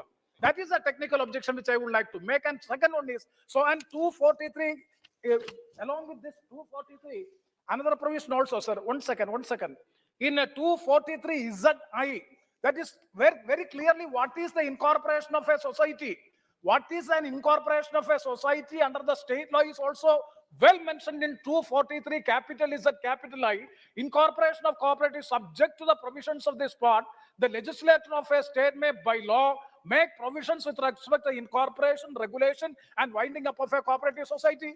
That is also being governed by a state law or the legislative assembly's law made by the state legislative assembly. So when a particular specific provision regarding the state cooperative society and distinctly a multi-state cooperative society is there, here indirectly the Union of India, the government of India is coming with a legislation with an intent to make all the state cooperative societies be merged with the multi-state cooperative society, by which the taking the right of the state governments, it is against the federal character and the federal polity, which is a basic character of the Constitution. The basic features of the Constitution cannot be amended. That is why I am saying that it is outside the scope of the legislative competence of this House. Hence, I am opposing the introduction of this bill. Thank you very much, sir, for providing this much of time. माननीय मंत्री जी, N K Premchandra ji जो विषय उठाया कि कोई भी society को, एक मिनट बस मैं मंत्री जी को, कोई भी सोसाइटी को जो विषय उठाया उन्होंने कि राज्य की कोई भी सोसाइटी को क्या मल्टी स्टेट कोऑपरेटिव सोसाइटी में बदल सकते हैं, ये अधिकार इसमें ले रहे हो क्या? आप जब भाषण, अभी नहीं बोल रहा मैं, जब बोले तो ये पॉइंट क्लियर करना। C Thomas ji no, D Ravi Kumar ji no, Manish Tiwari ji. Thank you very much, Mr. Speaker, sir. I rise to oppose the introduction of the Multi-State Cooperative Societies Amendment Bill, as this bill violates the object of the 97th Constitutional Amendment, Article 243ZI, inserted by the 97th Constitutional Amendment Act 2011 and Article 43B of the Constitution. Mr. Speaker, sir, with your permission, I will point out to 5 specific clauses of the bill which are beyond the legislative competence of this House, and therefore we are opposing the introduction of the bill. First, clause 6. अभी तो आप विद्वान है, अभी तो केवल इतना ही discuss करना है अपन को कि संसद को इसकी विधायी क्षमता है या ना। जब आप पूरा विषय जब इस पर डिस्कस हो तो पूरा स्पीकर साहब, मैं वही प्रावधान के और आपका ध्यान दिलवा रहा हूं जो प्रावधान सीधा इस सदन के लेजिस्लेटिव कॉम्पिटेंस के बाहर है। मैं उससे बाहर जाने की कोशिश नहीं कर रहा। First, clause 6 of the bill inserts subsection 10 into section 17, creating an ambiguity by allowing any cooperative society to merge into an existing multi-state cooperative society. This is beyond the legislative competence of the Union, as state cooperative societies are within the exclusive jurisdiction of the states. Number 2, Mr. Speaker, sir, clause 13 substitutes section 35 to now prohibit the redemption of shares of multi-state cooperative societies without the approval of the government. This strikes at the very heart of the principles of autonomous functioning of cooperative societies, which the 97th Amendment sought to introduce by virtue of Article 45B of the Constitution.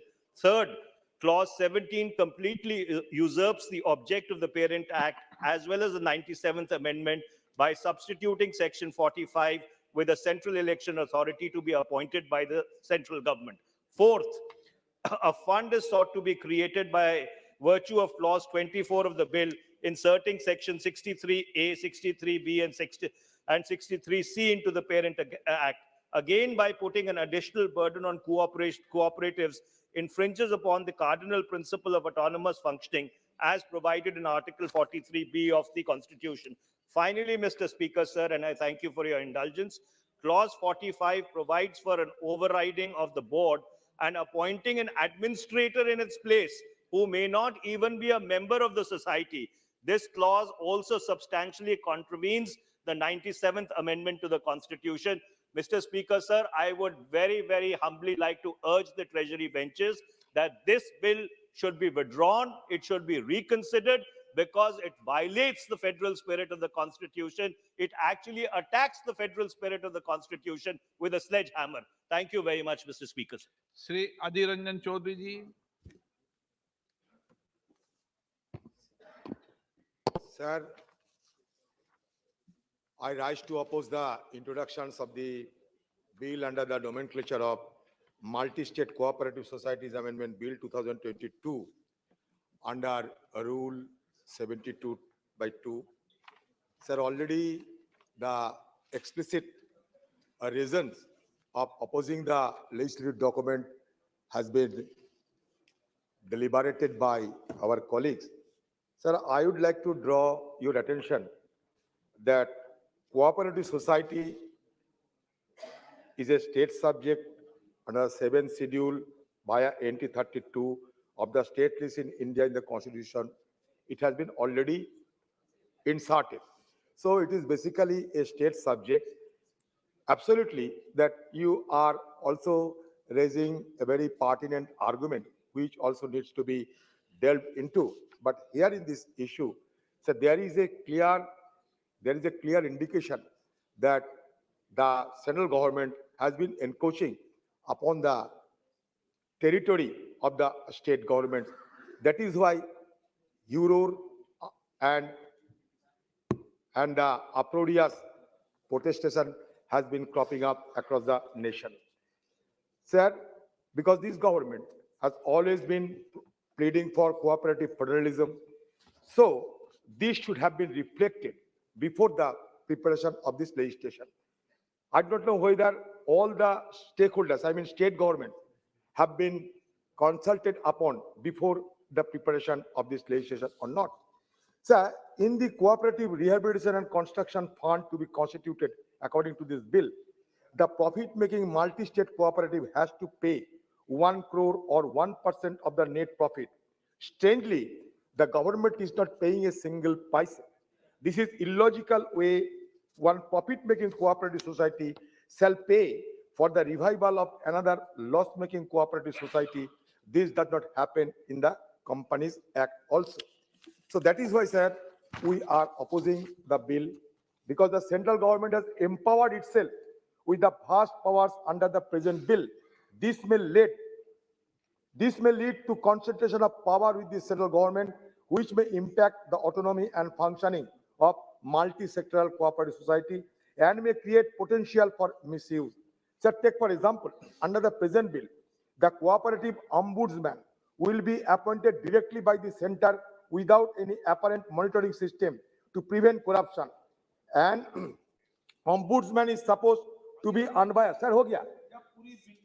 Sir हो गया sir हो गया sir एक minute sir हो गया sir हो गया sir हो गया sir an ombudsman is supposed to be unbiased and keep a check on the government by preventing them from abusing power. However, where an ombudsman is appointed directly by the government itself, it creates scope for undue influence over the decision of the ombudsman. That is why, sir, my only submission before you and the government, that given the intricacies, given the ramification and encroachment upon the state territory, this bill should be referred to the standing committee, sir. This is my only submission before you, so that it could be further scrutinized and all the controversies could be wiped off before presentation of the bill afresh.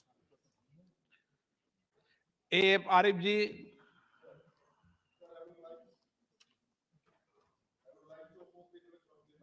Cooperative Societies Amendment Bill 2020. As per the constitutional list and also judgment from Supreme Court, the central government can make any law without the consultation of the states in cooperative societies. The amendments in the bill is a proposal for the complete centralization of authority, and this is a frontal attack on the federal principle of our constitution. Necessary consultation is needed to the state governments. So I also support the members who are raised the arguments against the introduction of the bill. The bill may be sent to the subject committee, concerned as a committee. Sogat Rai ji. Under Rule 72(1) of the Rules of Procedure, I beg to oppose the introduction of the Multi-State Cooperative Societies Amendment Bill 2022. Originally, in 2002, when the bill first came, it was intended to facilitate the voluntary formation and democratic functioning of cooperatives as people's institutes. But it seems that with this bill, the central government is planning to take away the powers of the state government with regard to cooperatives. So it has four proposals. One, setting up of cooperative election authority. Earlier, cooperative elections were looked after by the state government. It takes that away. Two. No. Sir.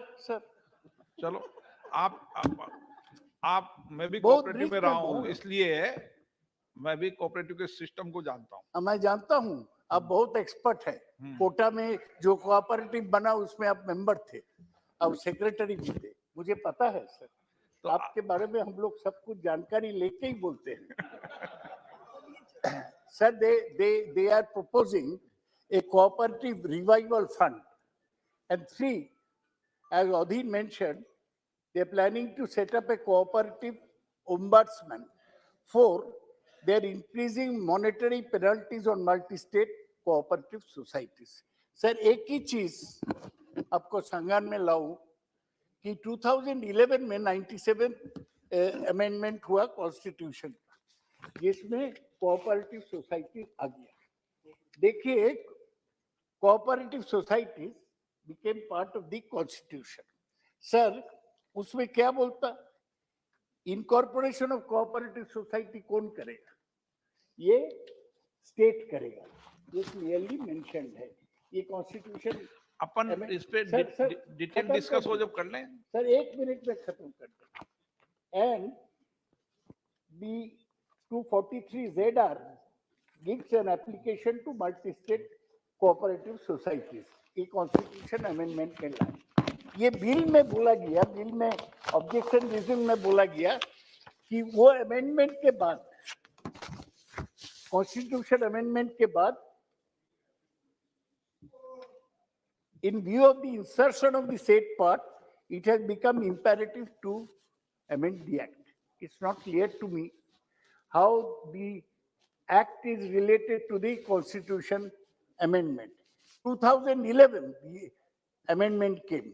This government has been in power for 8 years. They have not amended. Suddenly, Mr. Shah comes forward with amendment of this. Sir, this bill impinges on the rights of the state.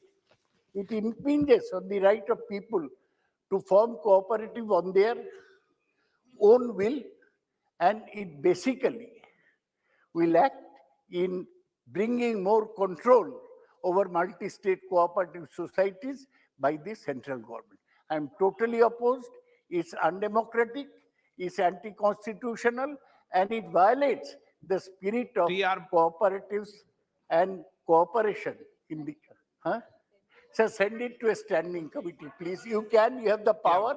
If you write one line, then everything will go to standing committee. ये आप कर दीजिए. I am not a lawyer like other members. I am on a point of common man's view. This multi-state cooperative societies amendment bill 2022 was stoutly opposed, being opposed by me because of the reason. Sir, actually, it gives an impression as though the chairman and vice chairman and members and the secretary are just selected by the central government only. Not, there is no democratic policies or principles adopted. Yes, sir. That is why the objection is there is no point of view from the democratic elected public. It is intended for the betterment of opportunities that has been extended to the. No, this is nothing but I will conclude. Don't worry, I am not going to intrude in any other thing. Actually, the common man has got the opportunity by using the cooperative movement. He has to say what has to be served by the government by distributing the usual way of small helps by way of cooperative movements. But this movement is totally, it has to be reckoned by democracy means only. But there is no democracy. Actually, government is making everybody, the heads of the institution are appointed by the government only. This is not fair. So that is a main objection from us. This may be not, since it has to be referred to standing committee. माननीय मंत्री जी, माननीय अध्यक्ष जी, माननीय अध्यक्ष जी, अभी माननीय सदस्यों द्वारा कुछ प्रश्न आए हैं। तो सबसे बड़ा प्रश्न है कि संसद की क्षमता इस विधेयक को लाने की है कि नहीं। तब मैं कहना चाहता हूं कि अभी माननीय सदस्य ने प्रश्न किया था कि स्टेट के पर यह हमला हो रहा है। मान्यवर इस प्रकार का नहीं है। एक राज्य में जो सहकारिता की सोसाइटी काम करती हैं वो राज्य की होती हैं और एक राज्य से ज्यादा में जो काम करती हैं वो मल्टी स्टेट होती हैं। तब मैं कहना चाहता हूं कि खंड 6 में राज्य सहकारी समितियों के बहुराज्य सहकारी समिति में विलय का प्रावधान पहले से है, परंतु ये राज्यों के सहकारी सोसाइटी में नियमों के अधीन ही है। 2002 के अधिनियम में भी राज्य सोसाइटियों के बहुराज्य सोसाइटी में परिवर्तन करने का प्रावधान पहले से ही आपके यहाँ है। दूसरा, एक प्रश्न आया कि संविधान के 97 संशोधन को हम उच्च न्यायालय में निरस्त कर दिया गया था, पर सर्वोच्च न्यायालय ने जुलाई 2021 में ये निर्णय दिया गया, ये संशोधन बहुराज्य सहकारी समितियों पर लागू होगा, इसलिए इस संशोधन विधेयक की आवश्यकता पड़ी। दूसरा, हमारे यहाँ चुनाव प्राधिकरण का जो सवाल आया है, ये प्रावधान में संविधान के 97 संशोधन के अनुसार है और शेयर्स के मोचन का जो प्रावधान अंकित मूल्य पर प्रस्तावित है, जो कि सहकारिता के सिद्धांतों के अनुसार। दूसरा, माननीय अध्यक्ष जी, इन सहकारी समितियों के उद्देश्य केवल एक राज्य तक ही सीमित है। वो सूची 2 राज्य की प्रविष्टि 32 में आती है एवं राज्यों के सहकारी समितियों के पंजीकों द्वारा पंजीकृत की जाती है। यह विधेयक बहुराज्य सहकारी समितियों के लिए है जिनके उद्देश्य एक से अधिक राज्यों में है, जो संघ सूची की प्रविष्टि 44 के अंतर्गत आती है और केंद्रीय पंजीयक द्वारा इसके पंजीकृत किया जाता है। यह विधेयक पूर्णतः संसद की विधायी क्षमता में है। यह विधेयक संविधान की 7वीं अनुसूची की सूची 1 संघ सूची की प्रविष्टि 44 के अंतर्गत प्रस्तावित है। बहुराज्य सहकारी सोसाइटी अधिनियम 2002 व उससे पहले बहुराज्य सहकारी सोसाइटी अधिनियम 1984 में भी इस प्रविष्टि के अंतर्गत संसद में ये पारित किए गए हैं। अतः ये विधेयक संसद की विधायी क्षमता में है। बाकी प्रश्नों के बारे में विधेयक पर खंडवार चर्चा जब होगी तब उसको उत्तर दिए जाएंगे। अतः मैं बहुराज्य सहकारी सोसाइटी संशोधन विधेयक 2022 के पुनर्स्थापन का अनुरोध करता हूँ।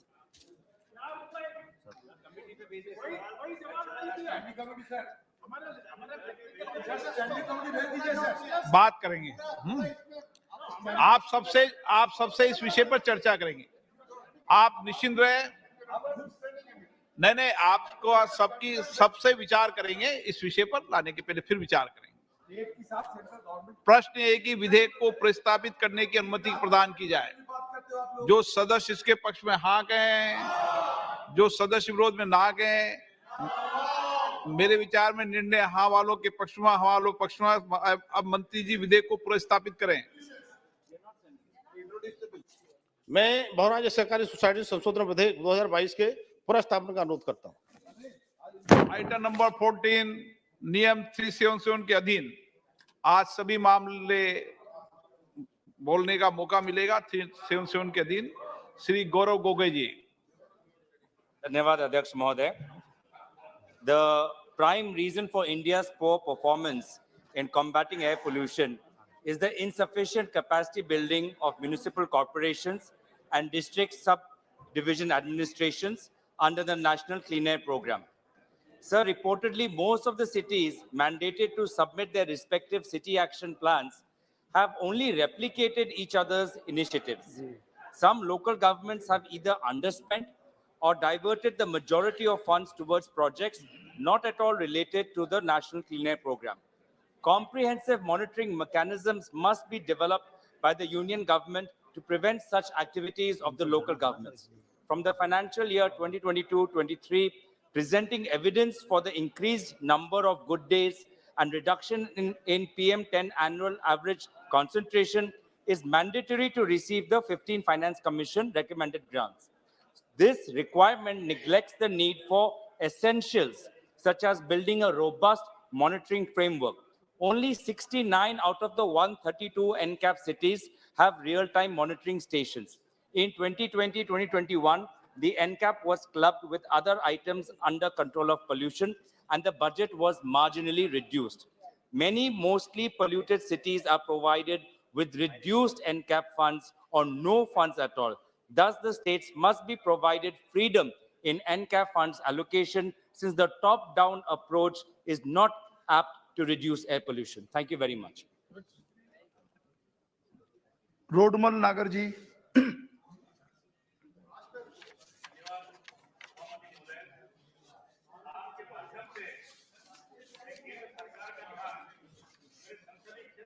मध्य प्रदेश में महत्वपूर्ण धार्मिक स्थान मां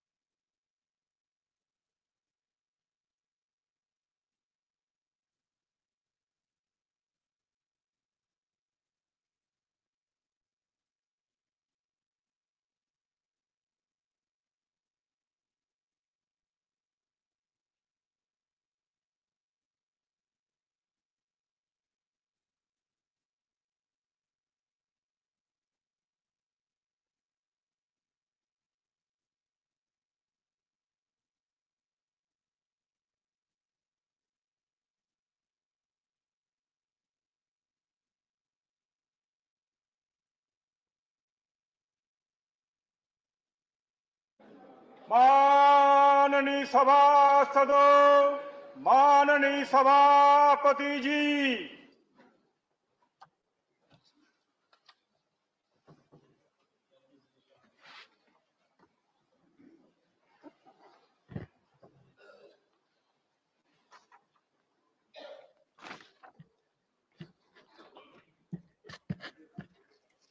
Honorable members, I refer with profound sorrow to the passing away of Sri K.R. Jayadevappa, Sri Syed Sibte Raji, Srimati Jayanti Patnaik, Sri Ahmad Saeed Malihabadi, Srimati Ila Ramesh Bhatt, and Sri A. Jinnah, former members of this House. Sri K.R. Jayadevappa passed away on the 23rd December 2021 at the age of 84 years. Born in March 1937 at Malakera village in Devnagari district of Karnataka. Sri Jay Devappa served as legal advisor to the city municipality, Agricultural Produce Market Committee, and several banks of Devnagari, Karnataka. He represented the state of Karnataka in this house from April 1992 to April 1998. In the passing away of Sri K.R. Jayadevappa, the country has lost a proficient advocate and an able parliamentarian. Sri Syed Sifti Raji passed away on the 20th of August 2022 at the age of 83 years. Born in March 1939 in Amethi district of Uttar Pradesh, Sri Raji was actively involved in child and youth welfare and upliftment of weaker sections of the society. Sri Syed Sifte Raji represented the state of Uttar Pradesh in this house for 3 terms during 1980 to 1998. He also served as the governor of the states of Jharkhand and Assam during 2004 to 2009. In the passing away of Sri Sifte Raji, the country has lost a dedicated social worker, an able administrator, and a distinguished parliamentarian. Srimati Jayanti Patnaik passed away on the 28th September 2022 at the age of 90 years. Born in April 1932 at Aska in Gandham district of Odisha, Srimati Patnaik was actively involved in espousing the cause of women and the promotion of sports. She has the distinction of being the first chairperson of the National Commission for Women, an office she held from 1992 to 1995. Srimati Jayanti Patnaik served as a member of the 7th, 8th and 12th Lok Sabha and as a member of this House, representing the state of Odisha from April 1996 to March 1998. In the passing away of Srimati Jayanti Patnaik, the country has lost an eminent social worker, a sports enthusiast, a champion of the rights of women, and a distinguished parliamentarian. Sri Ahmed Sayyid Maliabadi passed away on the 2nd October 2022 at the age of 92 years. Born in October 1930 at Maliabad in Lucknow, in Uttar Pradesh, Sri Maliabadi had worked with Mahatma Gandhi during his stay at Kolkata in 1947 during pre-partition and post-partition of India for peace and communal harmony. A journalist and a writer, Sri Maliabadi served as the chief editor of Azad Hind and Urdu Daily, published from Kolkata.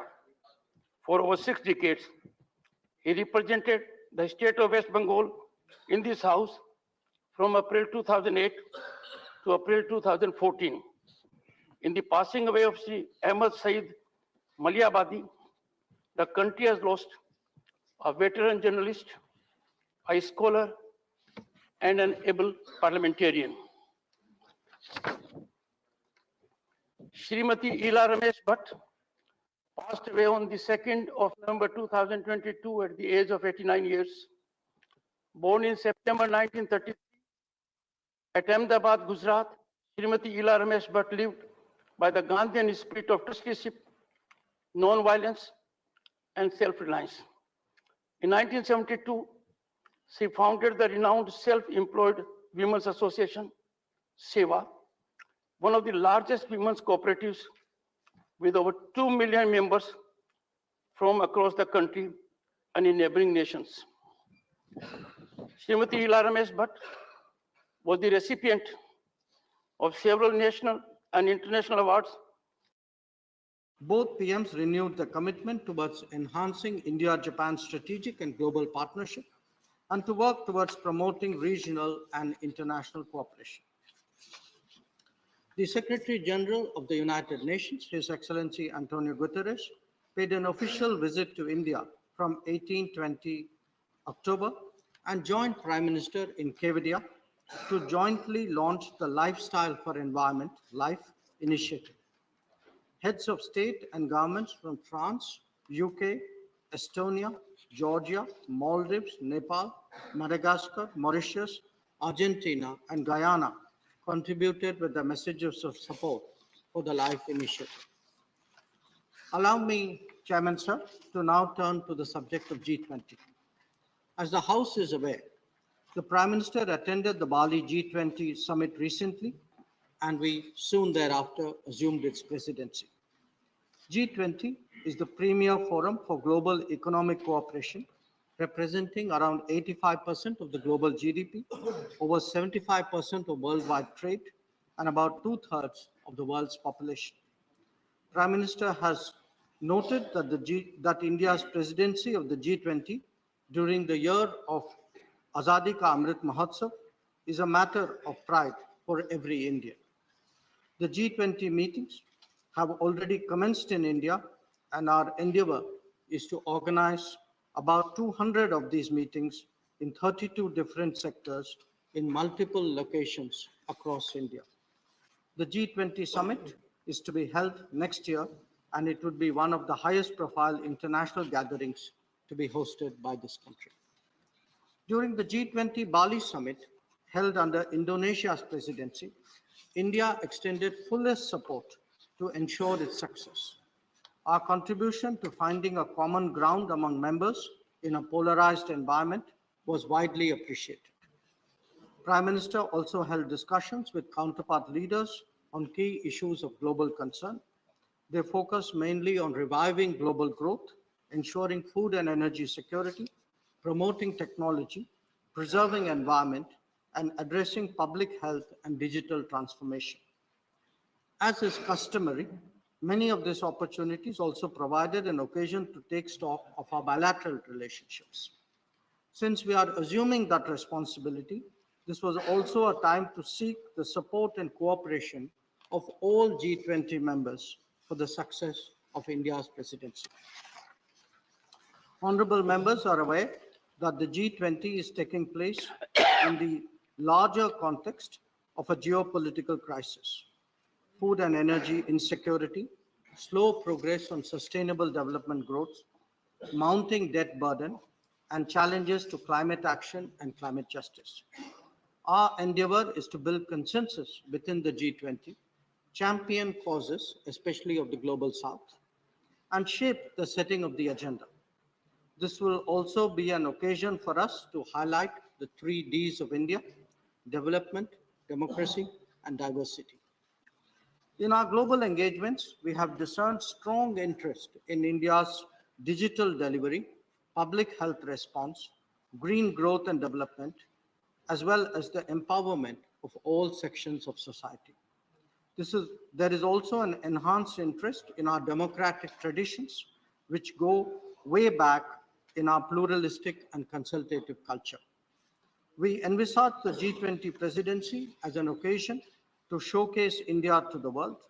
This will be done through cultural activities, regional festivals, technology programs, sustainability initiatives, millet promotion, one district, one product promotion, community engagement, and civil society activities.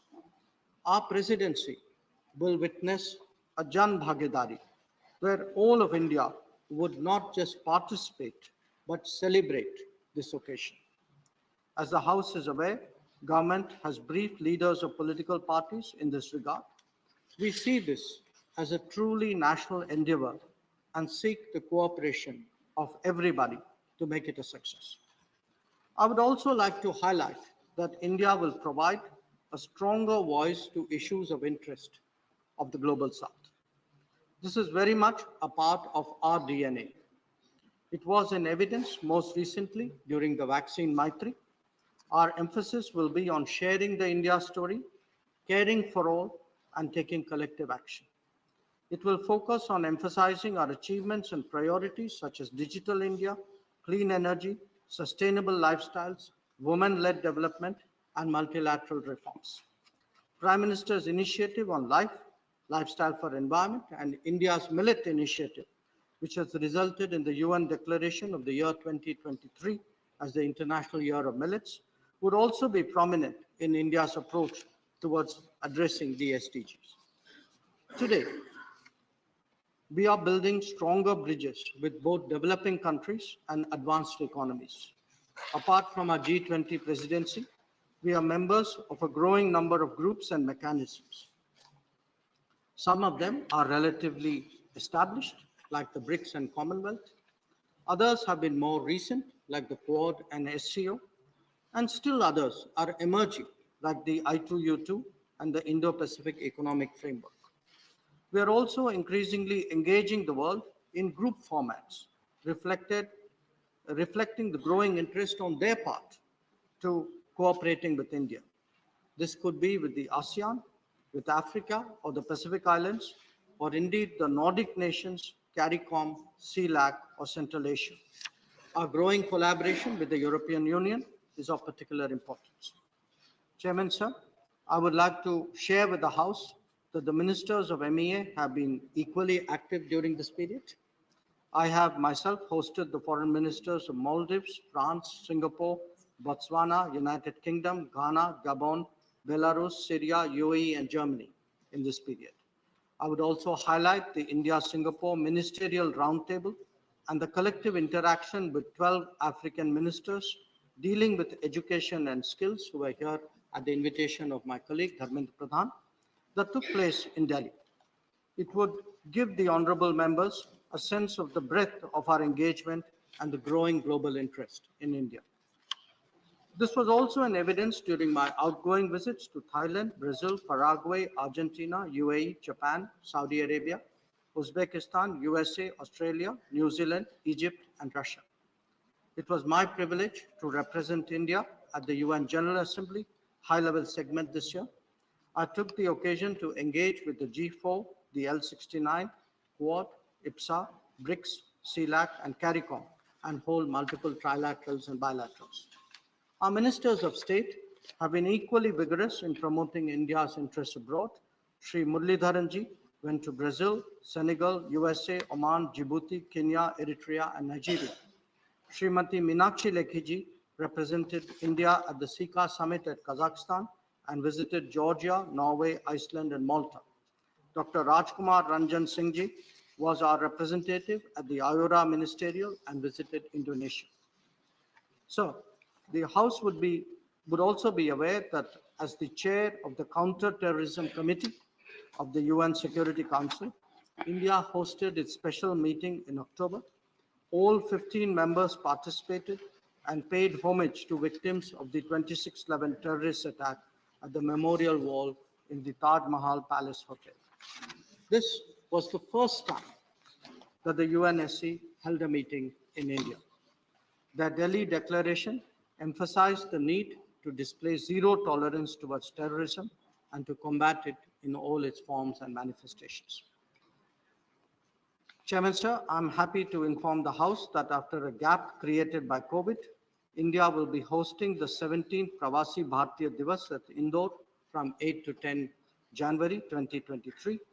This year's theme acknowledges the contributions of Indian diaspora as, quote, diaspora, reliable partners for India's progress in Amrit Kal, unquote.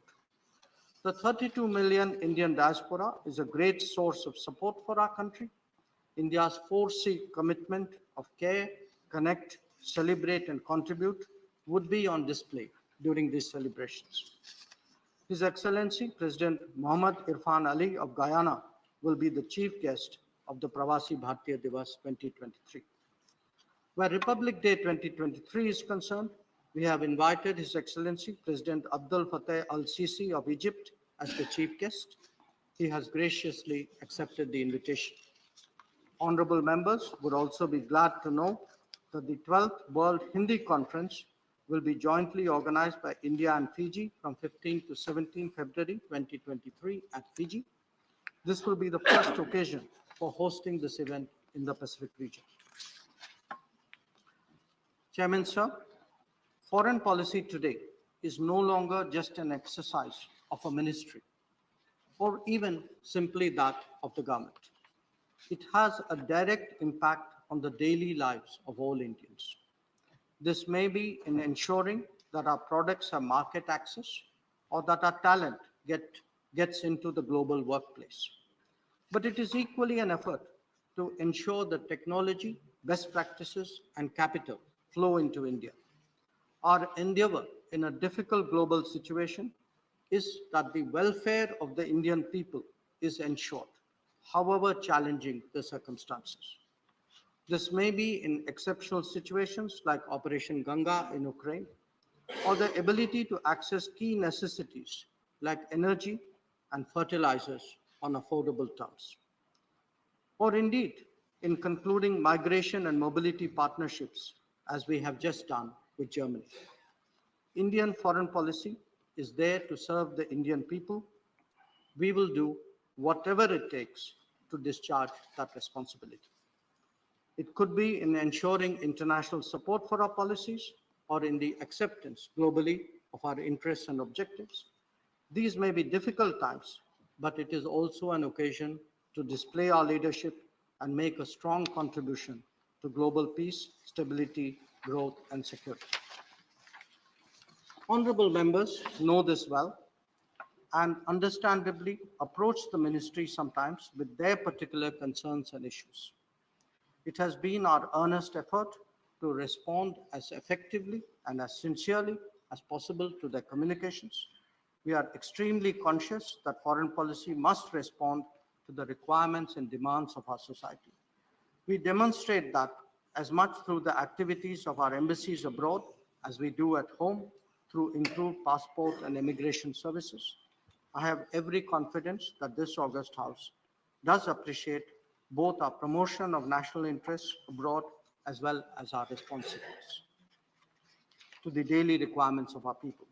I conclude with the expectation that the House will continue to extend its fullest support to our efforts and encourage our success in the G20 presidency in particular and foreign policy in general. Thank you so much.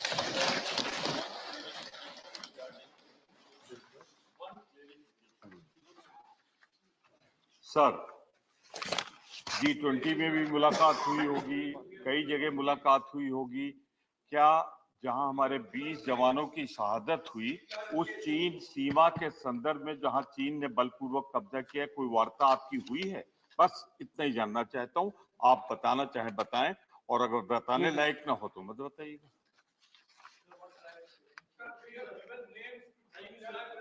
I think one second.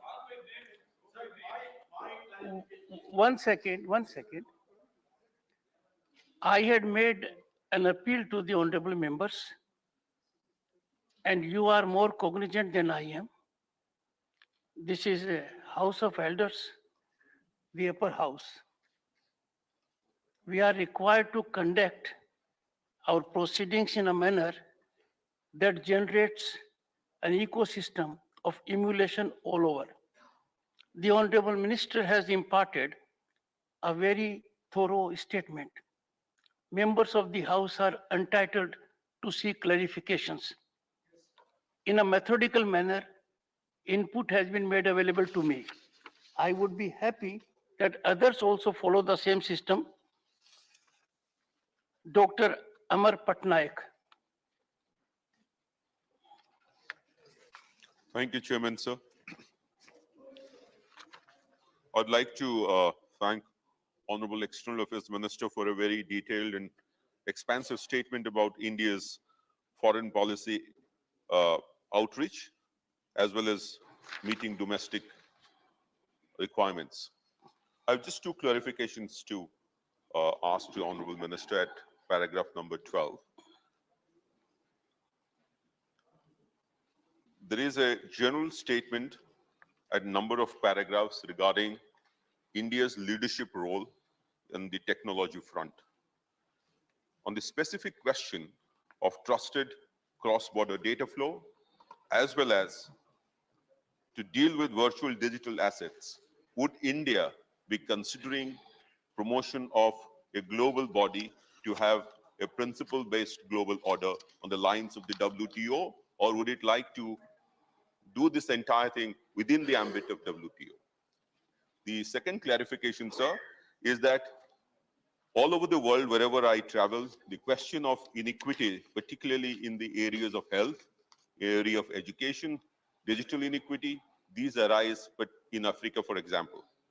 Would India be taking the lead in putting this particular ethos in the G20 and represent the least developed countries of Africa, Asia, and Southeast Asia to the global north? Thank you so much. Honorable Minister. So, with regard to the clarification sought on digital. Minister, finally, the Honorable Minister would respond. I have another list with me, just given to me, Shri Vaiko. We have three more names, Honorable Minister. Initially, there was one. Honorable Mr. Chairman, sir, the statement given by the minister shows very clearly that our mutual interest with other countries and our positive approach towards other countries. But I would like to know, Geneva, under the United Nations, it is a very important organization. There, when the voting took place regarding Sri Lanka, for what reasons India abstained from voting? This is my first clarification. I want to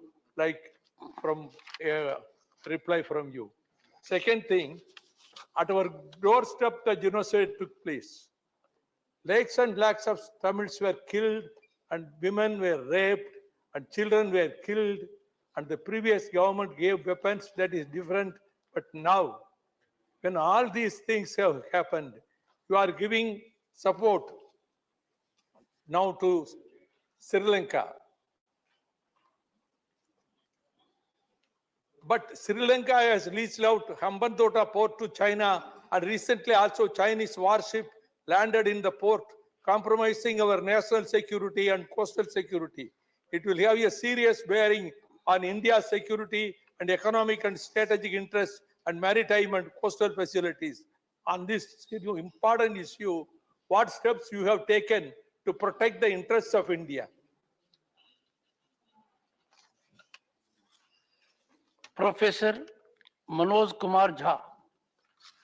Thank you, Honorable Chairman, sir. My compliments to you on assuming a charge. My first compliment to Honorable Minister, sir. It is very comprehensive. You almost touched every aspect of it. But there are certain concerns which I would like to know from you. Many a time when we read about Government of India's stand or position paper, it seems that the foreign policy has only been shaped by after 2014. So this 2014 centric approach of foreign policy undermines the people and the processes which were involved since 1947. Number one, sir. Number two, India had a very stated position, Honorable Minister, sir, through you, Honorable Chairman. In a conflict between oppressor and the oppressed, India never was neutral. Between a fight between an elephant and an ant, if your neutrality helps the elephant, I think there somehow, recent developments in Gaza, I think I didn't hear anything from Government of India. And finally, between Ukraine and Russia, it was a very, very delicate chapter. We have our versions different from you, but whatever I think you could create a space, you did, but it could have been better. Thank you so much, sir. Dr. John Bittas. Thank you, sir. Thank you, sir. Let me also congratulate you taking this opportunity. I'm glad that the Honorable Minister made a very detailed statement touching every point. At the same time, I support my colleague, Mr. Manoj Jha, that he has avoided dealing with the Palestinian cause, for which India has been always steadfast. So I would request the Honorable Minister to have his response on that. So the second clarification is that there have been a lot of talk regarding the extent of pressure exerted by the West on India with regard to the purchase of oil from Russia. The minister has been very diversionary on that point. I would request him to obviously pronounce his mind on that. So the third point is that there has been a price cap imposed by the European Union with regard to the oil price from Russia. How it is going to impact the purchase of oil from Russia vis-a-vis India and Russia. So the fourth point is that, is it not a fact that the chairmanship of G20 is on a rotational basis? And if so, the theme that one earth, one family, one future, will the government respect the diverse culture of India while campaigning on this slogan? And the last point, sir, not the least, sir, there have been thousands of students who have come back from Ukraine. And there was a statement by the Honorable Minister last time. I would like to know from the Minister whether all these students have gone back to Ukraine or how he has facilitated the study further. Thank you, sir. Shri Tiruchi Shiva. Thank you, Mr. Chairman, sir. Sir, we appreciate our Prime Minister's voice at Samarkand, declaring that this is not an era of war. But the Ukraine war is still going on. The people there are undergoing so much of struggle. They are struggling for basic food and everything. Other than the students who have come here, whose future is still in a question and they have not yet been resolved. In a humanitarian consideration, India has always intervened wherever there is some problem for any human being in the world. So in this context, what are the steps our government is taking to put an end to this war and save the people of Ukraine, as well as to restore the students who have returned from there, to find a way for those students who have returned from Ukraine? Thank you, sir. Shri Thambi Durai. Thank you very much for giving the opportunity. Sir, our Honorable Minister gave detailed explanation and a statement regarding the foreign affairs thing. I appreciate him. And also, especially G20, which is going to take place, is a very good for our Indian country. Our Modi ji has taken a lot of efforts, appreciate. But, sir, as our Honorable Member Vaikoji raised on issue, Sri Lanka Tamil issue, apart from that, Sri Lanka and India had a pact to solve the Sri Lankan Tamil issue. That I'm giving some amendment and protect the rights. What is the stage now? That is, at the time, Jayavardhane and Honorable former Prime Minister Rajiv Gandhi, they made an agreement. Whether the government is very seriously insisting that to get the, because when we are conducting a program, the G20, it is a prestige for India. At the same time, our neighbor, our brothers who also has said diet and also for certain causes. But what is the fate of that fact? Whether government India has taken a serious step on this thing? Mr. Sujit Kumar. Sir, I will certainly commend the Honorable Minister for his detailed statement on India's foreign policy and for providing competent leadership. Sir, I have a specific query for him. Sir, while all eyes are on the World Cup in Qatar, sir, little is known about the fate of 8 Indian ex-naval officers who are in detention in that country for close to 100 days now. Sir, as per newspaper reports, they were picked up in the middle of the night from their home and are kept in solitary confinement since 30th of August. And consular access was provided to them only on 3rd of October. Sir, the family members have expressed serious concerns about the health, mental harassment of the ex-heroes of our country. And sir, it seems that MEA is not very forthcoming on what dialogue is going on with the Qatari government to secure and seek their release and repatriation. And also, sir, it is believed that this has been done and they have been charged with espionage, apparently at the behest of one of our neighbor, unfriendly neighbor. So, sir, from you, through you, sir, I would like to know from the Honorable Minister, what are the steps being taken by the Government of India to seek the release of our former heroes? Thank you. Mr. Pramod Tiwari. No, he was interrupted. I asked him to take seat because it had not come through a method. Go ahead. Sir, मेरा सिर्फ एक विनम्रता पूर्वक राष्ट्र हित में एक सवाल है कि मिले होंगे आप, वहां अच्छी बात भी हुई होगी, G20 में भी मिले थे और जगह मिले थे। हमारे 21 जवानों की शहादत हुई है भारत चीन सीमा पर। कुछ भूभाग भी उन्होंने काफी कब्जा कर रखा है। क्या उसके संदर्भ में कोई वार्ता हुई हो तो आप अवश्य बताएं, पूरा राष्ट्र जानना चाहता है, ये आवश्यक है। बहुत ही बहुत धन्यवाद। Mr. Vinod Vishwam. Sir, thank you. Sir, the statement made by the Honorable Minister Jaishankar ji is so important to the contemporary times. And the keen interest the House attributed to him shows that how important it is for this House also. I am grateful to the Minister and for his broad-heartedness. So on certain questions, I share the views raised by my colleagues like Manoj Kumar Jha and John Bittas and some others. Sir, certain questions, India has to be very clear that on Palestine, always we were having a position. We stood with the people of Palestine. We regarded them always as our friends and sons and daughters. Now we feel whether there is a tilt of our voice in that matter. Kindly be clarified. Sir, just like that, the concerns of the students who came from Ukraine is haunting all of us. I know that the minister also tried his level best, but still they are having anxiety of their future, their families too. Kindly adjust them. Sir, the third point is that the SAU, South Asian University, run by the SAARC countries. India is hosting it in Delhi. Sir, the SAU students and the teachers are facing a problem. That has to be settled. I am very sure that the diplomatic skill of our minister can help it. I am very sure that he has intervened. I wrote to him, he replied to me also. But I am very clearly telling you, the matters are yet to be answered clearly. So please, sir, serve the issue.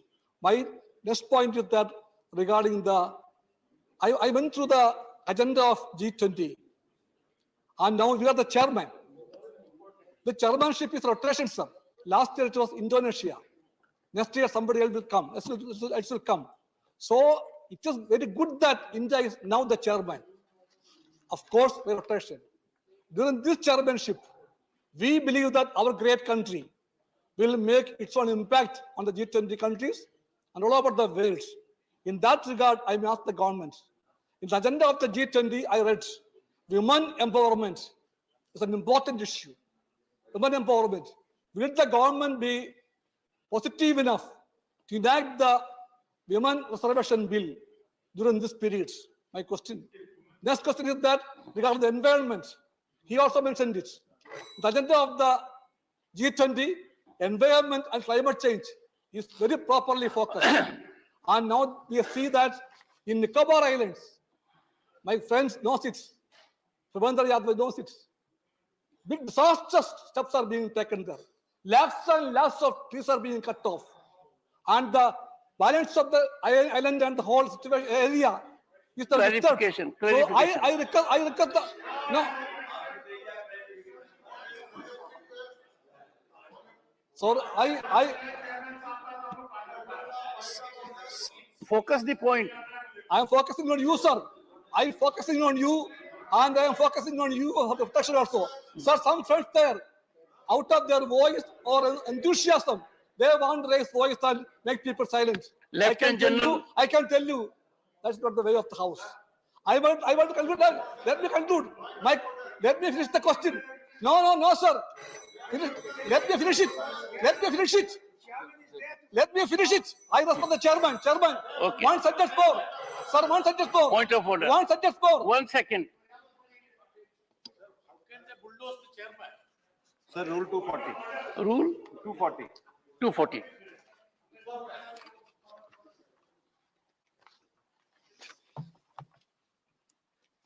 Yes. Sir, irrelevance.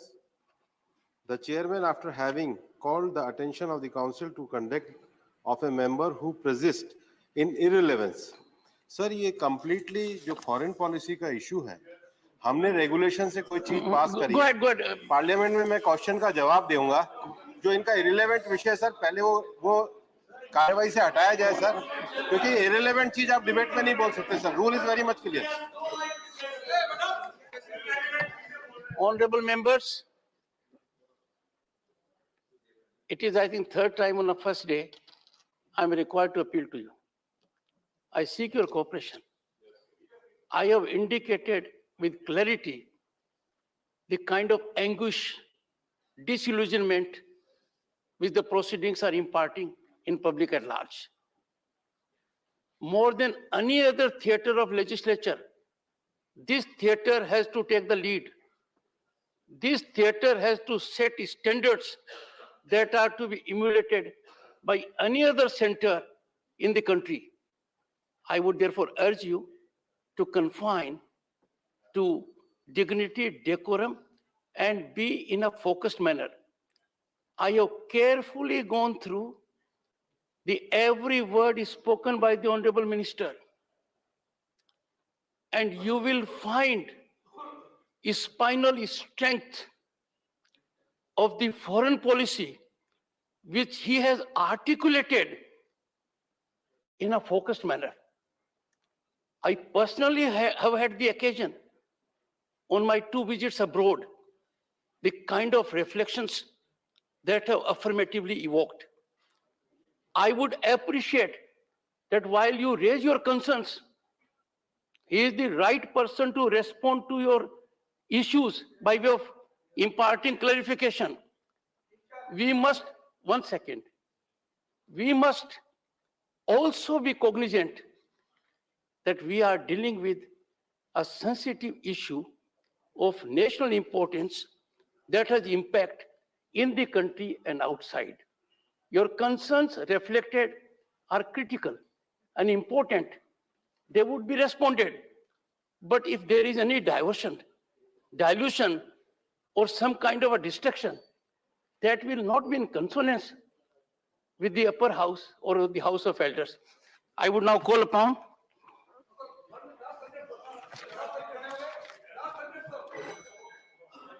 Okay. Last sentence. No. Okay, 1 second. Last sentence. Go ahead. Please conclude. If there is no mention in the G20 agenda on the women empowerment and climate change, I withdraw my position. If there is, I ask the government, what you do in Nicobar Islands are anti-environment. Disaster to environment. Kindly stop it. Okay. Lieutenant General Dr. D.P. Watts. Sir, through you, I want to clarify from the MEA. Indian diaspora is the biggest in the world, but still it needs to expand. And lacks of students, especially with technical know-how, they want to go on work visa, on study visa. What MEA is doing to encourage such technocrats who want to achieve the know-how, expertise, and be beneficial to us in earning foreign exchange. Sri Syed Nazir Hussain. Sir, thank you, sir, for giving me this opportunity.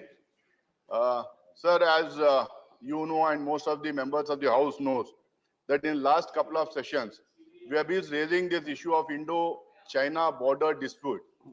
And we have been raising this issue through the rule of the House, and on several occasions, it was not allowed to be discussed in the House. I would have liked the External Affairs Minister to have dwelled upon this issue in his statement. It's an important issue. And I wish he not only clarifies today, and I wish he gives a separate statement on the state of affairs on our border. One. Second, sir, I had already written a letter to the External Affairs Minister on South Asian University. He had replied back to me, which was not very satisfactory. I think, though the South Asian countries are involved in that university, since it is situated in India, especially in the national capital, when the students are agitating and the teachers are also involved, and a couple of them happens to be my friends also, my classmates also. So I think that should have been taken up seriously, and it should have been resolved instead of punishing the students. The third issue is, sir, as many of our friends stated, on the issue of Palestine, we have a well-stated foreign policy. Our stand is very clear from last 40, 50 years. I think we should be moving in that direction. There should be more clarity from the days of our freedom struggle. So I think there should be more clarity, and there should be some clarification on that issue also. Thank you so much, sir. Shri A. Rahim. Sir, the MD Heroic Aiden is an oil tanker which is currently detained in Nigeria along with its crew. The crew consists of 26 sailors, of whom 16 are Indians. Sir, the sailors has been detained since on 8th August. Sir, sir, this is a very aggressive matter. No. I am, see, no. See, so Honorable members, this is a concern. honorable members, Sir, this is a concern. honorable members, would you please take your seat? Take your seat. Once, settle down. I am here to take care of the situation. If you start dealing amongst yourselves directly, I don't have to tell you the importance and relevance of the chair. What can be more unwholesome? There is a simple method of putting across one second. There is a method where you can put your point very firmly, persuasively, moderately, in any manner you like. It has to be through the chair. And we will be saving precious public time and getting good response by way of input from the Honorable Minister. If there is formulation in precise terms, you raise your point. Thank you, sir. Please. Thank you, He is on legs. Thank you very much, sir. You see, it does not look nice for me on the first day that I suffer these kind of interruptions. I am here to accommodate everyone. I am going to an extreme degree. But that accommodation has to be on rational premise and on some rationale. So don't have interest exchanges. I am the one you have to address. I am the one who has to call upon. Please conclude. Sir, once again, I would like to salute you, sir. Please. Sir, since 4 months, 16 Indians are illegally detained. This is my concern. This is my question. Sir, these 16 parents and families are absolutely, they are under panic. So what are you taking the steps regarding this issue? This is my question. I already wrote a detailed letter to Honorable Minister, and I hope that the government will take this issue with a serious manner. Thank you, sir. Mr. Vishwadram. Yes, please. Thank you, sir. Sir, here in this document, Minister has very detailed manner. He made the Pravasi Bharat Divas and the programs. So here, I request the Minister for the clarification regarding the government is aware of the number of the Indians in different countries and the number of Indians that their jobs and also how many are lost their jobs in this recent crisis. This thing is, if Minister is ready to explain here, that is very helpful for us. Honorable members, there are no further names. So you should be happy to note that on this issue of critical importance where the Honorable Minister has imparted his statement, I have given you full operational play. The Honorable Minister. Honorable Minister. Honorable Minister. So, I'd very quickly like to respond to the request for clarifications from multiple members, even if they couched it sometimes in a non-clarificatory way. Starting with Shri Amarpat Nayak ji, sir. The question of cross-border digital flows is not a direct foreign policy issue. It is under the domain of my colleague, Meity Minister. It is a matter on which government's views have been put in the public domain for comments. So I think it is obviously something that will evolve as public comments come in and the matter will be pursued. Regarding his second clarification, inequity, will we speak up for Africa? Will we take up Africa's cause and interest in the G20? Absolutely, the answer is an unambiguous yes. Regarding Sir Vaikoji's two questions. One about our abstention in the UN Human Rights Commission. This has been a long-standing position by India, keeping in mind what not just this government, but its predecessor governments have also thought is the most constructive way of addressing and advancing the interests of the Tamil community in Sri Lanka. That continues to be our approach.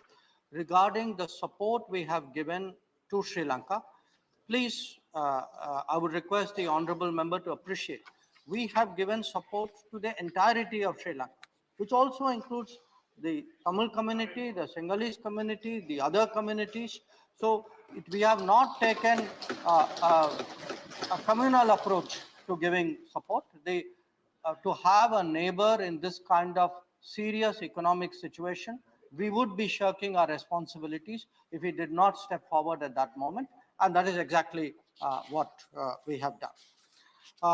If I could move on, sir, to Dr. Manoj Kumar Jha's observations.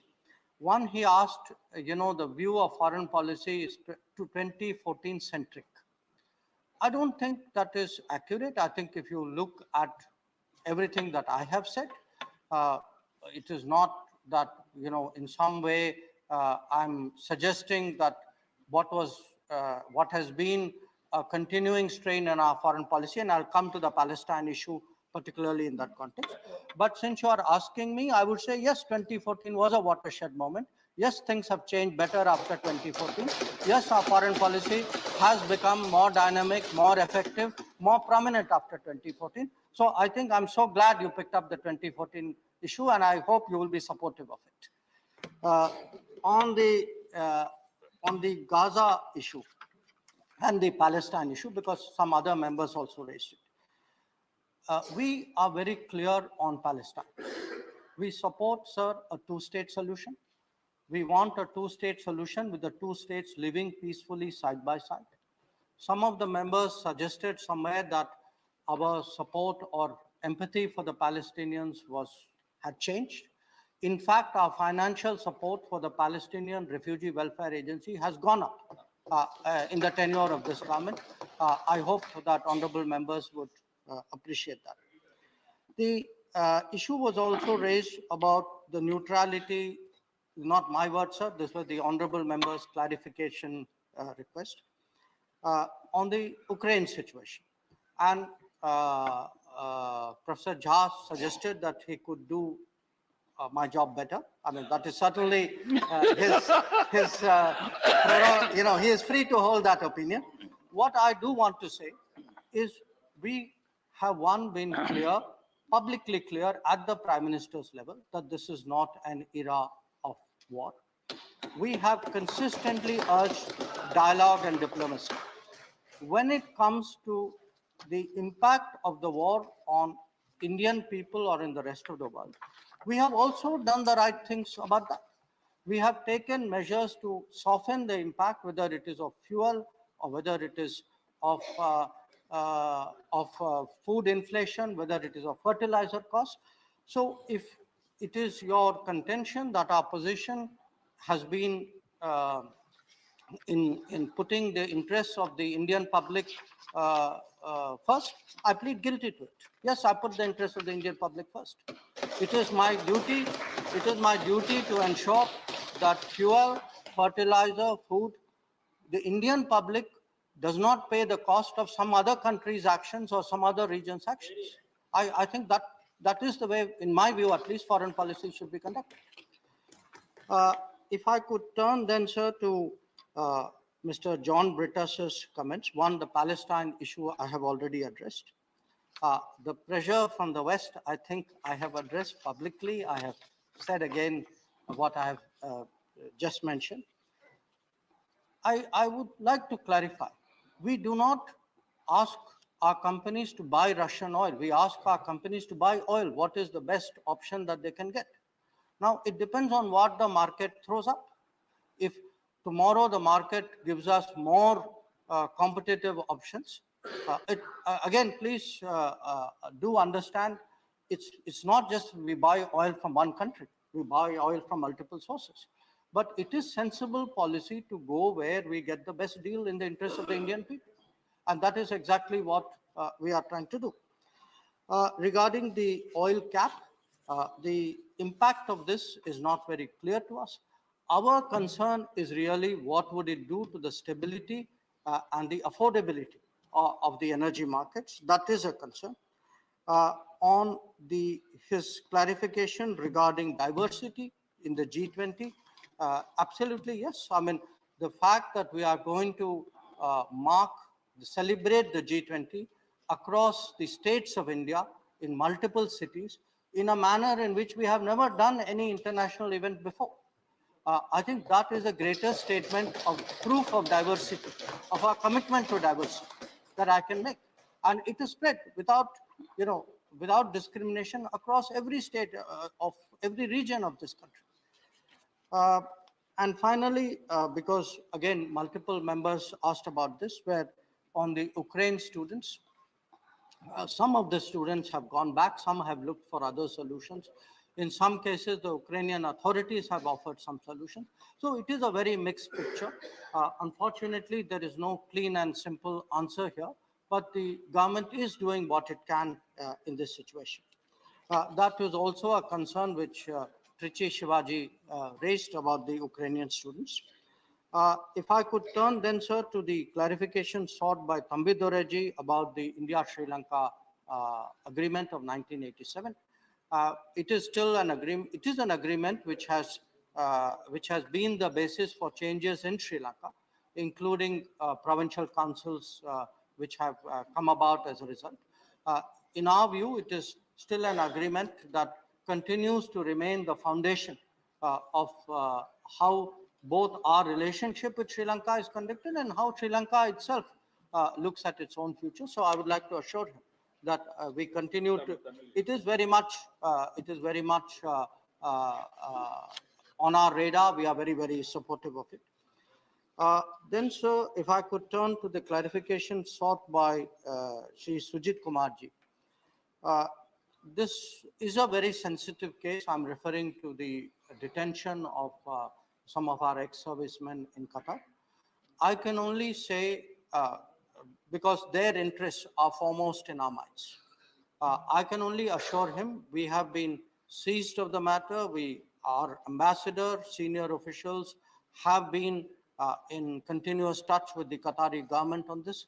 Our effort is obviously to ensure that they are not treated unfairly and that if the sooner we can bring them back home. So I assure you that they are very much, very strongly in our priorities in respect of Qatar, and it is something that we will be pursuing. Regarding Shri Pramod Tiwariji's clarification request on China, and I think Nazir Hussain ji also brought up the same issue. Diplomatically, we have been very clear. We have been very clear with the Chinese that we will not tolerate, we will not countenance attempts to unilaterally change the line of actual control, and that So long as they continue to seek to do that, and if they have built up forces which in our minds constitute a serious concern in the border areas, then our relationship is not normal. And the abnormality of that has been in evidence in the last few years. Meanwhile, the military commanders continue to engage each other, and I think given the sensitivity of that matter, it is something which is left to the military commanders to deal with, and I think the House should be understanding of the national sensitivity of such a delicate matter. Regarding Vinay Vishwamji's issue, I think the Palestinian issue I have addressed, the Ukrainian issue I have addressed, but I think two members, sir, had concerns about the South Asia University. He did, and Nazir Hussain ji did. I would like to assure the members, we would like, obviously, to not see this kind of situation. But the South Asian University is not under the direct jurisdiction of the Government of India or the Ministry of External Affairs. It is something which is run by a collection of countries, and part of the problem is that some of the countries have not made the payments which they were required to do for the university. So the university is going through a period of very severe financial stress. Now, beyond that, there are issues of management and academic freedom for the university, because it is an international university. It is not the policy of the Government of India to interfere in the workings of an international university. But we will, whatever influence and counsel we can give them to sort out any problems in an amicable and non-stressful way, certainly we would do that. On the issue of agenda of G20, yes, women-led development would certainly be high among our priorities, as will be a set of sustainability issues, including, as my own statement said, lifestyle for environment. I think it's not, again, my direct subject. My colleague Bhupender Yadav ji will bear out that at COP27, what we are doing in environment is, I think, today increasingly recognized. I had the privilege, along with him, to be with the Prime Minister at COP26 as well. So I think we should look really at today at how the world sees our contributions and progress when it comes to climate action and climate justice. So I would not take the very pessimistic view which the honorable member has done.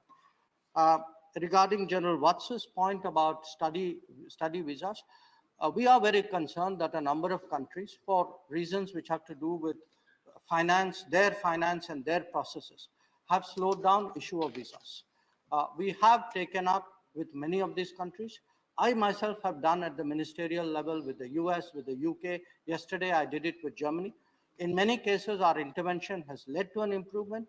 I still think there is some distance to go, but it is certainly, as I said, we run a people-centric foreign policy in the Modi government, and certainly today, facilitating the faster issue of visas would be very, very high among our priorities. Finally, on the heroic Idum, the ship issue, sir, the one in Nigeria, even though it is not a policy issue, as my colleague recognized, I would like the member to know we have been in touch with the crew since August. It was detained, the people were initially detained in Equatorial Guinea. They were then brought to Nigeria. They are facing charges in court. There are a number of charges, including oil smuggling against them. We have given them consular support. Our High Commissioner has gone to see them. It is again our endeavor to ensure that they are not unjustly treated, that they have full access to all recourse of law, and that they have the ability to communicate with their family. The last question, the loss of jobs, how many Indians are there abroad? Our estimate is that there are 3.2 crore persons of Indian origin and Indian nationals living abroad. But regarding their job loss figures during the COVID, that is not something, because the data is not maintained by Government of India, so I cannot honestly answer the question. And I hope, sir, I have provided full clarification to all the questions.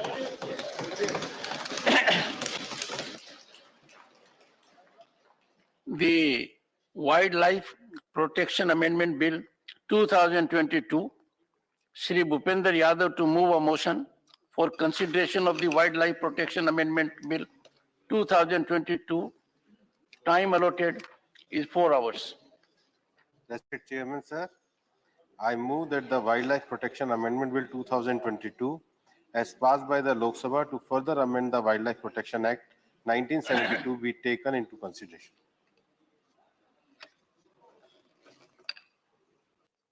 Honorable members, Honorable Minister, if you like to say about the bill, you may speak. मैं कुछ बोलना चाहूंगा।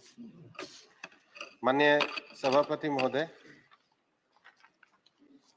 भारतीय वन्यजीव संरक्षण विधेयक जो 1972 में पारित किया गया था, उसमें मैं संशोधन के लिए विधेयक सदन के समक्ष प्रस्तावित करता हूं।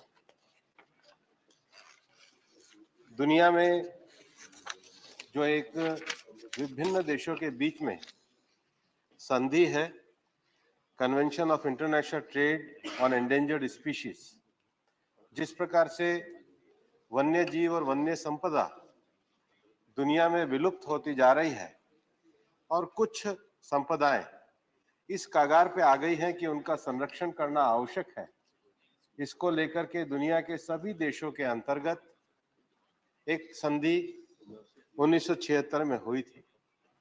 हम सब जानते हैं कि वन्य जीवों का जो अवैध व्यापार होता है उसको रोकने के लिए और उसके साथ ही साथ उसमें रेगुलेशन लाने के लिए हर देश के अंतर्गत